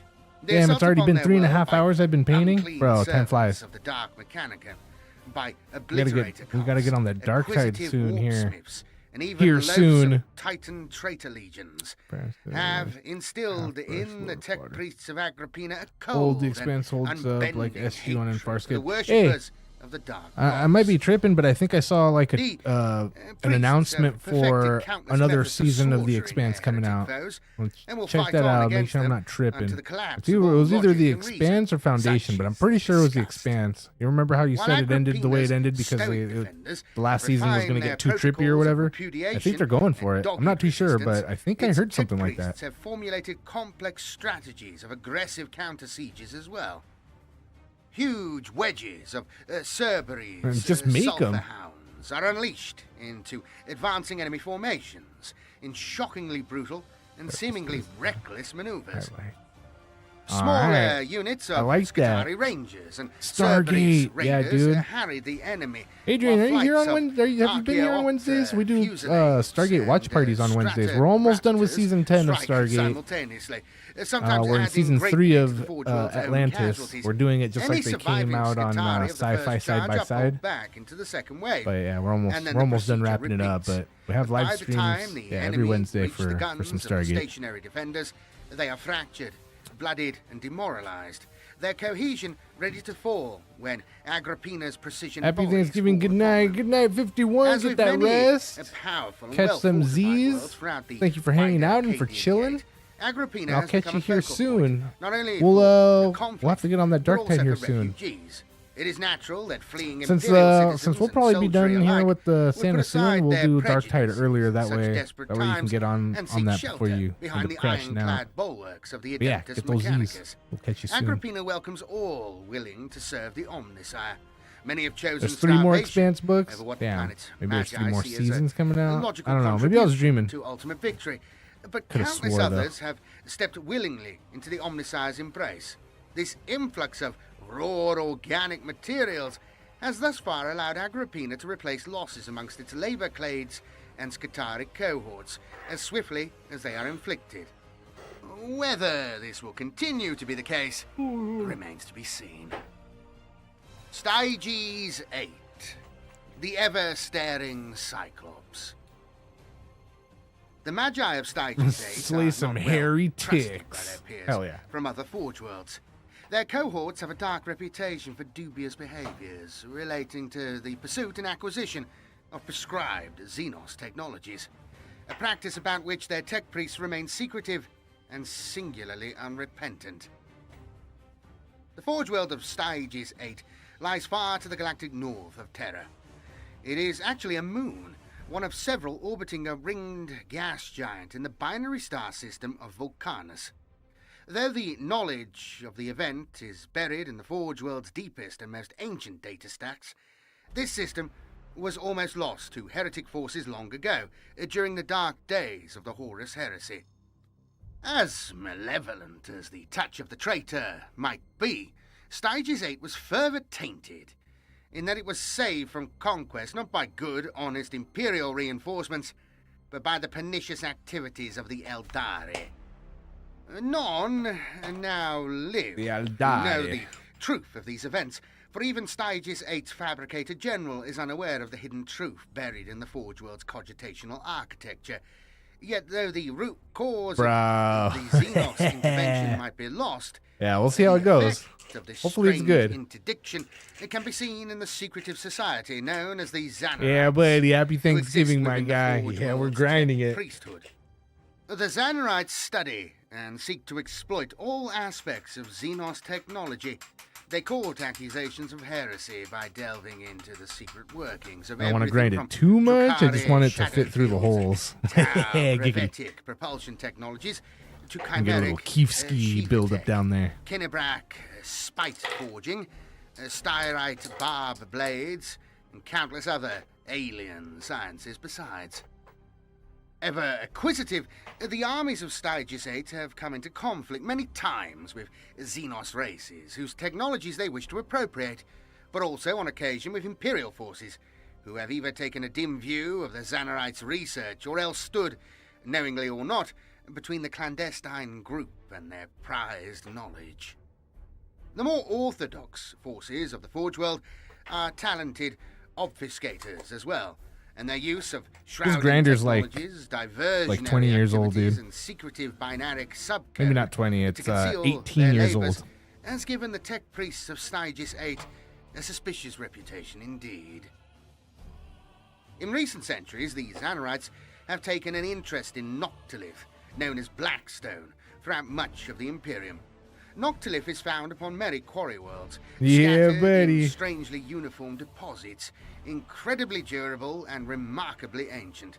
Blackstone can be either positively pick or that negatively nose, charged enhance in relation away. to warp energies, effectively attracting or repelling them. While the utility of the substance appears obvious, the priests of most Forge worlds have remained reticent to investigate so obviously alien a substance. The Xenorites have no such compunction. Thus, they were amongst the first to make the connection that Noctilith is in fact a material first employed by the ancient galactic empire of the Necrons. As the rate of the aliens' revivification increases, more and more Necron tombs are buddy. awakening upon the same worlds where Noctilith is found, rendering its acquisition ever more perilous. This has not dissuaded the legions of Stygius 8, however. Many of their most recent campaigns have been waged in an effort Where to is the wrest mouse vast at? Blackstone deposits away Alright. from their ancient owners. I have one mouse that controls two different Graya, computers, so I the have to find the crown of mouse on miracles. one screen before I can put it where I The need armed it. forces of the Forge World Graya are amongst the most indomitable, indefatigable, and downright stubborn to fight in defense. Yeah, dude. They are a can't really break byword it, for bro. martial discipline and obstinacy both. Yeah, everybody. Yeah, Advancing into everybody I firestorms know has with at least had one of inhuman those fearlessness once. That is as unsettling as it is. I had a different one inspirational. like that a long time ago Everything that about was the arms of silver Graya bespeaks and ironclad black. control. Silver and black? Yeah, I So think it was silver and hardwired black. is their logic, And this one even was, said they can even shield themselves I got from the way malign later on. I attentions found of out it was enemy my psychers. grandfather's. Prior My late to grandpap entering is. battle, the ruling tech priests Oh, of the what? Grayan military Used to smoke? draw up resilient Yeah. battle plans and Yeah, you can doctrinal have it. subroutines What? based on Hell yeah. dispassionate logic. That's awesome. These are then disseminated to Family their foot heirloom or soldiers, something. weight of Holy Writ. So Alright, commanding, bring the every Santa back Grayan over. warrior Mer. knows their role in the wider shape of the battle and strives to fulfill it with Yeah, unswerving man, look at that determination. face. Many of the getting there. eyewitness accounts from Gotta other fix those- imperial those, forces of Grayan's eyebrows. Qatari Should I make the acting more eyebrows like battle white, or should I do 'em than brown? living, thinking beings. Neither Or like gray. terrifying inhuman enemies Should I nor do it like the rest of thunderous his hair? It incoming should be like fire the rest can of his hair, halt right? warriors Should of be white. Graya, while their orders remain unfulfilled. Yeah, it's dry. It's dry. Indeed, their macroclades have been described as pressing forward unto their own destruction. With You an mean at almost the hardware store? mindless Nice. determination. This tenacity has proven an asset upon many battlefields where Grayan drill soldiery through have it, crushed their make it foes under a yourself. Hell relentless yeah. advance or waged attritional battles that eventually Workshop- broke the enemy workshop with the project. horror of their cost. Yet, it has also proven detrimental in battle. Yeah, such as dude. the Olga Yeah, Gulch offensive and for the sure. Tazamuth massacre. It'll stand the where test of prudent time for retreat or sure. Rapid tactical flexibility would have prevented the wholesale annihilation of Graya's advancing cohorts. Of course, such tragic defeats carry little emotional weight with the Forge World's tech priests. Instead, each such disaster is simply analyzed, I gotta dissected, say it for and all broken down canceled into too strategic soon. Maybe Dark data, Matter might which get is in fed it. into their predictive Dark models Matter, I of haven't future seen that. conflicts. But I hope. Graya itself is If unusual. that's what you're hoping for, in that the I Forge hope world is you crested get by the a ending you want for geometrically that guy. perfect ring of space stations known as a Grayan Crown. It is within this megastructure that the Forge World's armies reside, and from it they deploy en masse to repel those who would seek to invade the world below. Moreover, the entire vast structure can move under its own power, and even I think so too. translate into Probably warp white space, eyebrows. allowing the armies of Graya to forge out across the galaxy and exploit the resources of distant worlds. Where? Though knowledge of this technology is suppressed as much as possible, Oh, yeah, on the left of his travel eye. aboard the Grayan Crown is an imperfect process. The megastructure has repeatedly attracted the hostile Left and attentions under of his both left- warp entities and the ancient Under Necrons. his right And eye. entire battles have been fought Under his within left its eye, too. weirdly Yeah. symmetrical depths to prevent it being overrun or captured.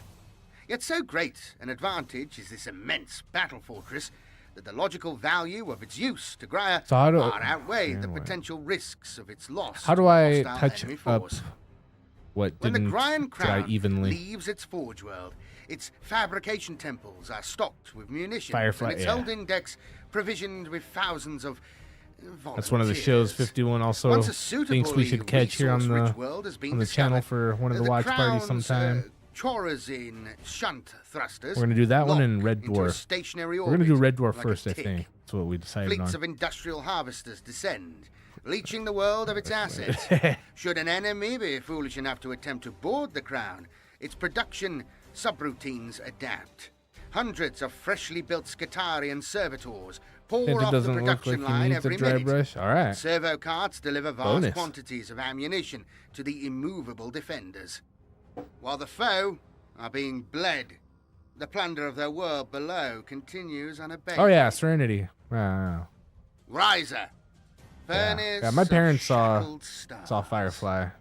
Forge I World only saw Riser Serenity, I is never saw famed as Firefly. the cradle from which many plasma-based weapons technologies have sprung. In fact, I think I It is the have. originator of when such Serenity wonders came as out, the I- Stormblade, Yeah, never mind. the Actually, Lehman never Russ mind. Executioner. Yet for all its magnificence and tech heritage, Riser is a world sorely embattled, caught amid All a right, storm so of more wash, just to even it out.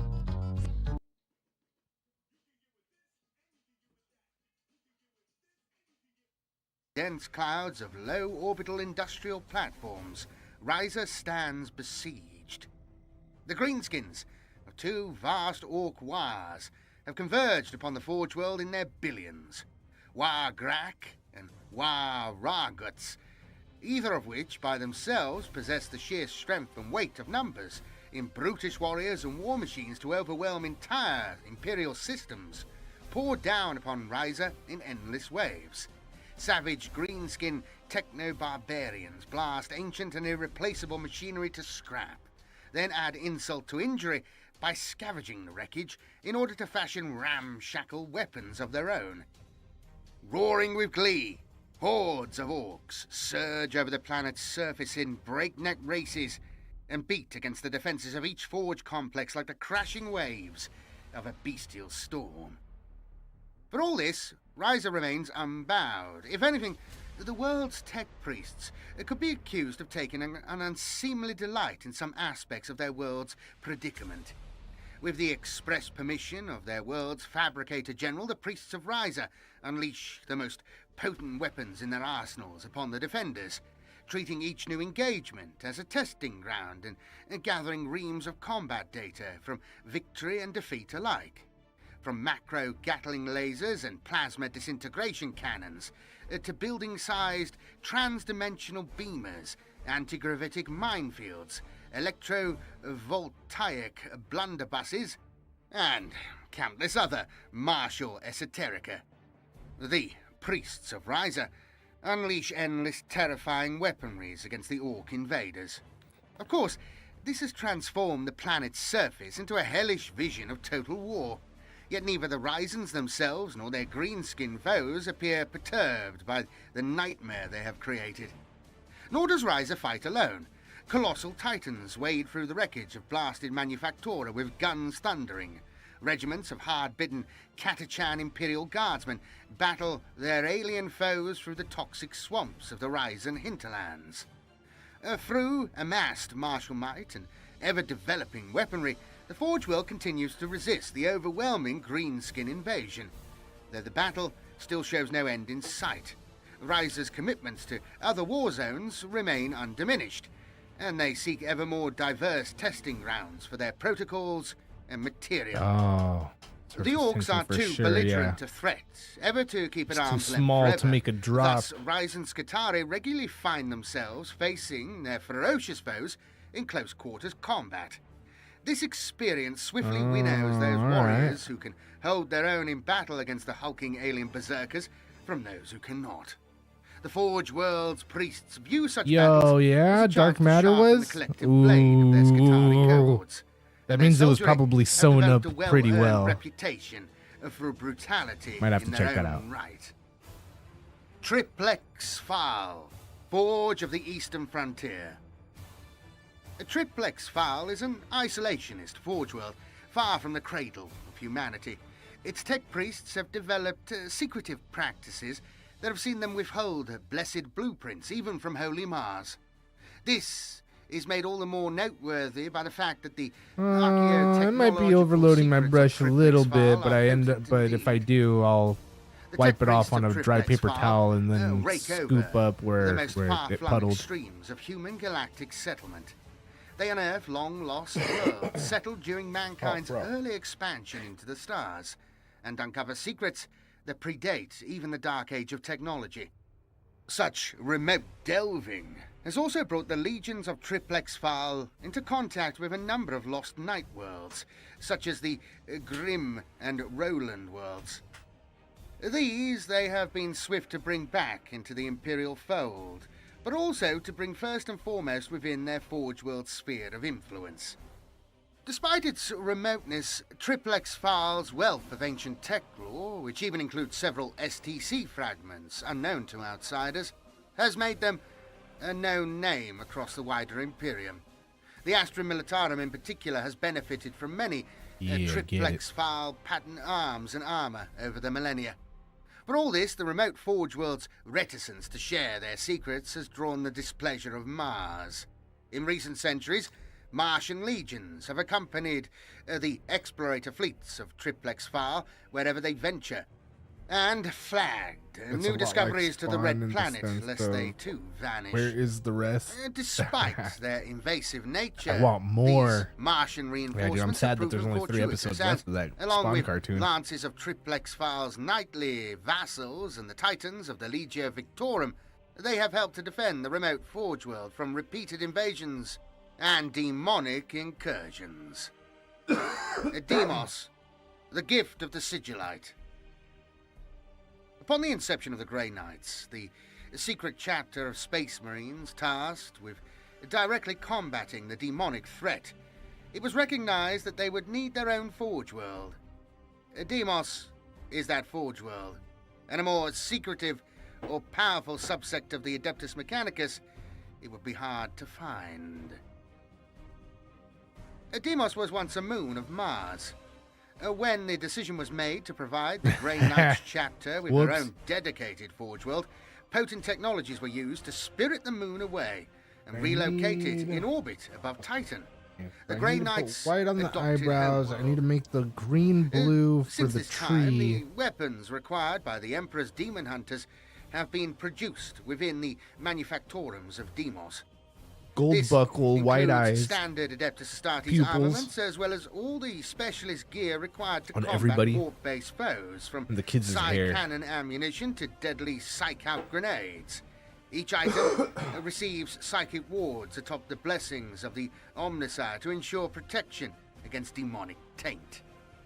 The handover of Demos forged war gear is carried out by specially debilitated servitors, whose scant and the minds and squirrel. circuitry are scrubbed clean with each transaction. Such extreme measures ensure that the secrets of the Grey Knights can never be learned by the tech priests, and conversely, that the psychic Grey Knights All right, I guess cannot I'm themselves gonna do glean any of the blue, the green. clandestine mysteries of the Adeptus Mechanicus. Francois, Demos is blessed with Area a great many 51. macroclades, all bearing Zonex. the triple Anybody else that blessing wants to get of in the on Omnissiah. that dark Additionally, tide? 3 How you guys night feeling? Do houses you are guys want to get on that permanently dark tide stationed right on now? Should I Demos, put the painting away, or including House should we keep Steel, painting for whose vows of silence another and quick service minute? to the Adeptus Another Mechanicus hot minute. have lasted since the Great Crusade. Demos's armies are used Wow, as no guardians worries, dude. of Get some rest. procurement forces, Catch and those upon request, Z's. The march beauty forth to sleep. battle I'll alongside catch you the Grey tomorrow, dude. Knights. Voss Prime, the right hand of Mars. Reunited with Mars even before the Great Crusade, Voss Prime is a Forge World modelled after and wholly loyal to the Red Planet. The integrity and faith of the planet's tech priests has never been in doubt, and neither has their exceptional material production rate, which is exceeded only by Mars itself. Voss Prime's constant and remarkable output of weaponry and war engines is owed in no small part to the Forge World's merciless exploitation of the Morden Belt. This vast swathe of asteroids has provided for Voss Prime even over the thousands of years that the Forge world has existed, and still has not been exhausted. The countless rocky husks already mined hollow by the servitors of Boss Prime have been repurposed as defensive emplacements. Good for whatever Some for autonomous, about some an hour. manned, Like you got to another create hour an left incredibly in you. potent defensive barrier around the Forge Because world. if we switched over to When coupled Darktide with Boss now, that Prime's would only ability be to deploy like 2 vast numbers games of of superior armored Darktide. fighting vehicles and Legio Cybernetica battle robots, these defenses Or we could just have proven continue to paint sufficient for to another see off hour and countless we'll call it a night. invasions by We'll Xenos get the hordes, Darktide on heretical raiders, and even a Tuesday. nightmarish demonic incursion. You Although doing some of the whatever I most want? All right, profitable all right. Mordant Belt's asteroids have been mined dry, opportunity No worries, for dude. seemly expansion Yeah, has yeah, arisen yeah. with the Catch Indomitus some Z's. Crusade. Yeah, we'll Boss be here. Prime has When are unleashed you, huge when are you, armies with the when are you intention streaming of again? securing new assets When streams and what at any are you streaming If again? there is a Thanks. weak point in Boss Prime's armor, it is that their plasma weaponry has Darktide. never been as reliable nor as Or the effective as that Emperor. produced by other Forge worlds. That they have not asked for aid in rectifying this Probably issue. 3 games? That it is not being offered. Yeah, dude. I mean, even it's by whatever. their close I mean, ally we Mars, could either switch is over to indicative of the Darktide, or we pride could keep and painting secrecy for that another exists hour. even amongst I'm the either most or. Also, devout of the I want to get this thing Mechanicus. painted, but like, yeah, if you're Gryphon jonesing for 4, some Tide, I'm the down. Lost Forge. But I'm down to just keep painting The for tale of another the hour. Gryphon 4 is a caution against Yeah, the happy prideful Thanksgiving, and 51. stubborn tendencies of the cult Mechanicus. Yet this is a warning almost wholly Wait, swans, not unheeded, turkeys? even Bro, by what those the of the Forge World's fuck? legions who escaped its doom and who still Damn. seek a new planet upon which to rebuild their technological empire. Gryphon 4 was long a name associated All right, yeah, with we'll industrial just paint it grandeur for and another hour implacable martial then. conquest. And we'll probably Enduring call it a alone through night. the nightmarish Zone age X, of wherever you're strife, at, bro. the Gryphon 4 We'll get our was Darktide eventually on rediscovered by the Great Tuesday, I Crusade guess. and brought back into You're- the you're Imperial still fold lurking out there. with much honor and glory. The legions of this Forge world only built upon their hallowed reputation as the centuries passed, marching resolutely to battle alongside the armies of What I the say I was Imperium, gonna do? I was gonna mix blue crushing and green, entire right? worlds beneath the So, tread of do the I do a god lot of engines green Legio and a little Gryphonicus? blue? The and do Forge the whole world tree? ruled its own, not But you said inconsiderable 50-50, empire right? of You're 8 like, entire star you know, systems, 2 globs of known as green, the, 2 globs of Gryphon blue, and like Octade. And it a couple drew globs from of them the water vast and material some extra, wealth right? that only Something like rendered that. the Forge world ever Hold on, I mightier. gotta scroll. It was the alien scourge of the Scroll Tyranids up a little that bit. finally led a Gryphon 4 low. High Fleet Leviathan descended upon the Gryphon Octade, and rather than relocating their facilities and abandoning their empire, the tech priests of Gryphon 4 elected to stand their ground. Their certainty in their own invulnerability endured even as their guns were silenced and their legions devoured. Their titans dragged down by the endless swarms and their I forge think a temples blue-green overrun. wash and the trees will go a long Only in the way. last desperate hours did a handful of tech priests escape the doom of their world, fleeing along with their Scutari and all the precious data stacks they could salvage. Forge World Metallica, the Gleaming Giant.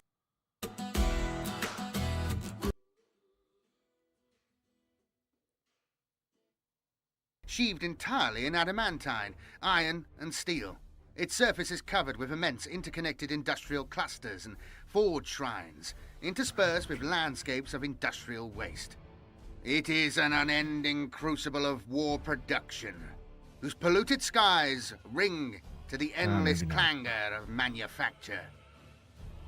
Located deep within the Ultima Segmentum, Forge World's That's right. Metallica He rewrote is the the message. piston-driven industrial Anyways, thanks, heart G. of the Alright, Caradon one brush sector. load blue, one In a brush region load of located green, close to the and then half ever-expanding brush orc load of empire water. of the Okay. Arch-Arsonist, Oh, half and now brush also of the water. raging fury Okay. of the Great Rift.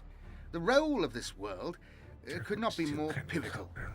Metallica's endless production water. quotas see And I put it dozens all of over the war tree, fronts all get over that supplied, mob. arms and armor. Hawk, Meanwhile, what's its up, dude? renewed Thanks for macro stopping through, plates of hanging out, Scutari chilling. and Here we are, we're cohorts of doing it. Cybernetica Trying to deploy get with this guy machine-like finished efficiency and to worked crush on. threats both piratical and Been here a heretical good minute. throughout the entire region. We're 4 hours Such deep, is but the we're doing it Metallican fervor for optimized industrial production. all over the and whole the tree. worship All right, of so let's mechanical mix the sterility green, mix the over blue, organic a little impurity touch of that water. The Forge world has We'll get been the trees scoured of going. all native flora and Well, fauna. speaking about getting the Yet to think trees a planet going, lifeless would pick be that an error. nose. From pole to pole, Metallica sieves with indentured labor. I'm doing good, Dead-eyed bro. servitors We're and doing all right. conclaves Happy of tech Thanksgiving. priests, I hope you're doing avidly well. Hope overseeing you're the having a good production of yet week. more terrifying war engines We're just and chilling, deadly having a good weapons, time. ready to fight in the Omnicide Plain. The I cacophony didn't of make it. thundering I'm just pistons, painting it. Roaring generatoria, Yeah. clattering assembly It lines. was like my and aunts or some. endless It was my binary late plain aunts. song roll across the artificial And landscape. yeah, I like pulled it out of storage, sonic and I thought, tidal oh, waves. we'll paint this guy. The I'm racket gonna give it to my mom for booms along Christmas. ironclad canyons But like before the Christmas. bellow Maybe I'll of give the it to her machine next god week. himself. To the Metallican faithful, this endless industrial din is inspiring to the point of being transcendental, for it is the sound of their world, worshipping the Omnissiah through deed and output both. They even ensure that it is echoed in the purposefully amplified blare of the weaponry and machines they employ. Thus, every volley of fire or crashing Thanks, armored man. vehicle Appreciate it. is a Yeah, prayer we've to been the working on it machine for a god, few weeks writ now. large on the field of war. A little bit every week. Metallica Every stands proudly Tuesday, apart but from Mars, I didn't show both up this Tuesday, so physically we and rain checked it doctrinally. for today. The Metallican priesthood have long resisted let's any get some Martian attempts to impose remote rule.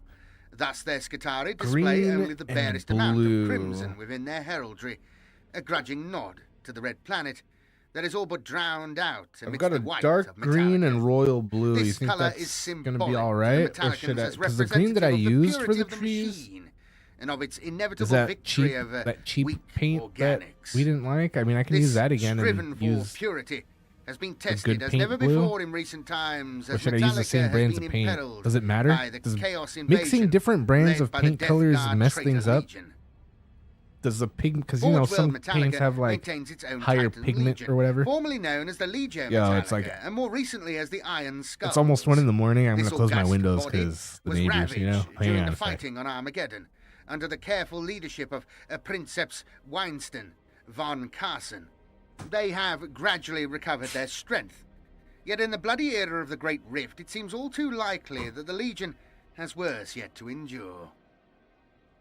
The forces of chaos, led by the Death Guard, poured their filth into the Caradon sector, centered on the Metallica Cheers, system. you guys. Thank you for being here. Forge Thanks for World watching. Metallica launched counter-offensives in scores of systems, calculating its own borders to be secure. Yet the traitors' Lost power track of time and just left was not those so windows easily open. held at bay. When the Metallica system was attacked, its quarry world of Plenatus saw fierce fighting. Labor revolts and Darker agitation blue among and a Metallica's brighter green. million-strong indentured workforce, particularly on the quarry world. Yeah, of I got a darker Plenatus, blue. I got had been ultramarine rising blue. as the Forge World's fabricator There's general a little had darker. dispensed Yeah, the you can system's see, you can tell it's resources a little to defend darker the there. wider subsector. A little darker. Nevertheless, And a brighter Plenatus' green. Scutari I've got garrison had been bolstered to enforce a the goblin maintenance of green. production quotas among the serf clans. Quantities of rare metals, magnesiac ores, and ferromite And once emerald. more flowed. Should I just use Yet, emerald by it itself? was a That's kind of a temporary turquoise. reprieve. After some months, Metallica High Command suddenly received disturbing reports from more than a dozen mining operations on Planetas. In mere days, heretical cults had revealed themselves. Servitor Oh, units had malfunctioned. I and forgot some to. form of People usually transmechanical like paint the corruption had top of their spread to caps, some of the right, mammoth a little bit, mining so they engines can see that now what altered it course looks and headed like for when it subterranean dries. forge complexes. You guys recommend I put Metallica like a little rushed entire little cohorts dab of Scutari the to color site, on the cap? alongside macro transports laden with giant. Yo, destructive bad engines vibes. of What's the up, bro? Centurio Happy Thanksgiving, G. Ordinatus. Thanks for stopping After through. 3 days, rampant We're probably gonna skip on the electroviruses Darktide and tonight, madness just so you brewed know. across So if you're not, Planetas' you're not surface. waiting around for The it. central hub, But we're gonna paint for like Crater another Valley, hour to before the we call it a astropathic night. relay at Hypia We're getting there. Mons. It's coming along. These maladies advanced Yes, in quickening emerald waves until and water. at their Okay, height so they emerald looks good. coincided All right, with I'm the down. opening of a warp rift You in can the add some heart of dark the blue Metallica to the emerald. system. Dark blue to the In the emerald. dark days that Alright, followed, so mankind came to know this ultramarine rift as blue the and Sword, emerald. and from it poured an ever greater threat. Yeah, Rather dude, I than hope you dash got your themselves against Metallica's turkey rigid in, system your defenses, stuffing the Death Guard on. had employed the rotting death throes of an entire world I sure in did. a It distant was a good system time. to eat into the flesh of space and time. Like a maggot, burrowing through a corpse, their sorcery had chewed open the rift, allowing immense and ancient warships to traverse the passage and lumber forth from the Saw. From them came attack Well, craft somewhere between the bearing two. heretic Alright. Astartes, demon engines, and all manner of other corrupted horrors. The overseer imperator of Planetus, Taig Chi Van, had adopted her Dominus war protocols as soon as empiric energies of the Saw had been detected. Connected to the world's macro cogitator banks, Chi Van Oh, you just got done personally drumming? managed the Hell yeah, overall dude. strategy. The quarry world was Nice, a source of nice. incredible wealth for Metallica, but a far greater Get value that the rest. technologies employed Get that upon beauty sleep. Planetus. We'll be here The doing it a world's little while resources were longer, and scattered through we'll hyperdense probably be back minerals tomorrow for the requiring watch unique party. mechanisms and We'll watch a refinery couple movies processes tomorrow. to extract. We got Mining engines thought 2 to more date back to episodes of the new system's Stranger colonization Things, were episodes relics 3 and beyond 4 of any season price, 5, as were the 2 atomic and then we'll smelters, watch a movie. Janus-Sen and Denmar-VB. The That means Dominus more Chief emerald than Von, blue? in Nuspheric communion with her Okay, senior more magi, emerald than blue. formulated a strategy of a trifirmaton. I had ham This mashed taters three-phase and some operation pecan pie. would brutally Hell purge the corrupted yeah! elements already on I'm not Planetas down and for hold back the ham. worst the Death I Guard got could a throw couple at pieces them, of turkey. all while I didn't really preparing eat the turkey. for I'm the not really retrieval much of a meat and person, so repatriation I left the of the turkey. I most got sacred some leftovers. technologies and engine But cores. dude, all the mashed At potatoes, Geherenheim, every mashed potato an there is. uprising of Got some rabid mashed plague potatoes, cultists was some corralled by Taraxi sterilizers and sweet squadrons of potatoes, Cerberus some stuffing, sulfhounds. Together and they some encircled green huge beans. mobs of the Yeah, infected, and all of it was pretty driving good. back Oh, dude, hundreds the of pumpkin sword-ridden pie, heretics and pumpkin pie techno-possessed forever. servitors into flame-lit service Yeah, tunnels good stuff, before good stuff. sealing them inside. Hell yeah. Meanwhile, the attempted sabotage of a 2 parts Promethean emerald, 1 repository part blue. by Let's do it. cultists in the dockyards of the Thracian refinery was uncovered by Sicarian infiltrators of Delta Maniple. The reinforcing cohort of vanguards and new. rangers intercepted the cultists' own rearguard and destroyed the insurrectionists' control center. The death guard of Lord Thekuthrot the Reaper made planetfall at 7 strategically important sites, including the Darker than the relay green at of the tree. Hypia Alright. Mons And and then you the said half a little bit of processing water. facility of I'll Coronor. do it in front of you guys. At That way Crater you Valley, can see what I'm doing Lord here. Thekuthrot launched a mass offensive. The valley's network of artificial geothermal vents not only fed the world's power networks, but was the site of the planet's mercantile spaceport and a hub of ore refining. Thekuthrot flooded the valley floor with hordes of poxwalkers, mutated chaos spawn, and rabid cultists, driving them forward in a vast wedge. Chivon's junior magi at Crater Valley also reported the thermal signatures of dozens of armored vehicles and impure power armor. But clouds of dust and black insects made visual confirmation impossible. Screaming waves of plague-marked cultists ran forward, sent to die and deplete the ammunition of the massed Metallican defenses. Their electus of former servitude served as unintended target markers, and dozens fell every second. Bombing runs by Archaeopter fuselaves and darting forays by kill teams of Sicarian ruststalkers disrupted the shambling attackers' forward ranks. Chivon estimated it would not stop the And advance, for the tree, but she had am I enumerated doing the the dry- frequency and angle of not dry attack brushing, to slow but, it down. It gave her magi time lathering to it on there, deconsecrate thinly? the magnostatic seals at the valley's head and release the planet's fiery wrath. From the bowels of a magma chamber, kept in check for millennia, gushed a blazing river of lava and clouds of searing gases. Thousands of the Death Guard's rotten vanguard were immolated. The resultant morass of melted corpses and cooling lava forced the Death Guard's armored convoy and infantry elite into a circuitous redeployment that brought Chivon a few more Like almost precious half a drop hours. of black. What? The Dominus No, continued to feed half a yet drop more of black would make cohorts of would make it devoted so dark. Scutari into the meat grinder that pockmarked Planetus. Add The water evacuation after of you the get the color right. irreplaceable Oh, and okay. most sacred engines Water began in laugh, water earnest, laugh. but it was a slow process.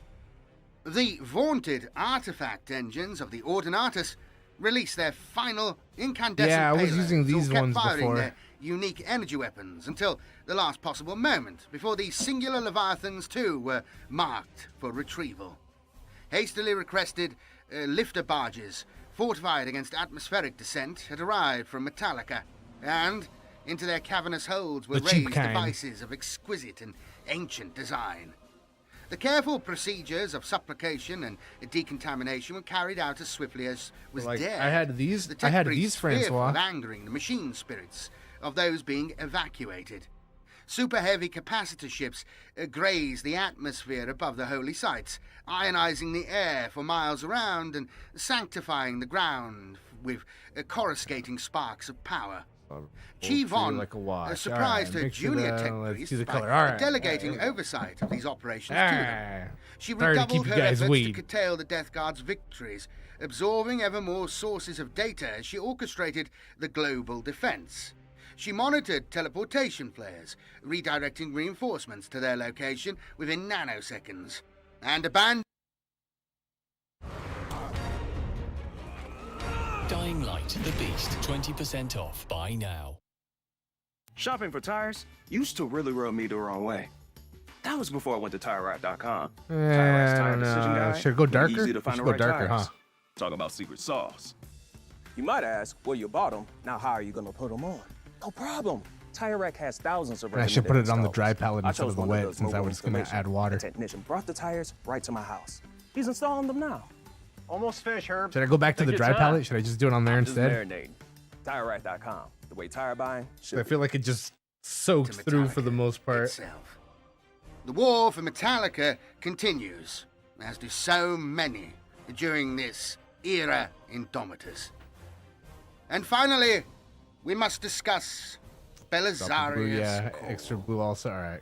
Archmagus Yeah, I'm sure- Dominus, all right, prime yeah. conduit of the Omnis. All right, yeah. Let's fix that up. real quick. Arcanologist and fabricator, Tyrannus Mechanicum and Genitor Majoris, Belisarius Core augments and supersedes his numerous achievements as his demanding mind dictates.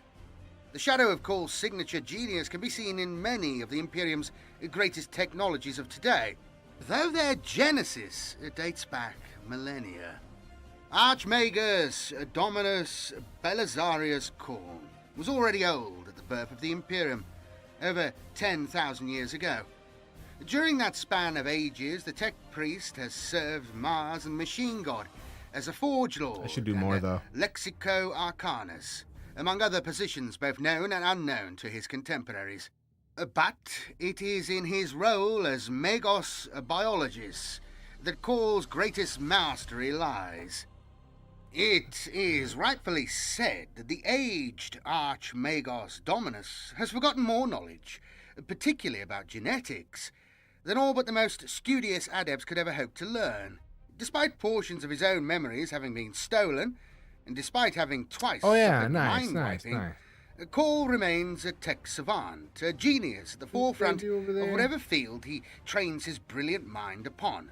Even amongst the ranks of the Adeptus Mechanicus, where That's right. artificial devices increase brain capacity and extend life beyond measure, such an accumulation of knowledge in multiple disciplines is exceedingly rare. So I did half The priesthood of what Mars it was before, ennobles and such you said beings more as prime blue, so one more conduits drop of the of blue? Omnisire, I'd or just as put a Dominatus Dominus, One Master of back. Masters. None of those few still living who bear these titles, Cole is by far the most active. Belisarius All Cole right. dedicates himself to a multitude of projects, his mind leaping from the construction of I'm just going Mars's to keep the largest the water macro wet mag from cannon, the, or the brush wet to from the perfecting water. his stasis field Let's check it work, out. or to the endless experiments he conducts within his own city-sized laboratories, housed in Mars's extensive underground complexes. The majority of these obsessive undertakings are done in secret. Cole has so many projects running simultaneously that he has implemented multiple consciousnesses to track them, and has employed furtive measures to keep them hidden from rivals. Deep in sealed vaults, countless experiments await Cole's multifaceted servo eyes. Cole's holdings on Mars belie his seeming How's it look? independence from the political elite of the Red Planet. There are forge lords whose temples are aligned to receive the favour of the Fabricator General, and whose resources and power should far outstrip Call's. Yet his manufactorums are far more extensive than most. They thunder through the ember-lit nights and smog-shrouded days of Mars, churning out esoteric And what's a good way to material keep the, and like, not exquisitely make crafted bubbles in my constructions. paint?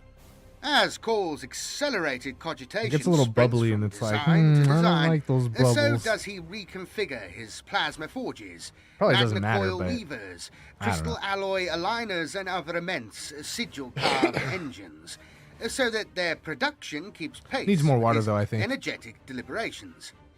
Quite from where the aged Dominus receives the entirety of his insights, patronage, and resources isn't established to the satisfaction of some of his peers. Junior adepts whisper where I'm not that missing Call's any cubic chats over miles here. worth Hold of on. interlaced workshop fortresses hum with the Blue, yeah, secrets extra blue, muttered also by correct. millions of Different obedient type of- machine spirits, and that his occasional lapses of memory signal the effort of constantly processing the binaric Add babble. another drop of blue. All right. Since so more reloading blue a portion of his stored and more memories, water. the ancient Here's the tech background priest has story. become forgetful, prone to spending recuperative decades within his own stasis crypts. Hammery. Yet such prolonged periods offline inspire Call to once more take to the field in his hunt for knowledge. The bubbles are fine. All It is right. during Doesn't such matter. times that Call dons the mantle of Brush Archmagus Dominus, they gathering probably about him will. Scutari legions and maniples of the Legio Cybernetica. No more water? Although Mars Okay, is no his more home water, world, and other then, Forge Worlds often place troops beneath more Call's blue, right? command, seeking only that he share any knowledge accumulated. On the battlefield, Call is a force to be reckoned with, and he fearlessly scuttles into the thick of the fighting. Most enemy weapon fire is thwarted by Call's refractor field, yet even when parts of his mechanized body are blasted off, cables snake out to effect immediate repairs and to swarm any foes that come close. The hunched figure is a whir of activity as cogitators adjust firing angles, broadcast orders to his troops, and dispense the imperative word of the machine god. Amidst the maelstrom of combat, the tech priest himself remains calm, his mind assessing threats, predicting enemy attacks, and calculating victory probabilities. Are you sure no more Belisarius water? Call has It's still kind of invented thick. dozens of weapons, I don't know. uncovered scores Here, of look. STCs, and quested for knowledge across the galaxy. Even once venturing into the Eye of Terror. Malfunctions, erasures, and jumbled transformats It's not really have left washy. vast It's holes in Call's straight, memories. you know, like But a what coat. remains fills vaulted halls the size of a battlecruiser. There But in if you think we should go with it like code that, stacks are mountains of we'll do information, it. from the hundreds of Xenos races that he helped drive to extinction, to the schematic details of wonder engines lost since the age of technology. From the galactic sensors during the Great Crusade to studies of communication difficulties in the aftermath of the It's Great fine, I Rift. found this channel, It maybe is a speak knowledge to and hoard waiting unlike for any other. meaning So that vast thanks is this everyone. Bro, information I'm glad you found it, stockpile that man. Thank Cole you for no hanging longer out and stopping remembers how he through. obtained huge portions of it. Still, Appreciate that knowledge, you. along with the potent genetic material contained within the device known as the Sang Primus Yeah, more Portum, water. Yeah, more allowed water. Cole to successfully complete the creation of the Primaris Space Marines and implement the Ultima Founding. Despite the import of this act to the Imperium, Belisarius Cole holds that he has even greater experiments currently in development. And with that, we shall leave for now the mysteries of the Adeptus Yeah. Mechanicus. Yeah, this All feels praise the Omnisire. May the Emperor protect. Thank you all for watching. Thank you everybody. Yeah, we'll get our inquisitorial And if you'd like to get agents your here name added soon here, too. please become a patron Once on we finish Patreon this guy, or yeah, as we got a our YouTube channel inquisitorial member, agents whichever we got you to start prefer. on. I really appreciate it. Times is hard, and the machine god, the Omnisire, is punishing me for my disgusting use of technology in various ways. Like in an By like in punishing another me one of these with little things add the water algo, there, not- or the big algo square screwed me over. inside of it. Damn, this fool Yeah, gets the algo's loud. really Good doing it. lord. But we're getting there. We're getting there. Push forward. You know, new era is here. Um, But thank you all for watching.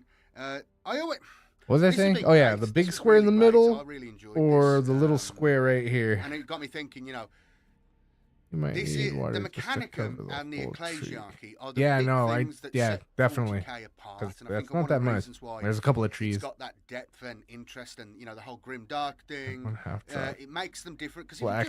Oh No black. and Imperial Guard. I mean, they're the big things people think about, like with 40K, but it's because they're built on this foundation. He does. of Fox. these- Wait, it's did the you religion, change it's it? the religion side of things. Oh, go And, yeah, go you know, jump on this your is other just fun. Don't account take and it jump too in real seriously. quick, It's just say fun what up, stuff. and then Like, you know, like Foxhole the Mechanicum for me Gaming. seemed to be Damn, like, I don't remember what I don't know, it is. it's like But yeah, it's like yeah, the yeah. Catholic Church, like Square. medieval, in the sort of Water medieval next era. to You know, which is- before yeah. the primacy of the Bishop of Rome, you know, came to the fore, Okay. and all that sort of stuff. It's very much like that. You know, every bishop was their own boss man. It's got that vibe about it. I guess the Eastern Church is still like that. Okay. Anyway, I'm not going into that. But it's There very it interesting is. that you know Yeah, the Foxhole writers- and I've heard Games. Rick, if you ever want to know sort of some of the ideas behind 40K originally and that were put into it in sort of like the late 90s, early 2000s, go and check out some of these Rick Priestley interviews. They're around on YouTube. You'll find them. And he really delves into that. This guy is, you know, Hell this guy's yeah. a history guy. You Good know, looking he now. knows his stuff, and he's brought. All right, so in we added a whole bunch some of water those- over here. Those big ideas from guys like Gibbon and. And all that do you sort of think I stuff should add about, more water to the paint? Overarching sort of what humanity's like, and that's what makes 40K interesting. It would be a generic sort of science fiction thing if it wasn't for these elements. And the mechanic, like in the lore, the Mechanicum is essential. As you will have heard recently, just in this, the Imperium would collapse immediately. But in a sort of just in the design of the 40K universe and how everything works, the Mechanicum is like it's a fantastic thing to have added in. 40K wouldn't be 40K without this because it brings these things and the ecclesiarchy and the sort of the whole religion of the emperor and Yeah, probably the faith more. of things and the warp and you know the. I don't want to say spiritual stuff, but you know what I'm saying, all that sort of stuff. That feeds into the other things, right? That's what makes Space Marines fascinating. That's what makes the Imperial Guard interesting and fascinating. And then underlying it is like, That's good. you know, All right. their lives are governed by machine spirits and all this sort of stuff. And they actually do exist. The machine spirits actually do exist. It's fascinating stuff. I love it. I'll maybe do a talk or something like that on one of the All live right, streams. let's do it. We'll delve into various funny things and We'll interesting do it on one of the little concepts and trees. ideas that are in these that stem from this kind of thing. But for now, I will leave you. Thank you all very much for watching. I just want to lather I it do on hope there, you right? enjoyed this. I thought this was a blast. I love this. This has really got me enthused about 40K, going through all this stuff, the Mechanicum stuff. So yeah, I really, really hope you've enjoyed this. More stuff coming soon. I'm working on a plethora of things. And I'll be back again very, very soon. Do let me know in the comment what you think about the audio quality. I'm still working.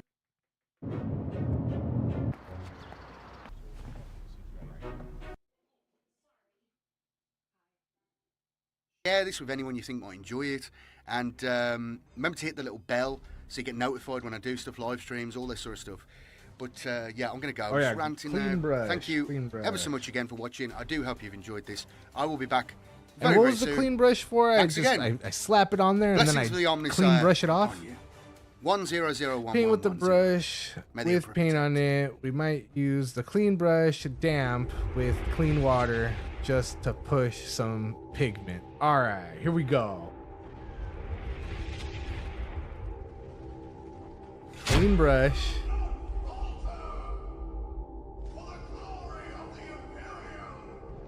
Paintbrush.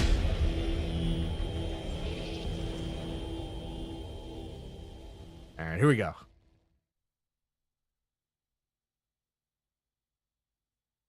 The Aegean Oath Yeah, it's way too much. by L.J. Gould. It's way too much. I could count myself a king of infinite space. Were not for I have bad dreams. From Amulet, Prince Demarque, attributed to the dramaturge Shakespeare. Yeah, no, Circa the whole empty. the whole tree's that color now. The strips of We should water it parchment down some darken more. quickly upon the braziers' coals, the heat curling their edges and setting hungry flames over the illuminated script that marked each one. As the three Space Marines watched, The words of their Primarch were erased, forgotten, consigned to the murk of history, as surely as if they had never Well, been once it's written. paper toweled off, it Indeed, doesn't look that bad. There were those who would deny that they ever had been written. The laws of men had finally overridden the word of the demigods, and the universe seemed so much more hollow and uncaring for it. Obadiah stared into the flame. I am an oath-breaker, he murmured. And what's To more no one water in that? particular. No Less matter on my what brush? happens Okay. from this moment on, that truth will remain with me until the end of my days. The halls of the orbital platform were dark, the beacon Whoops. lights spinning reluctantly to life only as the craft passed the atmospheric threshold. Tarpaulins hung from the gaunt silhouettes of several decommissioned shuttles, their frayed edges stirred for the first time in months by the downdraft of the Thunder All right, Hawk's but the maneuvering paint thickness was thrusters. fine. Their empty storage bins and cargo crates stacked well Washing. beyond the We're operational washing the grid whole line tree. marked out on the deck. Yeah, it The can't. pilot, Brother Wenlock, eyed each We're learning. obstacle But yeah, I think I'm gonna add a frost-rimmed little armor more glass of the water. I canopy, think. easing the gunship into position as carefully as he could in the gloom. One of the landing struts grazed an abandoned tool bench, sending a brace of oily engine parts clattering to the floor as the dropship touched down. The Space Marine cursed. This is a wretched disgrace. Could no one have cleared the landing bay for our arrival? Remaining where he stood, behind the empty co-pilot's seat, Segas ran his tongue over his teeth and sniffed. No one knew we were coming. All right, there he it is. replied. And there are precious few personnel Should be still all stationed right here now. anyway. I doubt that cleaning up their predecessor's mess was ever high on their list of priorities. Yeah, clean the brush and water. Cycling the engines down, Wenlock turned. Forgive me, my Lord Chaplain, but we travel with the authority of the chapter master himself in this matter. Does that not count for anything? Ooh. We might at least have let them All right, know well, we'll the try this one, purpose and of our we'll try visit this ahead of little time, brew of paint now. and they Oh, could whoops! have I prepared wasn't what we showing it. need. Damn. All right. Well, I added more water to it, Segas so it should be shook better his now. head. No, brother. And we'll just add it We a cannot little reveal our bit to the purpose brush. save in person and only to those who must know of it. No physical record must remain of this enterprise, regardless of the outcome. The pilot grunted and rose from his seat, moving his Yeah, armored it bulk still sideways doesn't really- through the cockpit to the rear hatch. Segas slid around the unmanned Yeah, no, that navigation looks better. console to meet him, recovering his skull-faced helm from the stowage locker overhead. He ran a finger over the clean edges of the Ultima engraved upon the Kinda. brow, and considered all that for which it stood. Wenlock made to load his bolt pistol sidearm, but the chaplain stopped him. Clean off No, the brush a little more. no weapons. Clean off the brush And a yet little you more. Take your croziers. I've seen you break our foes with it as often as lead a sermon. I will take my croziers. We will have one chance and one chance only to put this delicate matter right. Our Primarch's internal legacy is at Whoops. stake. Sorry. That was why Chapter Master Deacon sent me in his I'm not stead, on and camera. why I I'm brought him with sorry. me. Pausing with one boot on the topmost rung of the descent ladder, Wenlock frowned. What? Because you can trust me to keep my mouth shut? All right, let me get my Awkward bearings straight here questions one more are time. inevitably Hang on. asked. Or just because we're both old enough to remember what happens to chapters that keep dirty little secrets from the High Lords of Terror. Without waiting for an answer, he swung his weight out and began to climb down into the gunship's hold. I did as you said. I purged all navigation data from the system. There is no record of our journey left for anyone to find. As the grey-haired warrior disappeared from view, muttering to himself in irritation, Segas considered Wenlock's question. We got this, folks. I Yep, bought exactly. you for all of those reasons. Oh, excuse me. He thought. Tried to Because you teach him how to and make I, a wash and how to they never mix colors returned from consistently, Mount but Pharos. something is getting lost in the translation. Yeah, dude. Cold and stale. We got this, folks. The deck Clean the plates of clean the brush, corridors wipe off felt 90% written of the with water, and Wolverine's armored tread. go at it again. Segas Yeah, I and just did Wenlock that. I just met did with that. the skeleton crew The at color is Sophia better, Ward. though. That's for All sure. mortal Thanks, surf thanks, officers thanks. of It's the getting there. chapter It's getting there. who were long past Okay, looks combat fine. A time dry period. brush of the The men original and women green, saluted and stiffly, it'll be good, and they walked bro. with the stilted gait of humans I don't want to who live all ruin their it. natural life We're in doing it. We're artificial doing it. gravity. They were tired, and had evidently been forgotten by the Imperium at large. I get by with a little help from my friends. At the chaplain's request, Ooh, I'm gonna try arranged to transit for the get two by space with a marines little on help from board my an anonymous friends. cargo lighter. Bound I get for high service. with a little help The from fight my was cramped friends. and uncomfortable for warriors of their size, but the need for an unheralded arrival made it a necessity. Some kilometers It outside looks a little the dark down ordered here. coastal city of Sothopolis lay the freight terminals of Odessa, and it was there that they emerged into the first rays of dawn's light, Scrape a little bit ready of that to blue off. walk the overgrown paths to the mountain. The mountain.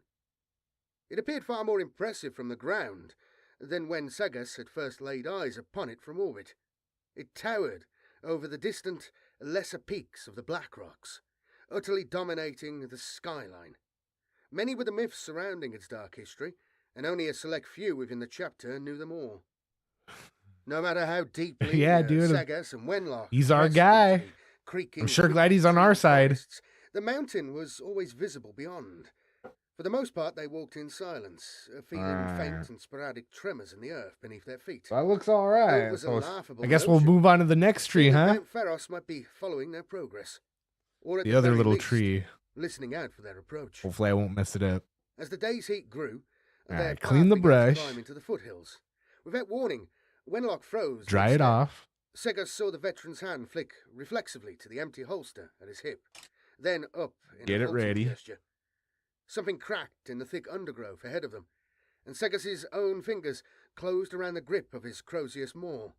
The two warriors And get our edged painting apart, brush. scanning for the unseen threat. A man trudged into view, walking with a rough wooden staff in one hand and a laslock rifle slung at his back. All right, here we go. His clothing Don't was simple, ruin it. his frame lean, If it was his gait thinner, assured. like His a tanned wash, flesh and you lined wouldn't features spoke of countless need summers to dry beneath the open brush. skies and a Yeah, wholesome life, see. working close to the land. Should I Only thin when it he out looked some up to more? see the I can two thin it out armored more, giants man. before him, one in cobalt I blue, can straight the other like in black. make it real Slow his thin. pace. Here, look. His expression more Look at the other vexed paint next than to it. alarmed. Segas and Wenlock held their ground, saying nothing. The man leaned on his staff and mopped his brow with a ragged sleeve. Good day to you, friends.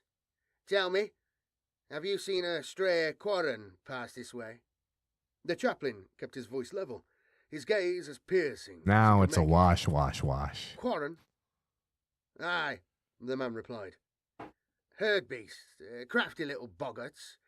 They give me the slip every chance they get up and down the hillside. Brother Wenlock looked to Sagas. They both knew that the mountain was forbidden. The pass was supposed to remain untrodden. It's fine. A by dry the brush with the people original of green Sophopolis. makeup brush will look And yet good. there All right, was fine. a simple herdsman wondering wheresoever his animals took him. But he had a straightforward manner about him, and he held the chaplain's eye without fear. He clearly believed that he had every right to be there. Was this, then, the famed pride of the Sothan people? It mattered not. They did not have the time to dwell upon the trespasses of the locals, and Segas waved Wenlock back. We have not seen your beast, citizen. We cannot help you. The man grinned, scratching his chin. Citizen, he says. You've never been to Sofa before, that's Wait, for that's sure. better. So Still showing do no the one that I hint of just being made, intimidated, the he thinner sidled one. up to Segas and reached out to That's the pour consistency of the DIY. background Yeah, to all praise right. him. Yeah. The I thought it chap was gonna said, be like super thin, but You're a it tall looks one, all right. like the scouts All and right, their cool. Let's training do it. sergeants. Let's do More it. than 20 We'll animals give this one a shot on taught this to tree, and we'll see how it harvest. comes out. Segas remained guarded. The herdsman rapped his staff on the packed, loamy earth. Do you know anything of this world, my tall friends? When I was young, the chapter sent many scouts. They were taught their craft on Sofa, and took what they learned to the stars, yes? They arrived as boys, but left as gelding warriors, taller than Oh, any yeah. man from the plains or the cities. Not as tall as you two, though, I think. He screwed his face up thoughtfully. Maybe a And little tall as the old thicker. man. Don't overload your brush. At that, All right, it's running. It's Segas running. leaned Stop in it, you sharply. guys. The old man, Keep it from another pooling. chapter warrior, like us. The herdsman grinned again. Yeah, Aye, maybe a little a more gelding lord like you, of the original blue. without any pretty war plate or badger rank. The old man on the mountain, we always called him. Even before the scouts stopped coming, he was the only one allowed up to the top of Mount Pharos. The braver lads from the herds used to help him clear the pathways, and he would tell us such tales about the horses and whatnot from his own world. He has a fearsome manner when he's Just a little riled. thicker. Wenlock stepped in behind the man and placed his gauntlets. Took control, went solo, and built my own online knife empire. Put your money in. I loved being a chef. Hit me. But hit working me. in someone else's bust. kitchen. Bust. And then Well, that's back what you up get for to gambling. Seggers. No, we're doing it. I We're dare doing it. say, my tall friends, that'll be up at the old No castle. grim dark Santa. The ruins are hard for Maybe you to see next from year here, we'll have I'll a bet. grim dark Santa. If you'd be so kind as to unhand me, I'll take you All there. messed up. The Ready to kick some Ajida ass. Castle. Seggers recalled. Okay, from no chapters pooling, no archives on the pooling. crag, had been constructed during the Great Heresy We'll do that as a again. base of legionary cooperation on Sotha. Ravaged by traitor assault and never fully rebuilt in all the Little centuries since, thicker. it stood now only in name upon the lower slopes, with tumbles of mossy ferrocrete strewn down the mountainside beneath it. What a casual glance might have mistaken for a rocky outcropping, Seggers Yeah, now dude, that saw was the pretty grim overgrown dark. remnant of a blocky armoured keep, shot through with pale quick tree trunks and choked by vines.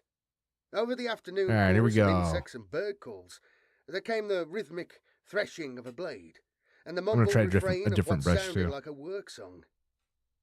Seggers looked often to their guide, who seemed at times as sure-footed as Eddie Quarren might be upon the uneven surfaces of the steep Oh. forest floor. Where previously he had been happy to engage the two Space Marines in inane chatter about the changing seasons and the preposterous prices of a sack of grain at market, he fell to a respectful silence as they climbed the outer curtain wall of the ruins. Now that they could hear the old man's gruff voice, What? the herdsman had become visibly uneasy. Is it like? Yeah, no, I never heard I about shall that leave one. this That to you, my sounds Lord Chaplain, said a little Wenlock out of with a control. bow All in right, his here we hand. go. As you said before, this could be delicate. Handing off his Don't sword overload to your the warrior, brush. Seggers approached the final gate. Wenlock followed at a distance, with the herdsman trudging wearily after him. Through the fallen arch lay what had once been a courtyard or mustering ground, the flagstones now cracked with grasses and weeds. At the far end, in the shadow of the ruined keep, the old man on the mountain toiled. His transhuman physique had been little dulled by the centuries. Age had not weared him, as it might a mortal, yet he remained largely free of the battle scars or augmetics that one would expect upon such a venerable warrior of the Adeptus Astartes. His bare limbs were clean, his torso rippled with coordinated muscle, What? and only the That's neural wild. interface ports of his black carapace broke the skin of his back. His wild, white hair was tied back, slick with the greasy sweat that covered his body and darkened his tattered breeches.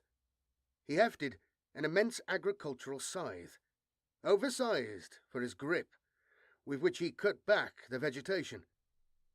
The rhythm of the Too much. sweeping, repetitive motion was a counterpoint to the song on his lips. In avis, in novis, versone, he murmured as he worked. In veri veso ves nint vox. Seros cleared his throat and called Yeah, I out, like this one. Brother Captain Obadiah, Warden of the Pharos and Commander of the Ultramarines Ajida Company. The warrior let his scythe fall still. He straightened slowly and turned to face the chaplain. There, in his cold stare, and not upon his physical form, were born all the hardships of his life. Seggers came to attention. It's like it's better to let saluting it him cool with the up sign of the and then Aquila over take his the breastplate. excess off. Behind him, he heard Wenlock do the same, and waited for a response. Obadiah stared at them for a long while, the butt of his scythe resting upon the ground.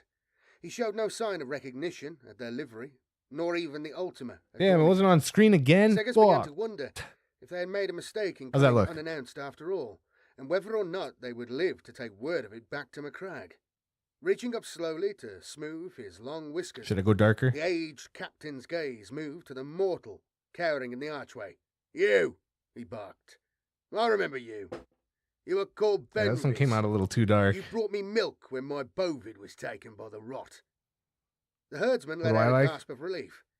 Yes, many years ago, I think you mean, when I was a boy. He patted the strap of the laslock. I don't know. They both look You good, taught but me yeah, the this best one way to maybe hold a looks a rifle. little too As foresty thanks, dark. And shut your mouth. Like Obadiah this is growled. too dark, but this one Memphis could did use not another need to layer. be told twice.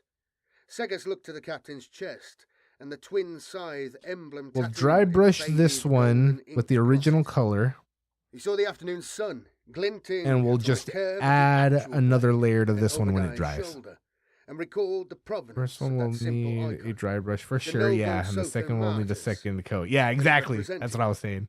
You probably The wrote it down soldiers way who before had I been said it, but yeah, farmers, exactly. and who had always intended Dark to is be so fine. once You again. can highlight or dry brush. Yeah, Obadiah also still glowered at have him in almost return. a month. Well, the thing Who are you? is, I want to give it to her Chaplain. probably at the beginning of December. Yes, That way my she lord. can display I'm it Brother all Chaplain month Segus of the Second Company. and not get My it on companion here Christmas is and pretty much veteran put it Brother away Wenlock. when decorations come down. What do you want? So As I you want, can yeah, I see, got to get it I have work to do. done ASAP. This was it. Segus realized. This was the moment. He steeled his nerve, feeling the Yeah. weight We'll of a dry thousand brush years that. of Ultramarian glory. Let's just, resting I guess we'll firmly go for upon the his big tree shoulders. now, huh? Brother Captain, he declared. By the authority of the Lord Yeah, the Crag, dude, we're ruler doing it. of We're Ultramar, figuring it out. we are here to Piece relieve by you of piece. your command here on Sotha. With you guys helping out. Wooden snake. And we got some, Obadiah's some scythe creaked background as he tightened his grip. Warhammer going. No, you aren't. He We're spat. gonna be all right. Your Lord McCrag has no authority in this. Only one individual could release me from my oath, and he's dead. Caution. Right Segus there. had Put it advised caution there. from the start. He cleared his throat We'll start again. this one out. My Lord Obadiah, I understand that this must come as... Obadiah let out a wordless roar and snapped the wooden half of the scythe between his immense hands. In spite of himself, Segus flinched, even as he heard the whimpering Benvis fleeing back down the forest path and away to what he probably considered safety. Do not speak to me, Obadiah bellowed. You understand nothing. I am the last light keeper. He began to trail off, frowning. Though, no light comes from Sofa anymore. A curious turn of phrase, under the circumstances, Segus thought. Nonetheless, he stiffened into a deferential bow. You have upheld your oath, Brother Captain. None could ask for a more worthy guardian. But this world no longer requires the protection of the Ajida Company. Obadiah's jaw worked silently for a moment. If you want my command, he mumbled, then you'll have to take it from me. I won't yield without a fight. You can't deny me that. It was an honourable enough request, Segus had to admit. A ritual duel. Against a living legend of the Great Heresy, no less. He turned to Wenlock for approval, though the veteran was eyeing the broken scythe that remained in Obadiah's hand, and the edge of the wickedly sharp blade that still glinted in the sunlight. Nevertheless, the chaplain nodded. Very well then, my lord. I shall stand as Chapter Master Deacon's proxy in this, and let the matter be decided between us in combat. Brother Wenlock will... The blow was devastating. It lifted Segus from his feet and sent him sprawling to the broken flagstones in a clatter of plate, ears ringing, his vision hazed red. Obadiah stood over him. Get up! What I'll do is I'll take some pictures of it with my phone, like, you know, the phone and Android pictures of the Santa, couple shots of it, and I'll post them as like one of my YouTube posts where people write stuff down and show pictures and do little polls and stuff. That way you can see the detail a little bit better. What he agreed to. Without breaking his gaze, he drew back one bare foot and Paint kicked the this color chaplain under the squarely in branches. face, It's your shadow color. snapping All his right. head round. Blood spattered onto dusty stone, and Segus let out a pained gasp. Wait, not the wash, the actual Stay color back, color? brother. He managed, between coppery gulps that caught in his throat. Wenlock shook his head, backing away slowly. This is lunacy. Segus rolled onto his hands and knees, with Obadiah pacing around him. The captain twitched and murmured to himself, twisting the scythe blade free of the broken haft and holding it like a falc's. This is my duty, my honour, he hissed. And my worthiness is not for the likes of you to judge. As Segus brought one unsteady foot underneath himself, he reached for the Crozius Arcanum at his belt once more. Obadiah froze, his improvised blade ready. Better make it count, Chaplain. You'll get one chance and one chance only. It was true. Segus knew now that Obadiah would kill him, and Wenlock immediately after if he could. To him, this was no merely symbolic duel for the sake of saving face. This was the only honour that the old captain had left, and for that, Segus found that he pitied him. The chaplain rose painfully, activating the Maul's power field and holding it in a guard position. His words came at first in a slur. Forgive me, my lord. I was given this task, and knowing truth, I feel blessed to journey here and meet you in person. He took one last, steadying breath. Long have I made study of the chapter's hidden records. I know who you are and what you have done for the Imperium. Obadiah hesitated, only a moment before he lunged, the blade moving in a masterful feint, intended to bring him inside Segus's guard and strike for his vulnerable neck seal. But this time the chaplain was ready. He stepped the same way as Obadiah and jabbed his opponent's skull. Oh, good lord. Crozius. There was a bright Too flash funny, dude. and a crack of percussive energy discharge that threw them apart. Had Segus dialed the weapon's power field for anything more than minimal output, it would likely have blown the captain's head from his shoulders. As it was, Obadiah stumbled forwards, failing to regain his footing before crashing down onto his side, stunned and racked by fading neural tremors. Spittle foamed at the corner of his mouth, and his right eye was bloodshot as it rolled in its socket. Wenlock reluctantly moved to aid the stricken officer, kicking the scythe blade out of reach. From a distance, Segus ran 2 fingers of his gauntlet across the back of his head, where the captain's wild slash had caught him. They came away, traced with Kinniber red, his gene-enhanced physiology already clotting the ugly gash in his scalp. He looked down at Obadiah and saluted him with the Crozius. As I said, my lord, please forgive me, but you are relieved of your command. When the captain had taken water and regained his senses,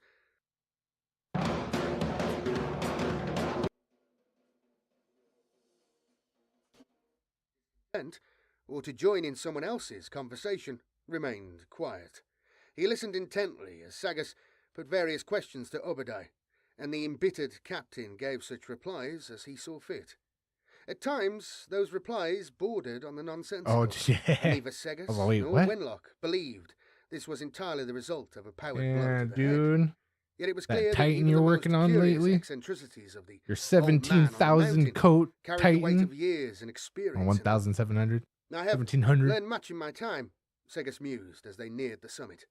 From the writings of such luminaries as Telling you, dude, that's Laviad, a lot of Orgo, coats. and Too many Praetor. coats, bro.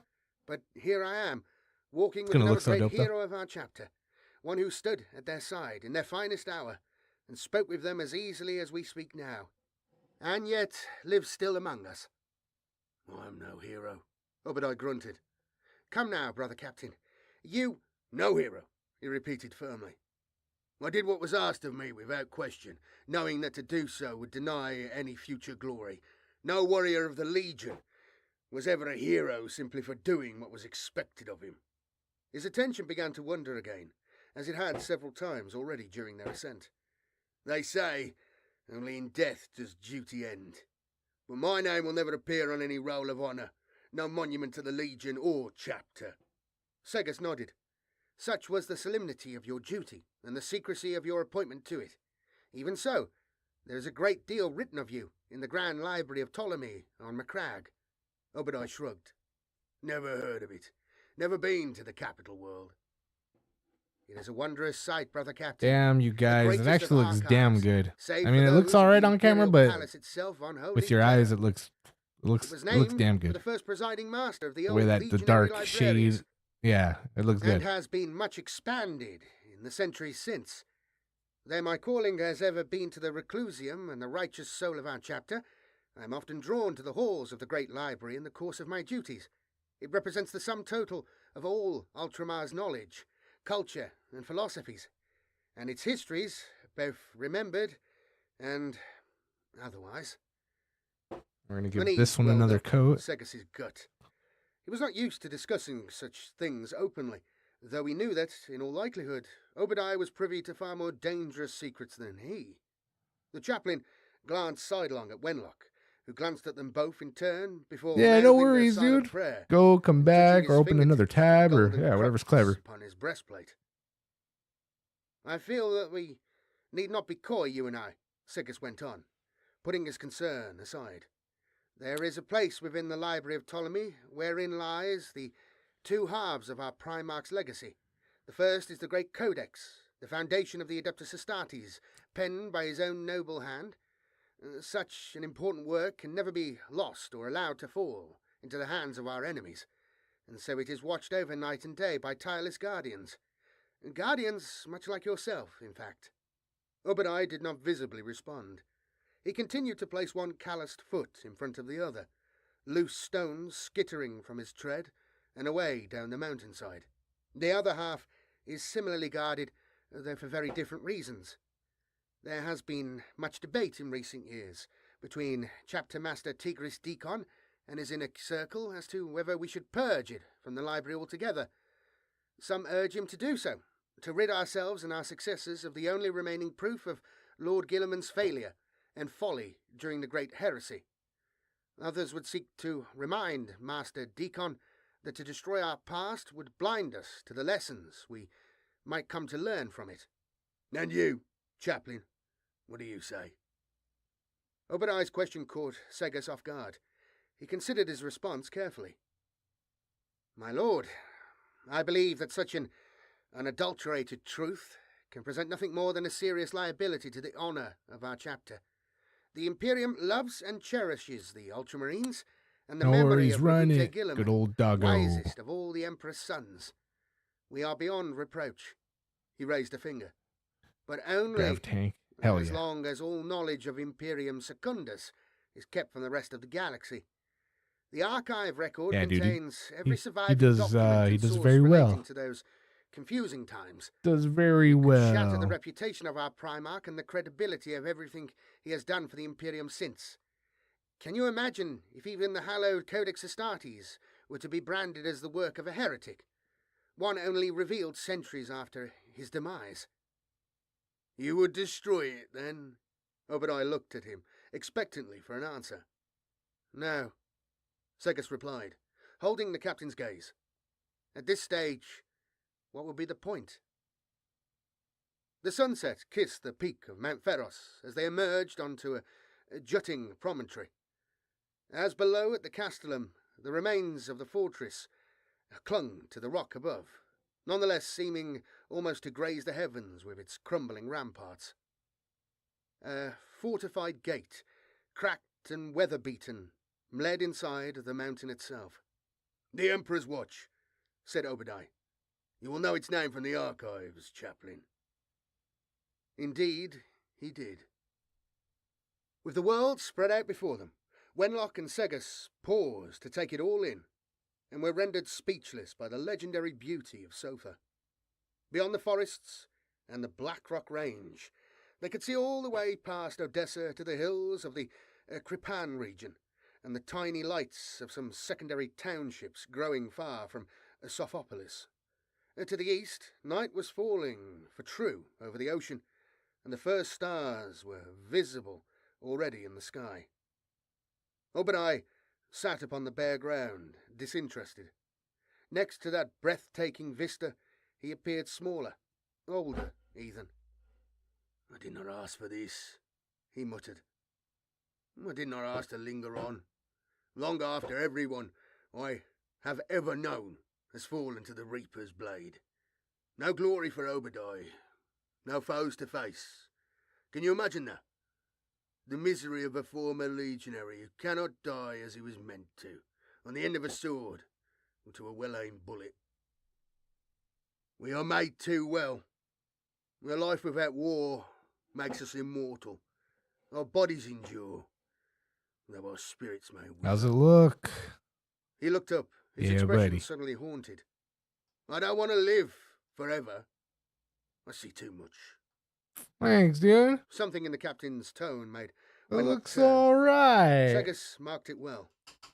He stepped closer. We're doing all right. Brother Captain, do you speak of the Xenos device? You know who those kids are, right? Shifted his weight. It is nothing. I don't hear their voices anymore. He looked up into the darkening sky overhead. Does the color of their outfits give it away? You, young warriors of the chapter, are of a different time. If anybody ever played Nintendo, Ice Climbers. The songs of Ultramar have fallen flat without him to lead us. Ice He got Climbers. to his feet slowly, as though such dour thoughts alone could age him. He looked at Wenlock and let his stare slide into the empty space beyond, his eyes dimming with memory. He stood there, where you stand now, Rabute Gilliman, the avenging sun. So what was the next step? The next step? What are we doing here? Got that blue on there. We're just going to let that dry for now. Battle brothers. When I learned of his death, I stood in the same spot again. I got to do the checkers on her red shirt, white eyebrows, if you had ever known him, both of their hairs, then you would not the question squirrel, his legacy. Master Deacon would not consider himself the Lord of and the gloves and boots of the not kids. One of us who remains is worthy to question the eternal. The yellow color with the edges so cool. I never stepped out. Oh, the evening breeze Francois. brought with it a new chill. Oh, but I closed his eyes and breathed deeply. I am not mad, he muttered.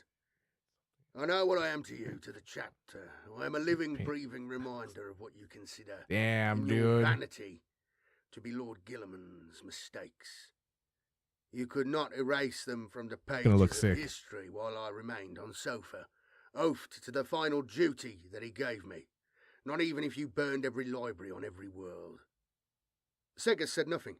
He was relieved that, one way or the other, the captain had arrived at this realization. Yo, Francois, were you here in the beginning to hear that Warhammer song that I played? Do you even know? I don't know if you were here that early. Is that you might have been here since the very beginning. It is. I'm too many enhancers deep and I can't remember correctly. A division of the Ultramarines chapter whose origins can be traced back to the days of the 13th We're having a hoobah. Hell yeah, you guys, me too. Thank you guys for being here. Appreciate it.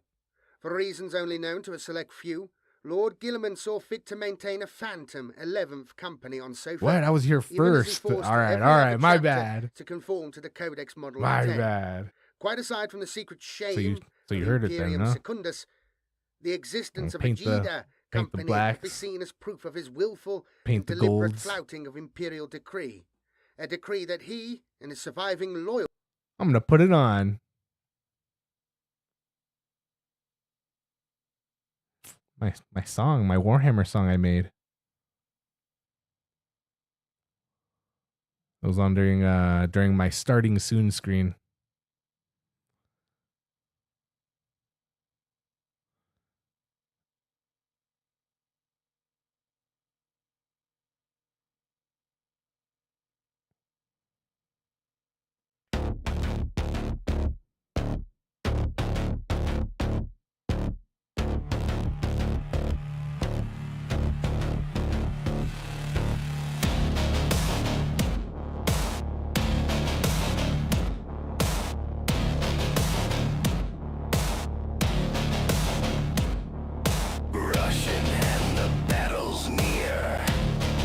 Yeah. Fantastic warrior, sharp and clear.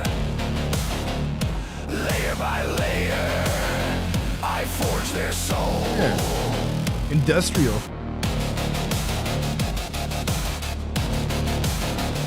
A whisper of death in every stroke. Armies rise in fumes and smoke. This is my war, my sacred dole.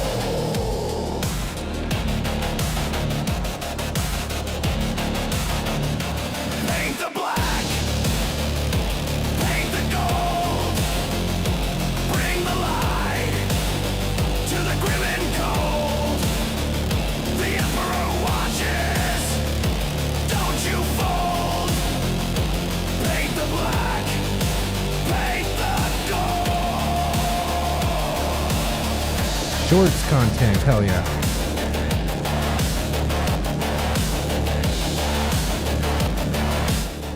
There'll be a video in there on how to hold your brush too. I needed help with that one in the beginning. Each a soldier, each a name. They bleed for glory, I bleed for art.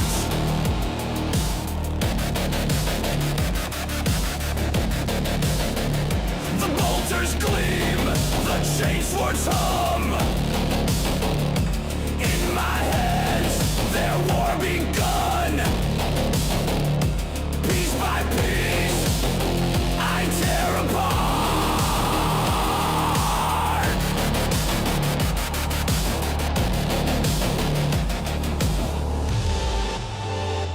Mix the shades, the shadows grow.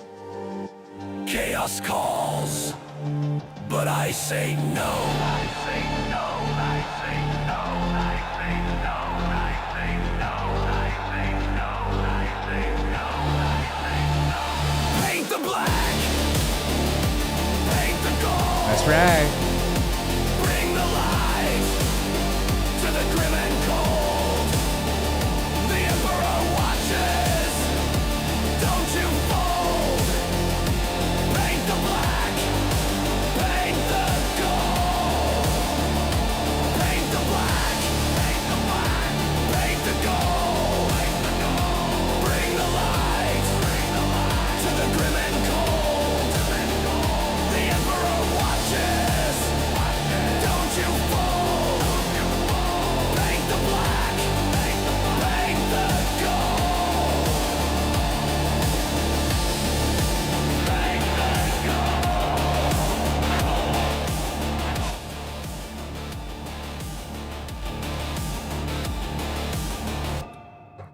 How did this song come about? You made it? Yeah, dude, it's made through AI.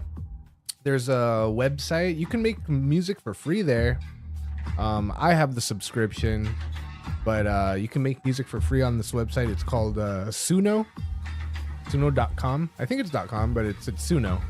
There's an app for it too. SUNO, like the sun in the sky, but with an O after it. Suno. And yeah, you just tell it what kind of music you want. Tell it certain words that you want in it, or it'll make stuff for you. It's pretty fun. It's cool. You can just have a blast making stuff, and hey, dude, check it out.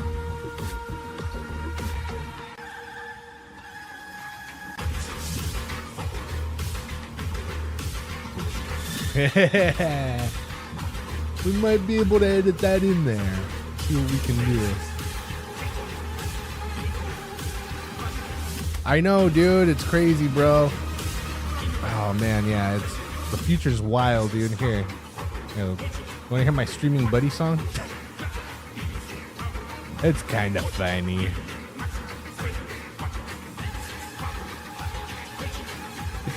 It's catchy. I like it. I don't know if Francois, were you here on Sunday? Wait, Sunday? Was I here on Sunday? Oh no.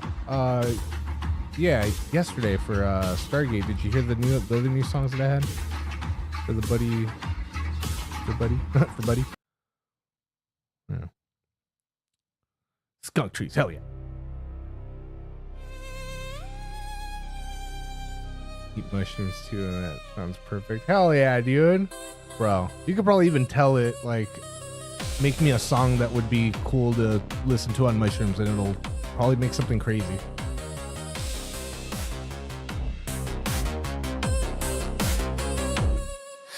Another night, another flick. My streaming body is here real quick. We got snacks, we got glee. Watching movies, you and me. The screen flickers. I'll play the new song after this one. The night thickens. Streaming body, streaming body. My streaming body, my dear. Streaming body, streaming body. Always close, never fear. Always close, never fear.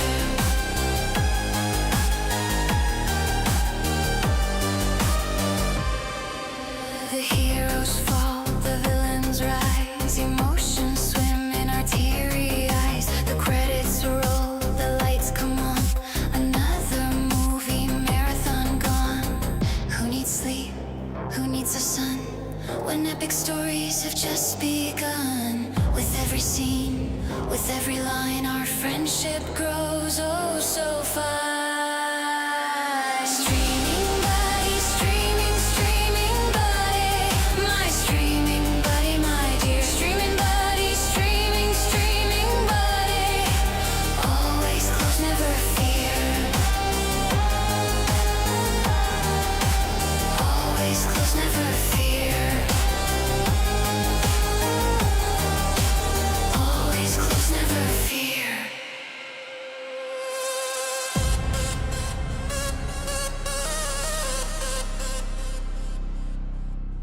And the next one's one of the newer ones.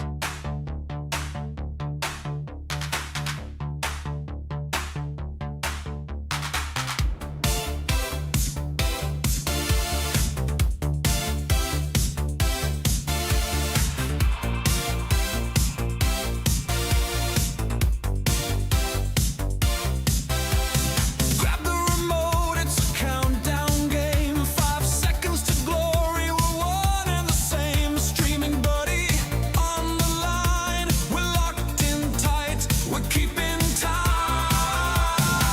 Pause the world, let the pixels glow. One screen to rule us in the show. Chat lights up, it's a digital fire. Sinking hearts, sinking desire. 5 seconds sync, it's how we play. We count to 3 and press today. 1, 2, 3, then let it fly. 5 seconds sync, we're live on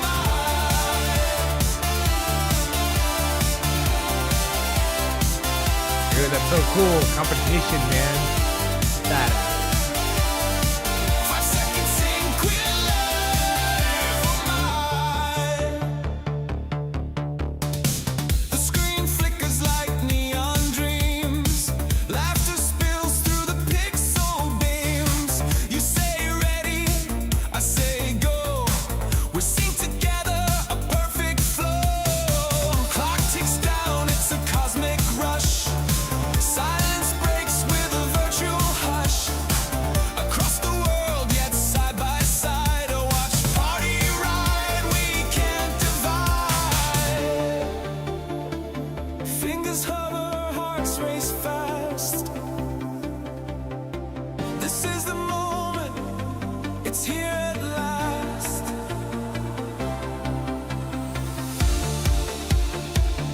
Fingers hover, hearts race fast.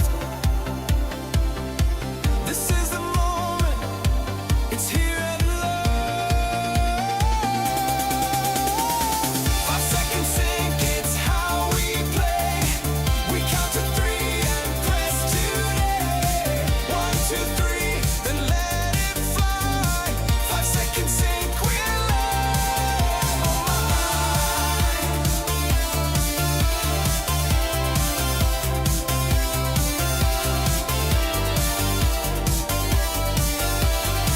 5 seconds sync, we're live. I mean, it's not it, bro. Well, too bad. You're gonna have to deal.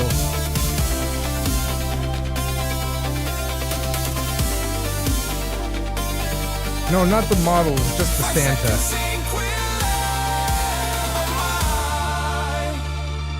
Oh, those craft paint. Wait.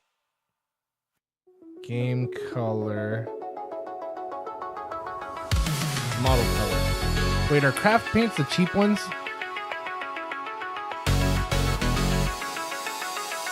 CW. Those are expensive though.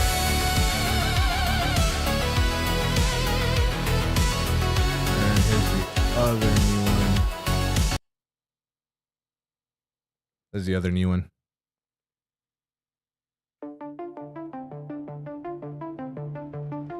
For Buddy though, Buddy.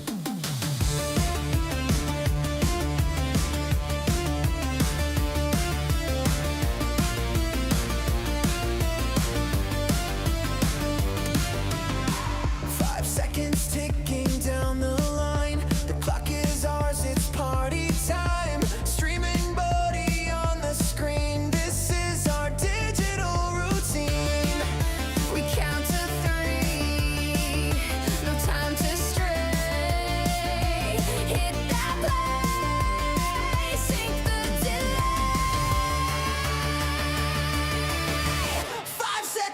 magic key. We're synced up perfectly. 1, 2, 3, then we're free. Watch the world in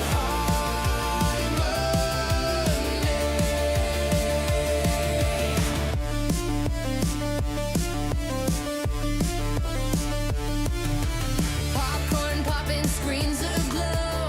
Chat is buzzing, let it flow. From your room to my display, we're connected all the way. We count to Yeah, dude, you could have a song like that, bro. no time to stray. If that's what you want your song to be, that's it, bro. 5 seconds, the magic key. It's so thanks, dude. You ever get into terrain? What's terrain? I don't. Yeah, no, probably. I guess not. No, I'm brand new to the tabletop stuff and just learning. Well, not just learning, but I've always liked to draw and paint. Not paint, but draw and stuff. So painting's pretty. It's all right. It's fun.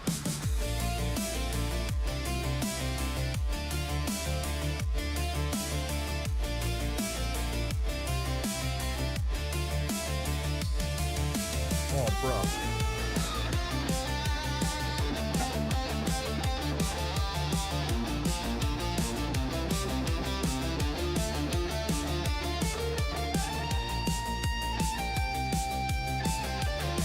Oh, yeah?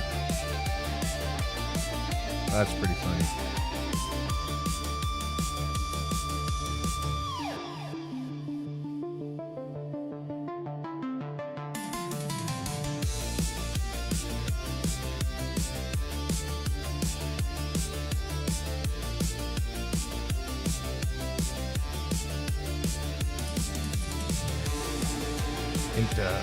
Into 500? Sure can. Yo!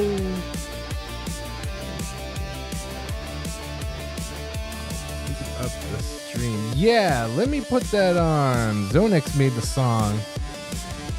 Hey, Zonex, I don't know if you heard my little announcement earlier. We're probably gonna rain check the Darktide for tonight. But yeah, hold on. Let me get over to that and see if I can play that song right quick. Because I haven't downloaded it yet. It's still on Discord. Hold on, let me think of an easy way to do this. How did I do this last time? I did it on the computer, right?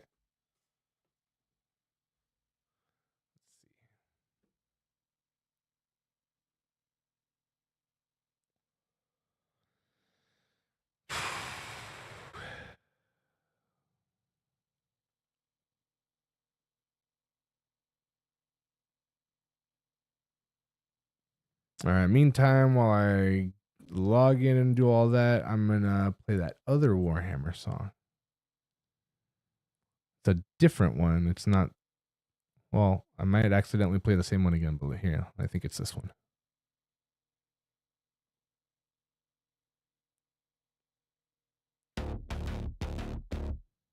Oh, no, that's, no, hold on.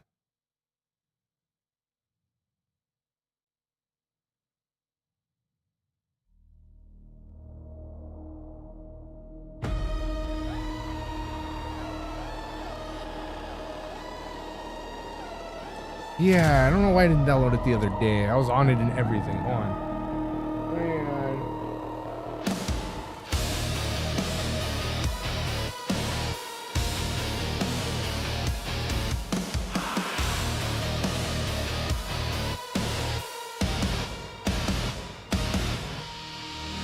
Rushing hand like a boulder rained. Shades and pigments fuel the flame. Because I don't use Discord on my computer ever. So I only use it on my phone. Like I heard them off my phone, but in order to like have you guys hear them, I have to do it on my computer. Hang on.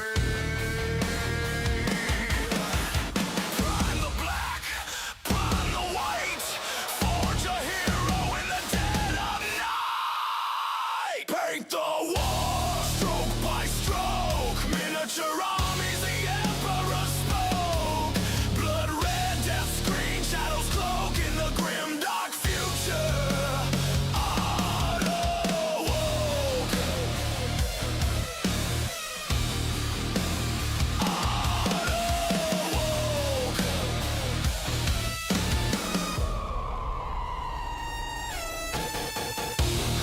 flush runs deep like battle scars. Highlights gleam like burning stars. 1,000 points, a tabletop war. Each detail sharper than before. Layer the pain, edge the fight. Bring the battlefield to life tonight. Paint the war, stroke by stroke. Miniature armies, the Emperor spoke. Blood red, death's green, shadows cloak in the grim dark future. Art of war. Art of war.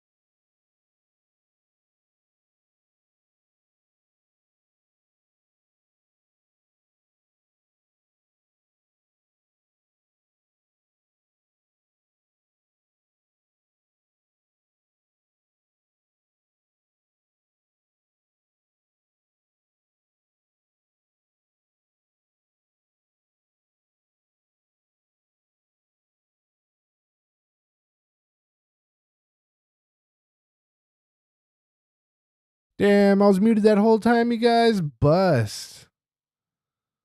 All right. Wow.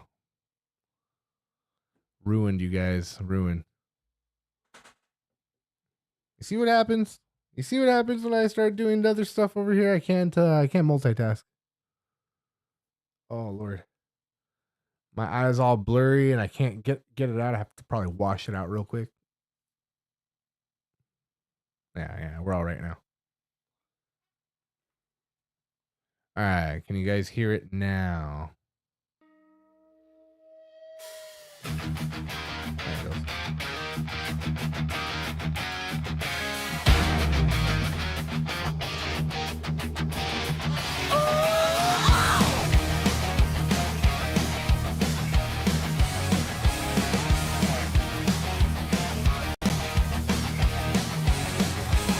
Boot up the string, yeah, lights are glowing bright.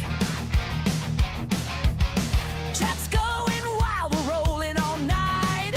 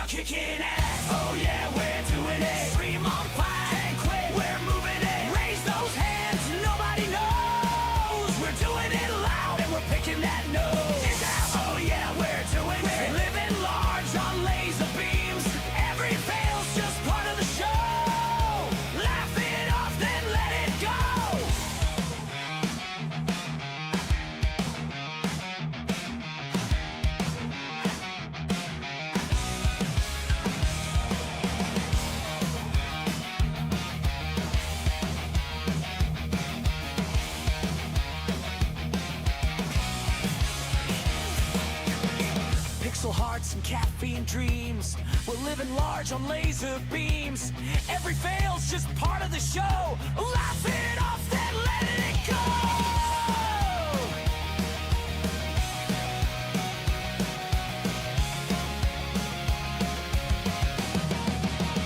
We are kicking ass. Oh yeah, we're doing it. Legends rise when the crew's all tuning in. Raise those hands, nobody knows. We're killing it loud and we're picking that nose.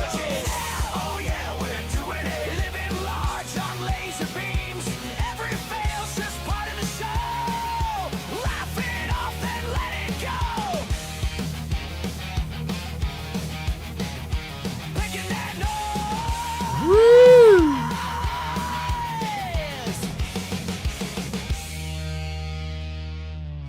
Hell yeah, dude.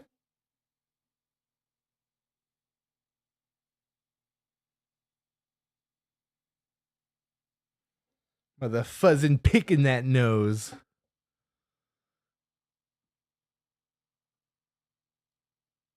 Yeah, that was dope. It's a good track.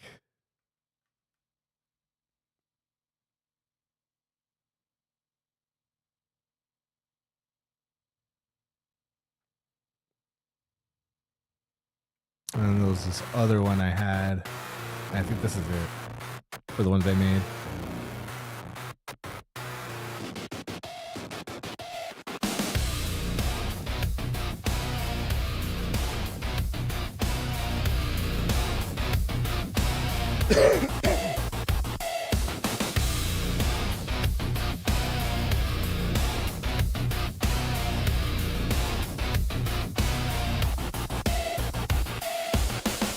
Black Dreamer on the battlefield of my desk. Yeah, dude, it came out really good, bro. Whispers, they put my patience to the test. Straight, dude. Brush in hand, I wield the emperor. They should throw me in there, man. We're doing all right. The Santa came out all right. Each stroke a war cry, a hymn to victory. Bro. In your pains they scream. Speaking about In your pains they cry.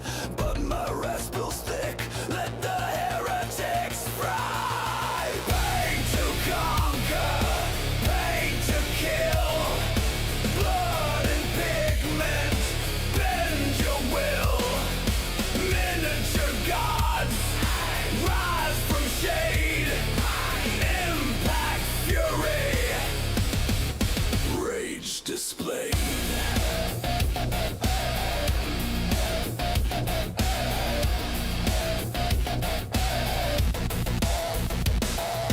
Highlight edges like plasma cutting through the dark. Dry brush ashes, leave your mark.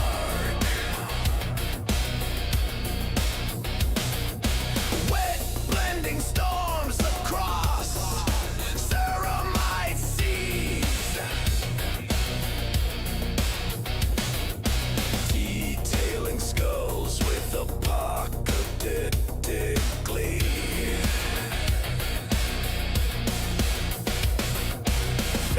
Pains they scream, thin your pains they yeah, cry. we do it weird over here. Terror's light shines in every eye. Pain to conquer, pain Doug, to kill.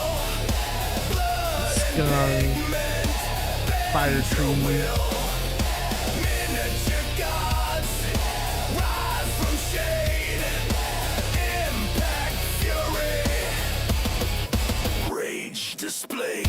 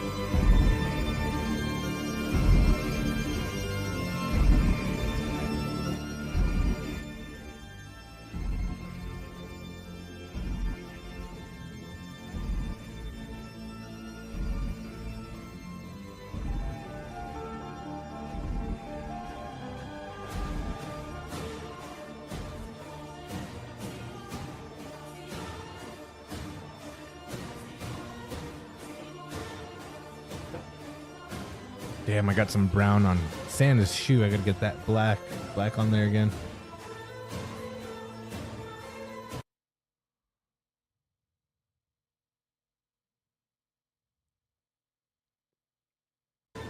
Whoops. I'll kill that music and I'm gonna go back to the story mode.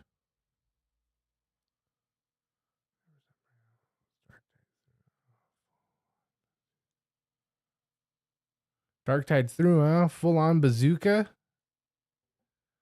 No Darktide tonight, but Tuesday we'll be back on the Darktide. Yeah, we got carried away with painting. We want to finish this up as soon as possible so we can hand it over. But we'll definitely be back for Darktide on Tuesday. I'll probably be painting this again on Tuesday just to finish it off. The final touches.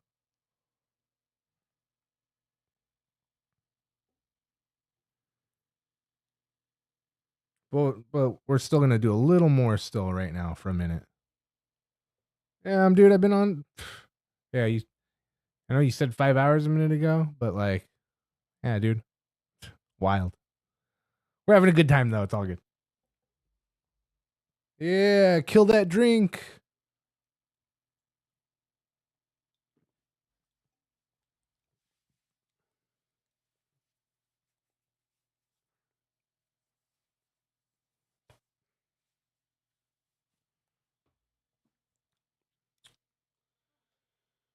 I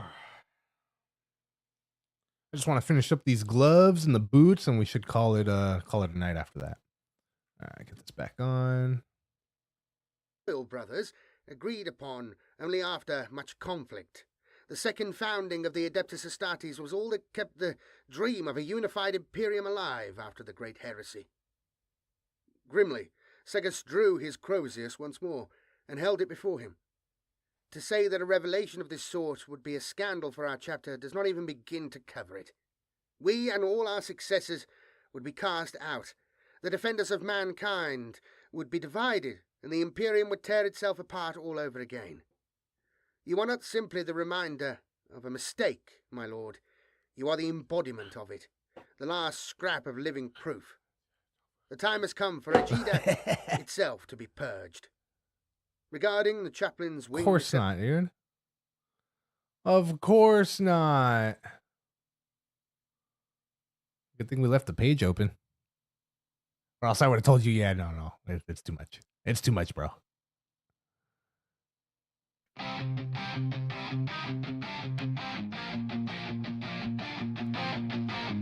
I tried to care, I really did, but now I'm out of gas. Your drama and your nonsense can kiss my rockin' ass. I've tried to fake compassion, but my patience took a dive. I'm all out of energy, and I've no more fucks to give. I've no more fucks to give. No more fucks to hide. I gave them all away. Now I'm dead inside. I'm burning all my bridges. Let the fire live. I've got nothing left to lose. And no more fucks to give.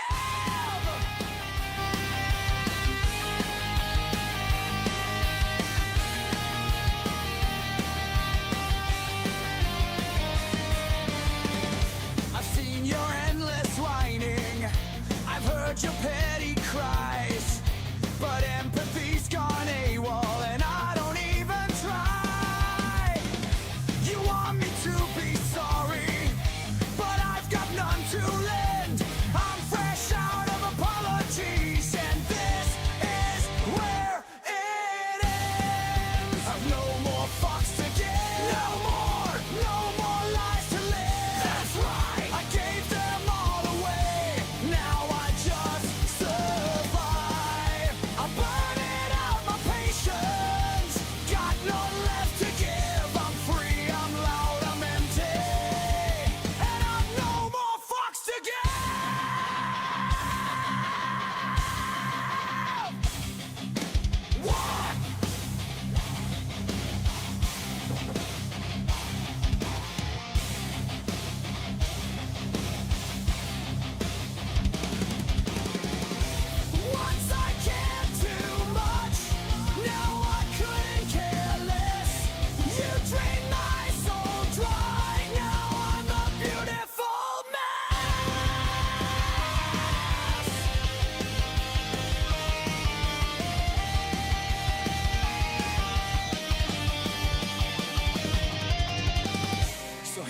final statement, my anthem to the void. All feelings have departed, my conscience unemployed. I'm dancing on the ashes of the life I used to live. I've nothing left to offer, and no more fucks to give.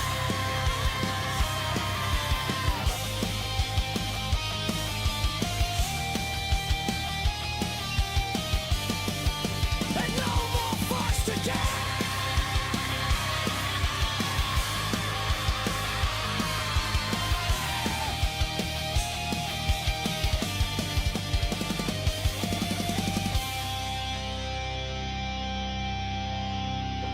Hell yeah, dude.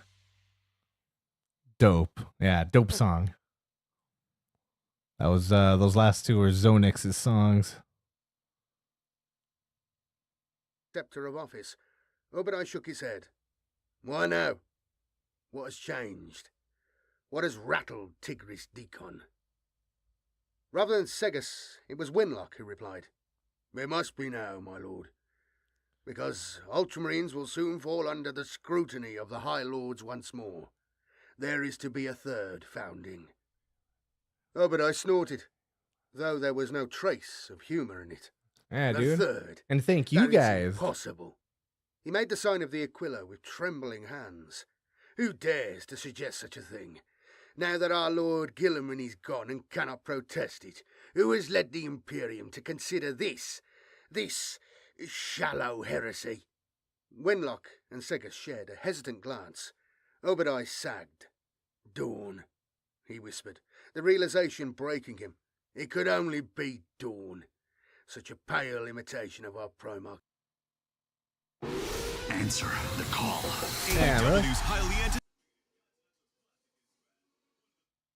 To our departed father, brought this before the High Lords more than 40 years ago. The preparations have already begun. Petitions have been filed, chapter assets marked and divided. The Adeptus Mechanicus has pledged 1,000 new...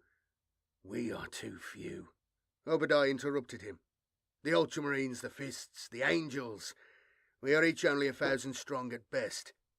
From 9 loyal legions were the chapters born, and our father did not even live to see the successors reach full strength in 100 years.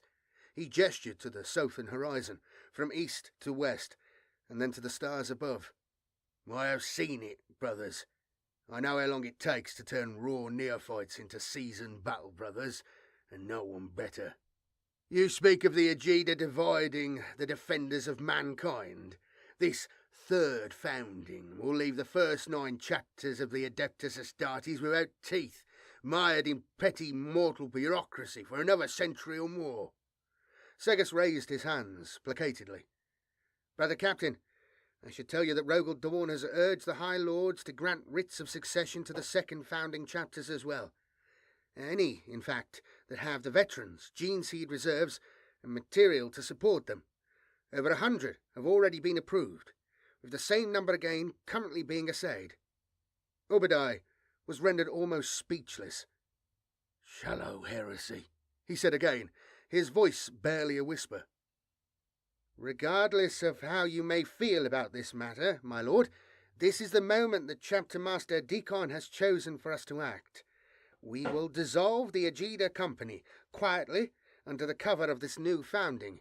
You are to be released from your oath to the Primarch. The venerable captain whirled around, his hands balled into fists. Never, he spat. You do not have the authority. Yeah, if anybody not wants to even play some Dawn Darktide with command this. Zonix tonight, Take the Aegida. Take it. there's this pretend friend it never code in the happened. chat. I'm going to Paint put it on over the screen. dark stain on our spotless history and return to your Lord. Yeah, if anybody wants to play Tell and him you did as you were told. jump on, But I will not yeah, abandon I'm my not going to duty. I will play not leave tonight. Sotha It's already a little unguarded. late for me. The people have earned Yeah, like I that said, I much got at carried away least. on painting. Want to Segus get this finished, sighed. but Tuesday for Come sure. to the final choice then. Tuesday for sure. He reached to his belt and produced a gilded scroll, sealed with the haloed ultima of Macragge, and unfurled the freshly scribed vellum within. Hey, buddy. This is a writ of succession for the Ultramarines chapter, one of 9 already approved by Terra. You will notice that the minutiae have been left incomplete. He offered the scroll to Obadiah, but the captain did not take it. Segus shrugged. Two courses of action remain open to you, my lord. As a mark of respect for all that you have given and sacrificed for McCragg, Master Deacon is willing to approve your immediate transfer to the 5th Company. You would be assigned to new combat operations focused on the fringes of old Ultramar, with an exceptionally high probability of glorious martyrdom. Your days will end on the battlefield. Write it down, take a picture. Only in death does duty end. The alternative is that you abandon your old oath, here and now, and sign your name instead upon this scroll. Oops. You will become the founding master of the Ajida chapter, noble successors of the Ultramarines. I will join you, along with Brother Wenlock and 72 other appointed veterans of the Orlan conquest. We will take Sofa as our homeworld, and defend Mount Pharos from all threats, from now until the end of all things. Obadiah stared at the vellum scroll. He did not seem to be considering the offer so much as attempting to disbelieve it. You don't understand, he muttered. The Aegean oath I swore to the Primarch was not to protect Mount Pharos from the enemies of the Imperium. Segus faltered.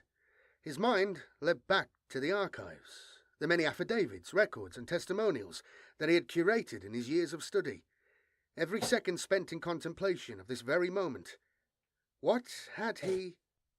Gesturing to the fortified gateway and the bluff beneath the Emperor's watch, Obadiah answered the question before the chaplain could ask it.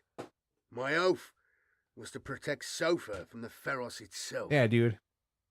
With those words, the and on yawning Tuesday, roar I'll of the throw gate up seemed my wider friend and code. darker And yeah, than you're always welcome to join. And Zonex, he's the vaults began as he's smooth the stone, safe zone. crafted. He's the and one that embellished in can the get us blunt out of a imperial pinch style. pretty Luminorbs hung in delicate brass pretty well. cradles, illuminating the chambers and votive spaces that opened up on either side. This, Segus supposed, had been the work of the Imperial Fists after Sofa was retaken from traitor forces. Austere and functional, but artisan crafted, You'll see. the strength of rock and steel, upon which the 7th Legion had built their unyielding legacy. Soon, this strength gave way to the rough framework of a template in construction.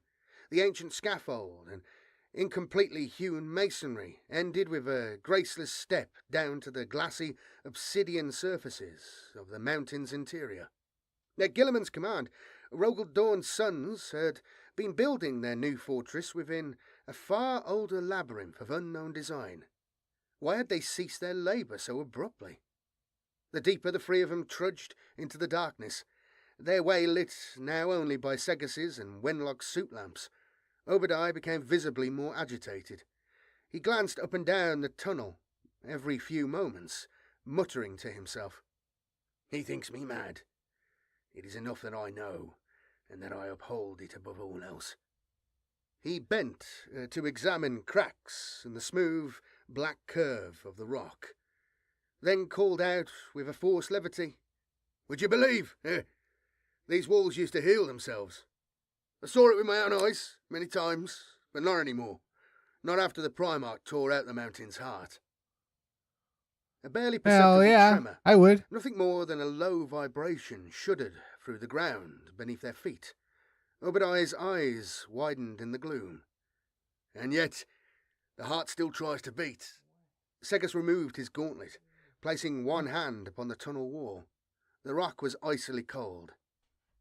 Do not concern yourself with local superstitions, my Buddy, lord. so you ever think The about mountain live and even the streaming, distant like, black rocks just have having long to suffered from geological do instability. too many Tectonic shifts and, are like, to be expected. some hoots? Obadiah I don't shook know. his head, Like pushing one past the day of chaplain the week, and leading you them host onwards. a hangout. When he Do returned people do to that? Ultramar after the war was lost What do you and mean? won, Lord Because Gilliman like ordered the Mondays we Pharos watch destroyed. cartoons. Like I do watch parties. Mechanic But you said you carved spawned up the the channel a quantum couple weeks pulse ago. engines like You a might. feast day Well, I fowl, haven't.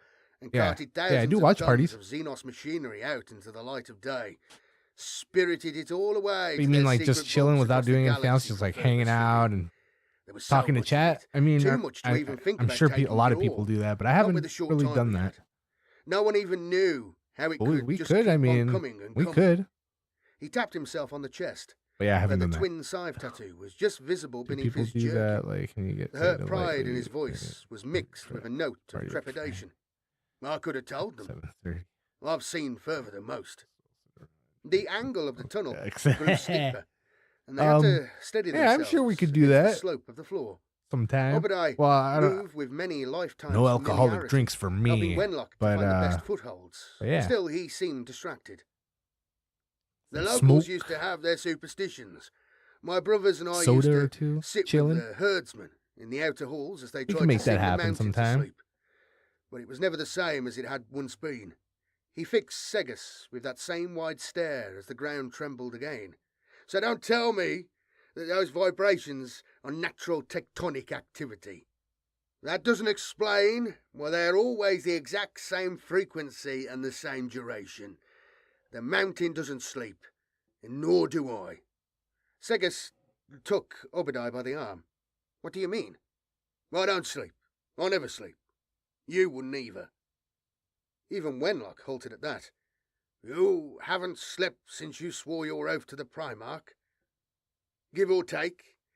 Catalapsian slumber, but never true sleep. I always like to keep one eye on the mountain. The captain smiled for the first time since they had ventured beneath the surface. And besides, I don't like the things I see in my dreams. Segus saw the incredulous look in Wenlock's eye. An explanation was in order. Brother, the venerable captain was known to experience visions, precipitated by his connection and proximity to Mount Pharos. This was verified by many, including the Primarch himself. Both times the young Obadiah's most vivid dreams went unheeded, and both times he was proven correct. He foresaw the arrival of the Blood Angels Legion at Ultramar, and he also foresaw the invasion of Sofa by traitor forces. Obadiah twitched. I was just a neophyte, but even now, nearly 1,000 years later, those visions remain. Has my whole life been a dream? And if so, You whose paid to dream just is hang it? out. I mean, They that's saw pretty our much all the other The dark streamers, right? between the stars. Paid to play games and Segus hang felt out. his heart sinking. The old warrior was not fit to lead a chapter Yeah, of the Emperor's just chilling, having a good His time, centuries away relaxing, from the chapter, maxing. denied a life of battle, and instead, given the thankless task of clearing undergrowth with his bare hands, had clearly taken their toll. These frequent babbling rants were proof enough of that. All right, we just gotta What get the had gloves Segus brown, agreed to? and I think we're gonna wrap They it up continued after down the that. incline in silence until Obadiah Gloves of the kid pointed out brown. a smear of dark grey against the blackness of the tunnel. There, he sighed. Shoddy work, and inelegant compared to what was built on the surface. But time was short, and Lord Gilliman's patience was at an end. The way ahead levelled out into a much broader space, not in the natural curve of the passageway, but with a rising blockage that edged all the way up to the ceiling. Their armoured boots struck the uneven surface with dull thuds as they stepped out onto What'd it. you make here? Ferrocrete. You invited him to Wenlock join a server? poured down Oh here. yeah, I'll join. Why? To seal the Streaming mountain. server for Obadiah bodies. replied, For bodies? inspecting the edges of the tunnel Hell yeah. where the join was most notable. To Nice, keep dude. everything down there. Good looking out. Thanks. Down there. The surf labourers poured millions of tons of crete into the main tributary tunnels. Yeah, but more specific, drinking That with was the Steve in Primarch's just last 6 word hours on the from matter some of the guy getting Pharos. drunk, And bro. it is one for which I am thankful. Yeah, I'm sure Aye, there's those Wenlock snorted. out there. If anything lives down there in the depths, That's crazy, then it though. must squirm and writhe in dark places that no man I don't know if they would Primarch like has ever... Obadiah turned do like slowly to face him. terms of service shopping kind for of thing. dental Like supplies to you can't be promoting like drug use or alcohol abuse. I don't know. I'm sure that there's something in the fine print that you can't be getting too crazy with stuff like that. Set with a brazier on the Ferrocrete But floor I'm before not it. too sure. Obadiah approached it reverently, striking a should do it. flame into the bowl with a simple flint and Not rasp. I can't. Nah, no As drinking. the I'm sober oiled now. tinder took, I used to the drink flickering light way too revealed much. what lay upon the bear's top. I don't drink anymore. An iron mask, worked into the semblance of a skull. The metal was pitted with age, but I had been was kept an polished and alcoholic oiled dude through the like that. centuries. Unaccountably, like bad where you the sight of start it to sent a ruin your chill life to over Segus's it. heart. I didn't ruin There like was ruin something my there, life over it, but it something got in pretty the bad. emptiness of the eye sockets It could have and the been ruined like stylized line worse, you of know. the jaw that was neither a But grin we decided to nor stop a grimace. drinking. The Mars It was a of wrap, barbarous and Dantio, yeah, we're chilling now. first warden of the Pharos, Obadiah murmured, a loyal hero of the great heresy, by Gilliman's own decree. I live in the shadow he has cast upon this place, in more ways than one, though I can never hope to be so worthy of the title of warden. Beneath the mask were 3 strips of decrepit parchment, fixed to the bier with wax that had become little more than a discoloured crimson bruise upon the stone. The imprint of the Ultima of Macragge was barely visible in the seal. You knelt here? Segus asked, his voice feeling weak with awe. You took the knee before our Primarch and made your oath at the threshold of the Pharos itself. Obadiah nodded. He ran his fingertips over the fine calligraphic script that adorned each of the oath papers. Aye, the Primarch drew his blade, the Gladius Incandor, and I swore the Aegean oath upon it.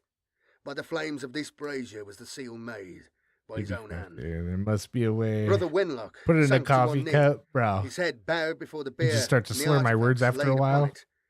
The captain Take regarded little him shots of curiously, punch or but something. continued. No. And now, We want to the keep it Master honest Deacon too. I don't want to be urges me deceiving to make a people. simple Unless I do like choice the between writing in the surrendering my rank description and my of life, no alcohol continuing was to watch used over this on place the as show something or I am whatever, not. but You tell me that I cannot yeah, remain an ultramarine. I don't like clickbait stuff. Clickbait pisses me off. Sagos considered his words. I had not thought to put it so, Captain, but yes, this is the essence of it. By the glow of the brazier, Obadiah appeared differently, like some haunted phantasm of the abyss. No good will come of this, Chaplain Segus, he said grimly. Mark my words, I am as certain of this as anything I have ever known. This lie that you craft will be the death of all that Gilliman strove to accomplish. He reached out and plucked the oath paper from the seal, the wax yielding easily, and what little of the Ultima that remained visible was broken. Pray that our Primarch never awakens from his deathly slumber, or we shall know his wrath. Segus stoked the brazier, the ashes of the oath papers crumbling as they were ground between the smouldering coals. He saw the grief in Obadiah's eyes. Think of it not as the breaking of an oath, but the renewal of the same. When you swore upon the Primarch's blade and your own, the galaxy was a very different place. He rose and placed a what hand happened to upon the Francois? Did he captain's pass shoulder. out? But I am glad you have chosen this path. The Imperium is changing, and we shall change with it. The past will soon be forgotten, and the future is not what it used to be. Obadiah did not respond. Brother Wenlock reached for the iron mask upon the bear and presented it to his new chapter master. Hail to One you, glove my left. Warden of the Pharos, The little kid's in left hand glove, perpetuity, and master that's it. of the Aegida chapter. The proclamation hung in the silence Minus of the the sealed descriptive chamber for a rope with moment. The trace of a rolls and frown things crossed and Obadiah's different brow. stuff in the future. No. With the rolls? What's the name rolls? is gone also. Gone Like with I my said fallen before, brothers. man, I don't know nothing about Discord. I got Segus one handed just him because the writ people of kept succession. asking me about it, And a matrix quill. and I still kind It is of to you don't really then, understand it. Master I feel Obadiah. like a fossil By what when name I say shall we something bring like death that. to the foes Oh of yeah, I don't know mankind? how to use Discord. Absently, the chapter master raised a hand to the tattoo over his heart. His jaw was set, his voice low. Neogida was the shield. Tips the but no boat. more. Yeah. Sofa Yeah, it's shall about not right. be defended, but shall strike at the darkness before it can grow, and reap a bitter harvest. No, body's fine. Put out the call to the proud men and women of this world. They have earned the right Body to fight works. and bleed and die alongside any warrior of this chapter. And their Oh, you don't have to sons do that, shall man. be Just our whichever brethren. one you do, Let them we'll turn their join yours. plowshares into swords and stand with us as equals. A fire was kindled in Segus's Yeah. heart by Obadiah's words. We'll and the keep it chaplain easy. watched as he put his mark upon the vellum. I don't want to put If I am to be work on damned, your then it work shall be on more my work own on your terms, shoulders. and red with the blood of my foes. We stand no Keeping longer me as alive the in Emperor's Darktide's shield brothers. Heavy as his enough. noble Carrying my weight is heavy enough. Is there good in it? I didn't even know this existed until recently. Slipped past me. I wasn't paying attention. I missed this one. The founding of the Scythes of the Emperor, linking it back to the Pharos stuff, even more so than normal. Really, really good. Really, really good. I cannot recommend enough the Belisarius Call novel. I can't remember what it's called. Let me look. The Great Work, which covers the Scythes of the Empire. I won't give you many spoilers, but if you've never read that book, it's an amazing book and must read for everybody who's interested in 40k and what's going on with 40k at the moment with Belisarius Call, and massive amounts about the Scythes of the Emperor and the Pharos and everything. Really great stuff. Recommend it. I'll include a link below to it in the description. I'll also include a link to Amazon for LJ Goulding's. The two things I loved from him. I haven't read the Scythes of the Emperor novels yet. I missed them as well. But anyway, years ago, they were out years ago. It's The Last Council and Malcador, Lord of the Imperium, I think it is. These two amazing little things. They're little audio things. Or did I don't know. The last. I'll include links below. Look at the links below.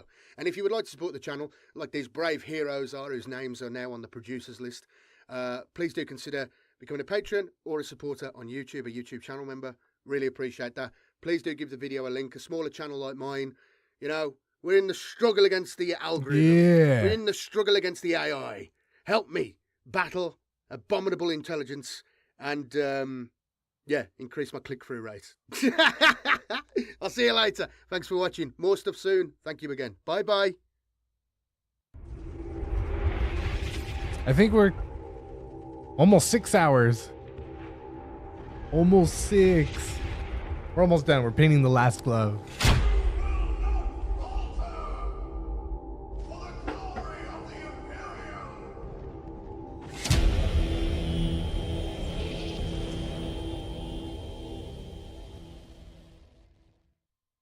Armored companies of the Imperial Guard. Despise infantry if you must. Crush them under your tracks, by all means, but do not ignore them. Battlefields are littered with the wreckage of tanks whose crews ignored infantry. Anon. All right. Heretics crave the cleansing fire of absolution. They need not fear, for we shall deliver. Captain Kurt, Hellhound Commander. An Imperial Guard armoured company consists almost entirely of armoured vehicles, with the only infantry included being those mounted in chimeras to keep up with the rapid advance of the tanks. A typical armoured company consists of anything between 12 and 24 tanks, and is primarily used to batter through enemy strong points, exploit a breakthrough, or act as a mobile reserve to counterattack advancing I enemies. just noticed that we missed a An little armoured spot company of will red. often be used to spearhead attacks and break through enemy lines. Special missions or objectives For of a Santa's particularly hat critical right nature before the are puffball. often entrusted to armoured companies, though they are unsuitable for holding ground or raiding into enemy territory. Armoured companies are specialised formations, and how they are raised and integrated into getting an there. Imperial Guard army is We'll quite finish different from a that regular on Imperial Guard Tuesday. regiment. We'll do the white eyebrows, the kids' hair, drawn from a the million red on the different worlds hat and brought next to the together by the puffball, Departamento the Munitorum squirrel, through a rigorously enforced the but buckle, incredibly arcane system of and tithes. whatever Most of the regiments raised for service areas in the I went Imperial out of the Guard lines. are infantry, which is not surprising, as the one resource the Imperium has in abundance is manpower. However, while the Imperial Guard is rightly regarded as a ponderous Should've spent some more organization which Blu-ray here, too. specializes in delivering bludgeoning hammer blows to Right, an yeah, enemy, we'll just fix it up on rather than Tuesday. the decisive rapier thrusts. We'll fix it of on the Tuesday, you societies, guys. It still needs a way of breaking through defensive But I think that's lines it for and now. taking the battle to the It's a enemy. wrap for now. Armored Those trees look regiments really good, though. are the assault arm of the Imperial Guard, raised on industrialized worlds and equipped with unsophisticated but rugged vehicles. They have been the weapon of choice for Imperial Guard generals. All right.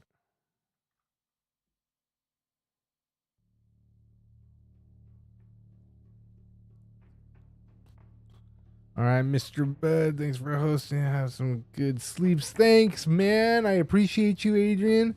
You as well. Get some of that beauty sleep. Catch some good Z's. I'm gonna just gonna wrap it up, clean up, And then, yeah, hit the hay. But thank you for being here. Thank you for watching, for hanging out. Everybody that was here. It was nice to see you too, Zone X. Appreciate you guys. Zone X, Adrian, Francois, Area 51, Bella Truth, Max, the Robot Crab. Who else was here? Hawk.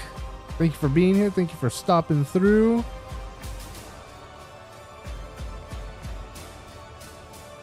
And if I missed anybody, I'm sure I did. My bad, but thank you for being here and hanging out. So tomorrow, you guys will be back tomorrow. Let's see. Hold on. All right. Yeah. So tomorrow we'll be back for the next 2 episodes of Stranger Things. I'm about to sneeze. Hang on.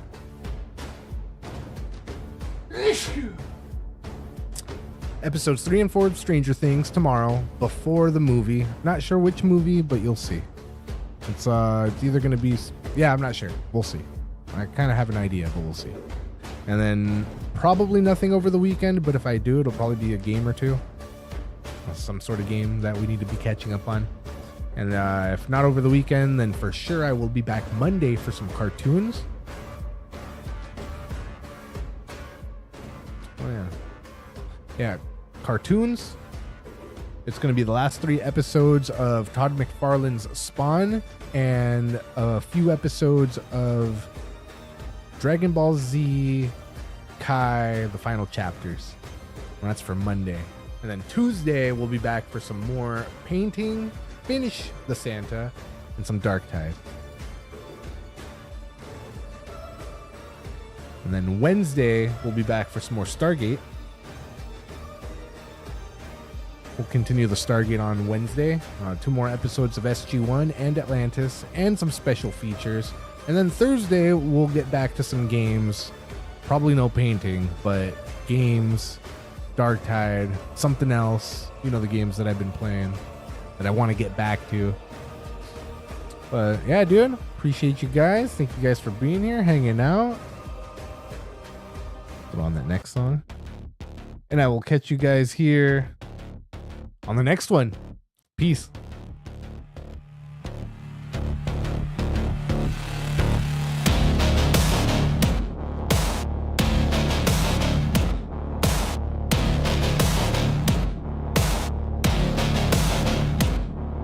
Russian and the battle's near. Tastic warrior, sharp and clear. Layer by layer, I forge their soul.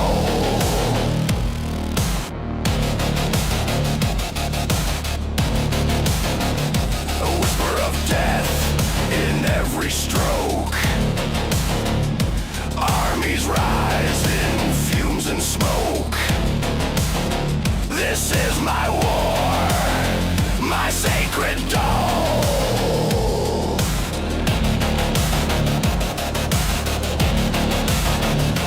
Paint the black, paint the gold.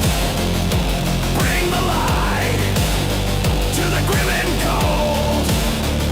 The Emperor watches, don't you fold. Paint the black, paint the gold.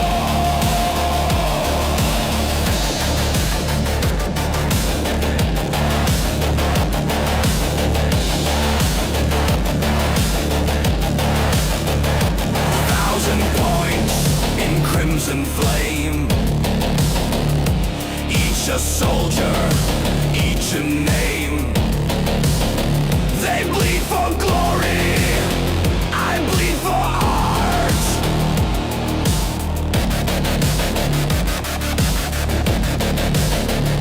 The bolters gleam, the chain swords hum. In my head, their war begun. Piece by piece, I tear apart.